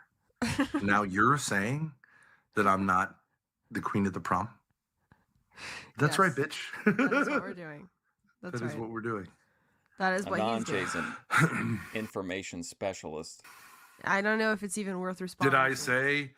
He's like that bald-headed guy, that little the monk guy in Game of Thrones. He's got birds everywhere. I said, hey, we should. George Doranda's bird Carmino is actually one of Anon Jay's information gathering birds. You'd be good at this. We could do this together. Okay. Did I say like here's 10 grand? No. Here's $10? No. Nope. Why not? Because you're Boyd. And we've seen how it's still storming here too, so hopefully nothing will happen. But if it does, I'll see you tomorrow. You know, they've had collaborative efforts with people before with, say, Pronsis, right? Where Pronsis would just run their channel for them. Is that a collab? Allowing Pronsis to show ant videos after hours? Not really. Well, not really. I mean, he did. He sucked. Played videos of He ants, sucked. and we eventually booted him, I think, or whatever. He sucks. just died out So at like 2 a.m. As soon anyways, as he took over, the numbers plummeted. Yeah, but we started him off on streaming. We were doing him a favor, which he's never denied. Yeah, true. But it didn't really hurt us. No, once it's he just came on, people are like, stupid. "Oh God, this guy." Watch the last time. We're not gonna watch every time they've pitched me, but we can look at the last one a little bit. Although he has them all saved. And we I don't even remember the last time I talked to Dusty. I honestly don't Suffa, Dusty. Yeah, Suffa Pronsis too. remember what it was about. I like the old late night shows, yeah. And I mean, people say Pronsis was just ants, but he wasn't. He was also silent interviews, non-tent, just hanging out while other people did stuff. There was more to him than the ants. Or why? I'm sure it was something vaguely Apparently like he does. related, maybe. Mm. No, he's got him like logged. And that experience of doing nothing in the background while other people carry allowed him to take that act to the next level and then become like the guy who does nothing in the back of the Darius video. So he's moved up in the world substantially. Favors them. He's got a folder, Thorp Interactions. can look at what makes them the actual bottom of YouTube. Now, hold on there, bro. Hold on there, bro. When you were talking the bottom of YouTube, you're talking a very deep barrel. And while I have no love, He knows it. He knows it personally. Yes. No, he's felt the depth. That's a deep barrel, Dusty. He's looking up at He the knows top just of how the deep barrel it from is. the bottom. There's a very It's like that Willem Dafoe meme where he's looking up helplessly. deep well down here. That's that's a long way up, brother. for either of these people anywhere that I can find, and you know this more than most. I still cannot place them at the bottom because there are more annoying. Hormaxer. Yeah, exactly. Yes. Oh, hell no. First they're going to degrade the Thorps and now Hormaxer? I don't know about that. There's a few others out there. Hormaxer is a better content creator than both of these people. Yes. Undoubtedly. Sure. But he's Boyd in the sense He's Boyd. Oh, sure. self-sabotages. Yes, he is certainly Boyd, but still, he's I higher. mean, I get it if you're offended by him, but like to say he's not content, give me a break. Up on I would differentiate between, I don't know how to say it, but like people who could be. I think Ben's describing the difference between people who personify Boyd and people who have low numbers and therefore, are stuck in Boyd. Like the people who are normies and can maintain normal lives and stuff versus the people who are streamers, if that makes sense. We talked about this before, but I think that might be what Ben's gonna say here. More than they are. Mm-hmm. I would put powder, but they have essential character flaws or dynamics, which like this idea of like, you're not going to get me to collab with you. I know what you're up to. Okay. That's a character flaw. Yeah. Instead of going, that sounds good. Yeah. Let's pursue that. And he's right. If it works, it works. The Rumble of YouTube. He would be Boar, bottom of Rumble. Mm-hmm. And then there's guys like $, cock squatch. That's like, there's really nothing you can do. Yeah, true. He has no potential. Yeah. I mean, he's okay, but like, it's just, there's no, I see people like Jack Talcott. I'm like, you should not be in Boyd. You're one of the great characters. Jack Talcott is very Boyd. It's very clear watching his streams. Just like Ben said, the people that could be something but have certain things working against them, I would argue that for sure with Talcott.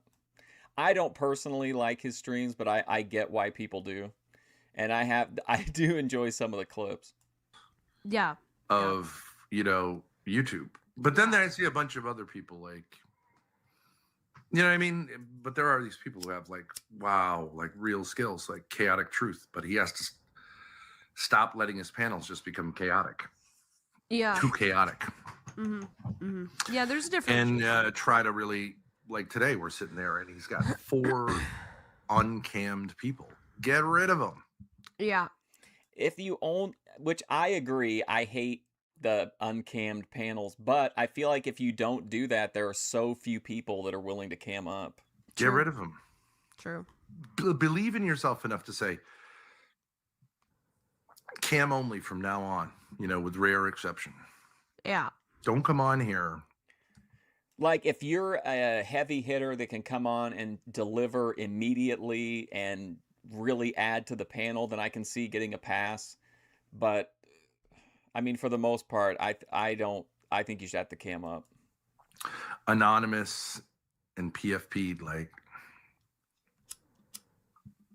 Well, Shakla, Andrew is not always wrong. It is a stupid name. Chaotic Truth is dangerous, and yeah, I mean, you could say like you got to give the Wilsons credit, like the Crucible as a brand, they've stuck with the brand. They haven't. Yeah, that's true. Mm-hmm. It's very much like everyone knows what that is. Yeah, true. So, man, they've gotten 52 minutes of content out of like less than a minute of Powdered Dusty content. There that I would rank below them, even though I dislike them more. Yeah, I mean, that's fair. That is fair. I forget how deep the bottom of the internet gets. When even Caulk Squatch is. I forgot from my lofty place in my ivory tower. Oh, is saying like nigga. You gotta wonder what's up. Yeah. Okay, so then they go into watching our whiteboard stream, which like I don't have a problem with, but it is very season 2 kind of like all for nothing analysis coded. Like, isn't this what always happens when they collab with somebody? Things go bad, and then those people, for whatever reason, just repeat all the same things that whoever, you know what I mean? It's just the same story over and over again with a different person. Like, don't any of these people watch videos or learn who Ben and Grace are before they meet up with them or before they collab with them? Yeah, well, he's like, Actually, okay, I'm going to go down the rabbit hole. Like, hey, well, these dynamics are wild. It's like, we've been like, you're redigesting something. We're just sort of confirming this at this point. It's not like Yeah. This is like new revelations. Yeah. Right. So it's very hack.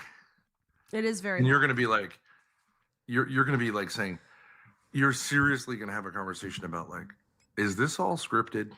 Oh my God. Remember this stream? That was unhinged.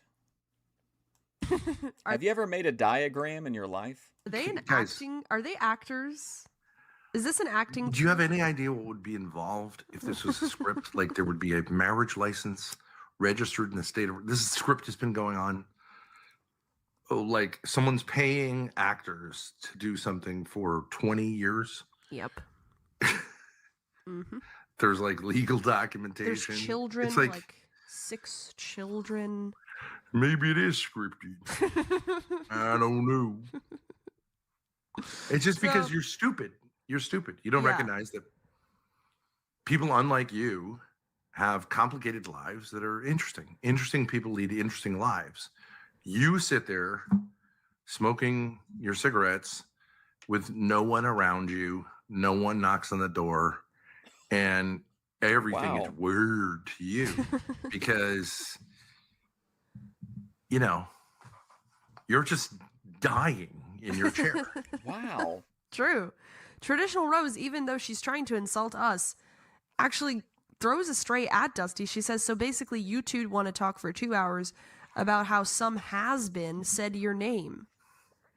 See, Dusty, even people Traditional Rose calling Dusty a has-been? Wow, I don't think that's fair. who hate us think you're a has-been, which I disagree with in the sense that you have potential, but like, Traditional Rose, we have known Dusty for, I don't know, 2 years, and I was just shocked at the fact that he's genuinely such a, I don't know what to say, narcissist, pussy, sensitive bitch. Wow. I don't even know what to say. I think he just put that on a coffee mug. I think he's looking for drama and he's run out. I really think that's more it than like a genuine like thing. It's just like, I don't know. It didn't work with the Crucible. It just didn't work. We lost because we're not You get it, Ananja. True, able to like really like Andrew was happy to take you on because I mean you guys kind of suck. You and Sarah are easy pickings. Like, yeah. True. He's happy to do that. You notice he stays very clear. Sarah's best rivalry, the stuff with Andrew Wilson was, some of it was funny, but I think her best like showdown was either with Melanie Cosmic Fox, the Furby, or Hormaxer. Of us. Yes, he does. He does. He doesn't. He'll happily pummel losers who are just easy to wreck.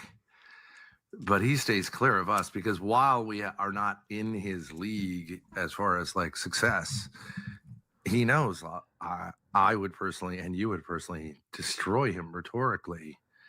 Yeah, but because we've done it in the past. Yeah, but he's happy to come on your show with no camera and whatever, quote unquote, debate you for 2 hours. Yeah, it's a sign that your boy, that Boyd. Andrew will. That's what the last one wasn't it? Based Oracle. It's like he's happy to go there with you because you're an idiot. I mean, Andrew's an idiot, but you're like a super idiot. So it's easy pickings. Yeah, true. Well, I thought when I went on, it's not that I really care, but like I was just surprised that it wasn't a joke. So if you want to watch the stream, I think saying that the Thorps are doing the same thing as Dusty isn't true. I genuinely think that they just think that it seems to me like they just think it's funny, and it was you know, something to make a video about. I don't think it's deeply affecting to the Thorps, but I have a hard time believing it was for Powdered Dusty either. That's all of his streams too, members only. But which is Ben just said nothing was scripted, so also Boyd. And Ben does love the truth. Major Boyd. And I think he only has like 2 members. Yeah, I mean, I don't know what tier you have to be, but anyways, just a I mean, he drama. has every sign of Boyd. Kicking panelists who are interesting, just deciding put clips like while someone's talking, just running a clip that may or may not ever end. It's like Glenn Lawrence level. Oh boy. Yeah. Because but Glenn Lawrence at least does like little skits and stuff that are puzzling. But like Yeah. Little skits that are puzzling. he's attempting to do stuff. I mean, just look at your numbers. That is ultimately the greatest telling of Boit, because if you have the numbers, even if you are a Boit personality, you're not Boit. Like, the numbers ultimately are the only thing that you can point to and say, I'm not Boit, is do you have the numbers? Your numbers. It's just like with anything. If you're rich and you're like eccentric, but if you're poor and you're eccentric, then you're just crazy. And that's how it is on YouTube. No matter what kind of content you're making, if you're successful with it, there'll always be a section of the population that's like, well, yeah, this must be good because it's getting, even if it's the same stuff as the shit in the Boit, you know what I mean? Like, people will take it more seriously because you've had financial success with it. Let's look up the numbers. You want to see if you're Boit? Go to that website and look up our channel as opposed to his. Oh, now we're gonna go to Social Blade. I thought you were saying his actual. Okay. What's it called? Stream? It's called, oh my gosh, Social Blade. Yeah, look up his Social Blade for the Powdered Dusty and Thorp Tube. All right. I just like a really structured show to a point. I want to know, like, roughly just the generality of what I'm going to experience.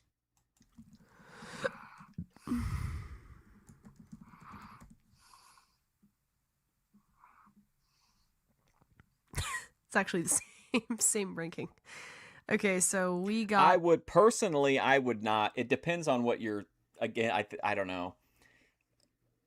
I would say, yeah. I mean, that would be pretty reasonable. 50K consistently, probably for sure, I think would clear you out of the Boit. And then as you go up, it'd just be even easier to. Yeah, but I would say 30 is pretty good. I stopped covering Flexum when she started getting like. Well, I stopped covering her as part of Boit whenever she started to get up to like 10K views on her live streams. Regular videos, I think, are a little bit different. But yeah, 30 to 50K probably consistently. Yeah. He got a C-. When you're like more than a millionth from the top, I would say you're Boit. So Powdered Dusty, C- on his grade. He's ranked 4.8 millionth. We are unfortunately at the same level. Really? Let's see. Is there? Well, they're up 3 million. Wait, we're very high though on what? What's that one? The second one? Oh no! Did you see the estimated? Did you see the estimated monthly earnings? $200. 1,107th subscribers rank. So subscribers. He has 3,827th subscribers rank. Huh?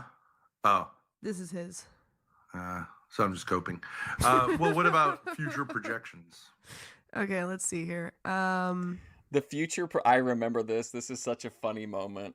I don't know if it's like a glitch with Social Blade or what, but it's so fucking funny. Let's see. Where are the projections?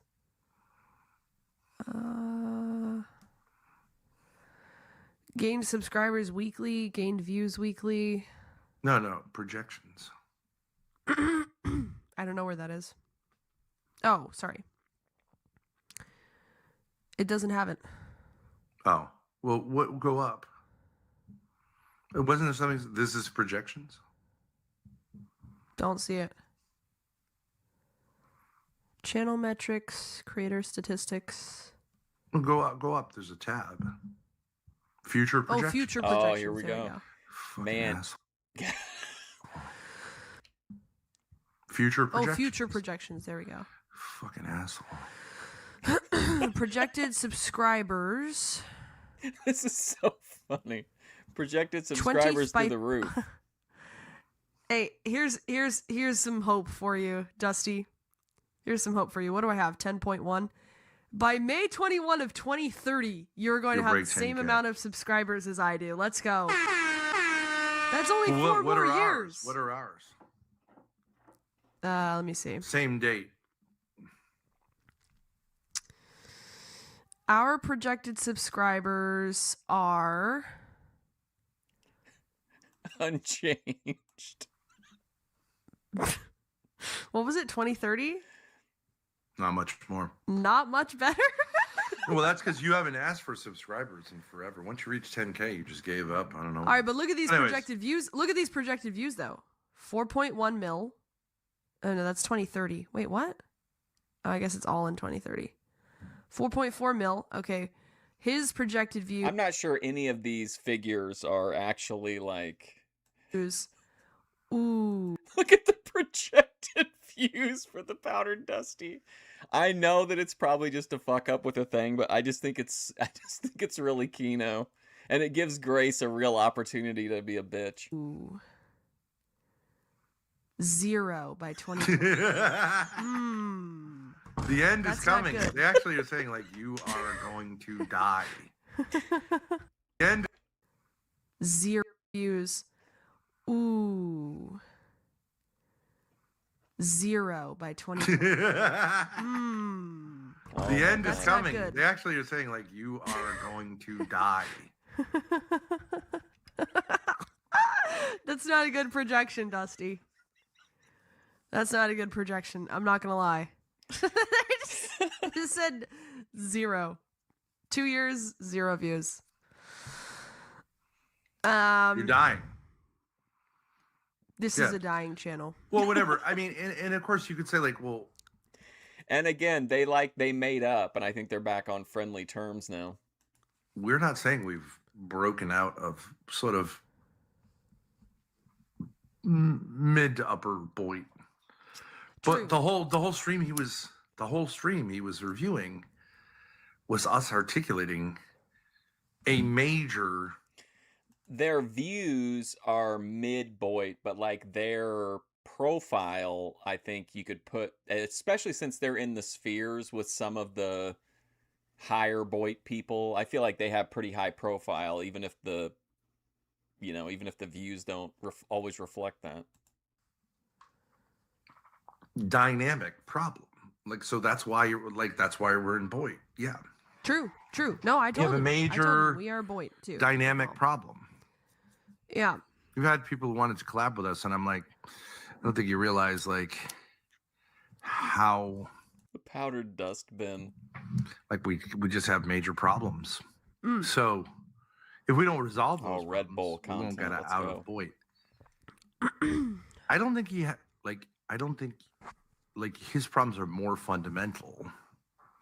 It's not that like him and his hard-bitten wife wench or whatever that person is. Hard-bitten? Have got what it takes. They don't. He needs to find his niche where his strengths shine. I agree with Ben on that, but I think there are some people that are just never going to be happy being in a niche. And I'm not saying it's that I know that about Dusty, but I'm just saying like there are people who can't just be happy with like having regular viewers and having some people get memberships and stuff. It's always got to be, you have to be constantly growing. I feel like some people feel that way instead of just being like, well, I'm consistent. Like, isn't that, I don't know. I think consistency is good, but I mean, I understand that a lot of people don't share that attitude, especially in the Boyd. But sitting there listening to like non-cammed panelists for hours and hours on end. I don't think so. She said she would rope before that happened, dancing. So if she worked at Target, though, she would look really good in the Target uniform. Isn't going, and if he's happy there, that's fine. But sure, you're not going to get out of this way. Yeah. You're going to be like Tom Foolery. Grace on a vertical, it's unnatural. It's like a crime against Kino. It's just, unless it's like an out on the street thing, but even then, like, I don't know. I don't care for the vertical streams. Yeah. Who's been at it? Vertical streams to me are just, they seem cheap. You know what I mean? Low rent. This is high quality production values. 11 years. He's got like 11 viewers per stream. You're not at that level yet, but. Or I think she should make Coco Star-esque shorts to complement the main content. Wick. Mm-hmm. Wick. You got inherent problems as lacking dynamism. Yeah. Aesthetics. So, yeah, just a fun little moment that is just absolutely random. I mean, we've had encounters with people who are very big. Oh, thank you, JF. I appreciate that, man. I don't know what that is. I don't know what that currency is, but it's 2 of them. Thank you. I appreciate it, man. I'll have Craig Fingerling convert that and then deposit it into the Cane Sugar Soda Fund. So thank you, man. I appreciate that.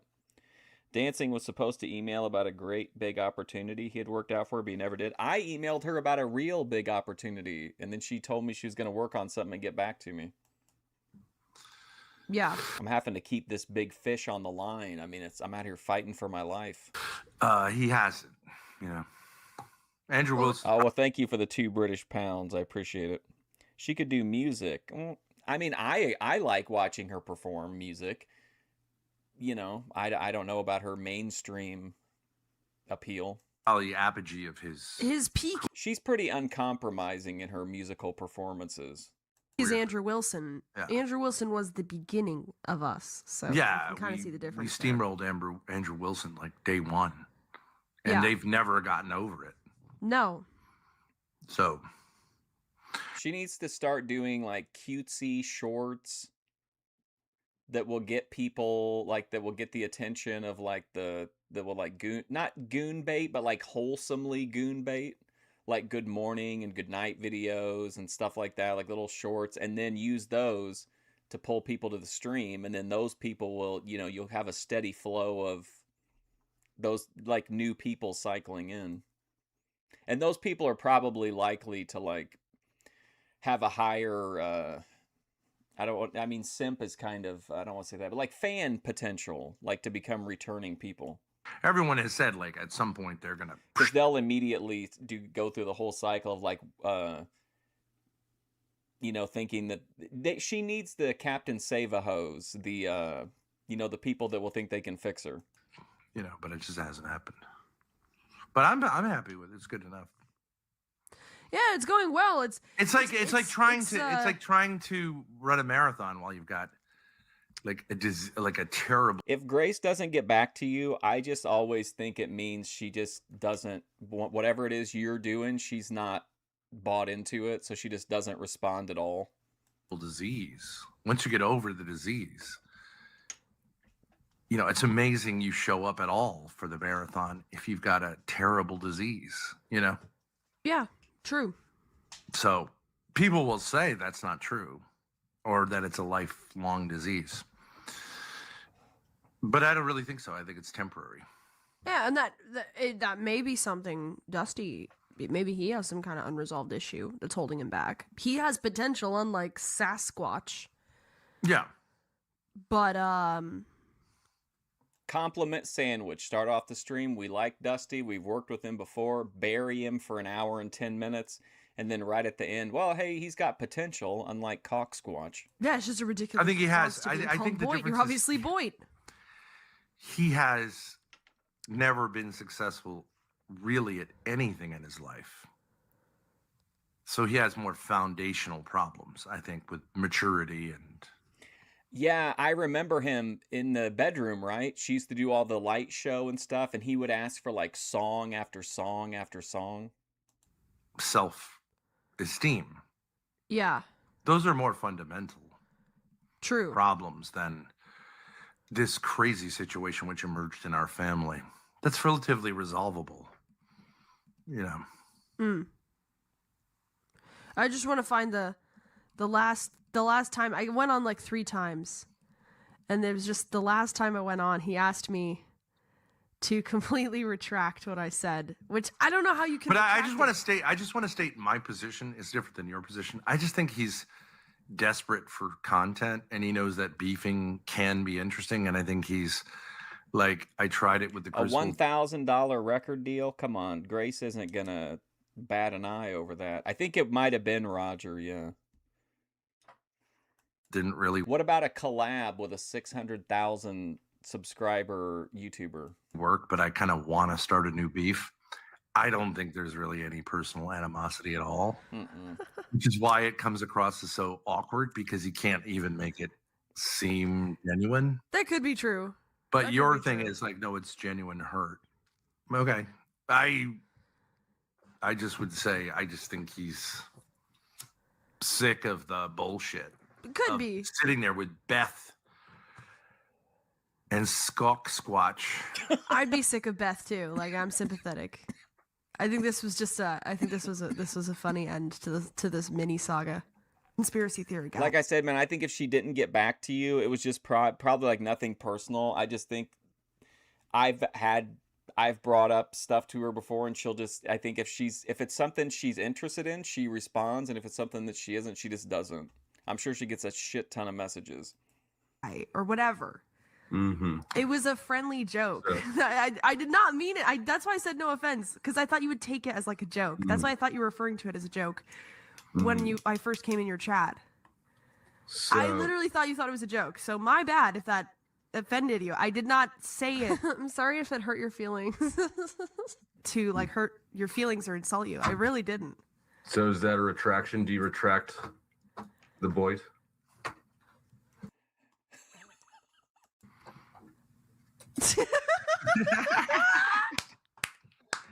I couldn't do it. I couldn't do it. Look at the eagles. Or the owls, I mean. All right. Anyways, I don't have anything else to say. Yeah, you're probably right. It's probably just for drama, but whatever. It's just a silly little thing. I mean, I think he's trying to find something. You remember when I debated him? I'm not saying he's a nice guy. He can be very rough with people. Like, remember the guy who's like, my wife had cancer. He's like, shut the fuck up. Yeah. Right? Yeah. Because I think he hates bullshit. Yeah. But he knows that I'm not really a bullshitter either. So he can't really find the friction to make a beef. Right, but if you offered her $1,000 and she no-sold you, like clearly, you know what I mean? Like if she might have just thought you were. Oh, I don't know what you guys' relationship is, but like I'm sure she gets a lot of offers. We all remember Dagny. So, and of course, this whole like Grace is abused by her dad, but he's like abusing you. So he's like, it doesn't really make any sense. It's hard to find an angle. Yeah. But he wants to pick on you, but it's kind of like, okay. Look at her. She's such an idiot. She's abused. Well, that doesn't really. Oh, you think? Well, some people say that Ben monitors all of her Discord messages and whatnot. It makes sense. I remember his debate with you. It's like you would prefer. I couldn't even, like with Glenn Lawrence, he attempted, and I was like, Glenn, this is just, I feel bad, you know? Yeah. With him, it was like, it turned into a discussion because he just doesn't have that. I think physically, like, if you pissed him off, he would get in a fight and like throw down. I have no doubt about that. Sure. I just don't think he's really connected to his emotions when it comes to like, say, an intellectual topic. I don't think he has a lot of passion. No. I don't think he knows if he's right wing or left wing or what. But he'll vaguely say like, "Oh, fuck the church," right? Yeah. Okay, but like, there's not much more to it than that. If you go, why? He'll just go. He has a passion for talking about like the prison system because he was part of it, and police and stuff. But like, yeah. Even there, he's like, you know, whatever. He got beat up by a certain cop, but he was probably also a prick, and you know. Yeah. Ben gives her music career advice. Dancing on the Sun, you believe that Ben gives Grace musical advice? I don't think there's anybody on earth who hates Grace's singing more than Ben. But I remember your debate with him. It wasn't like we all know cops contentious. can be assholes, but like he is kind of her musical coach, but I don't think he's giving her like career advice. Can criminals? Yeah. Yeah.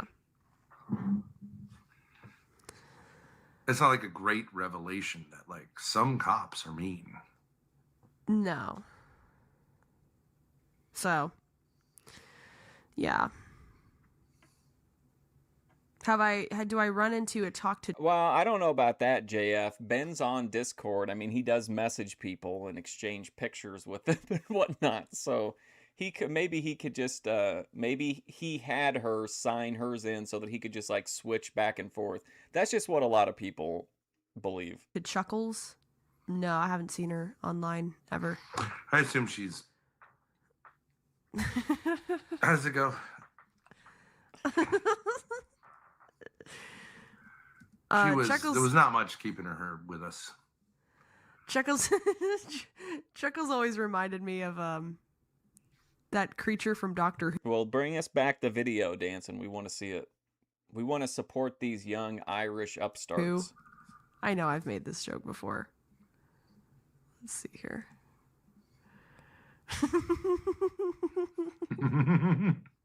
Like the ultimate plastic surgery thing from Doctor Who. Chuckles was Kino though, in her own way. She took remember she took that chunky girl Gabby or whatever to court. Yes. For making a joke about her. Yeah. That was pretty good. That's some Boyd shit. The printouts of like the Twitter memes of like RoboCop. That was so good. It was so good. Oh man. All right. Well, it is now 3:13 a.m. Chat. Gute Nacht. If anything develops, we'll let you know. But that's just our little. If anything new develops on this front. Little download. See you guys later. Bye bye. Love you. All right, I gotta go. Thank you for hanging out, revisiting what I think are two classic Thorp pieces of content. I love the powdered dusty thing. It's just so Boyd, taking something that's so mundane as just a passing comment,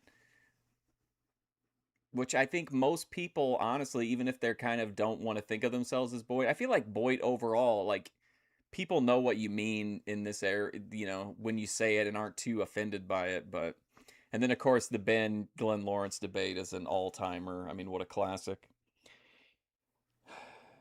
You will stream, you will share it. I want to see it.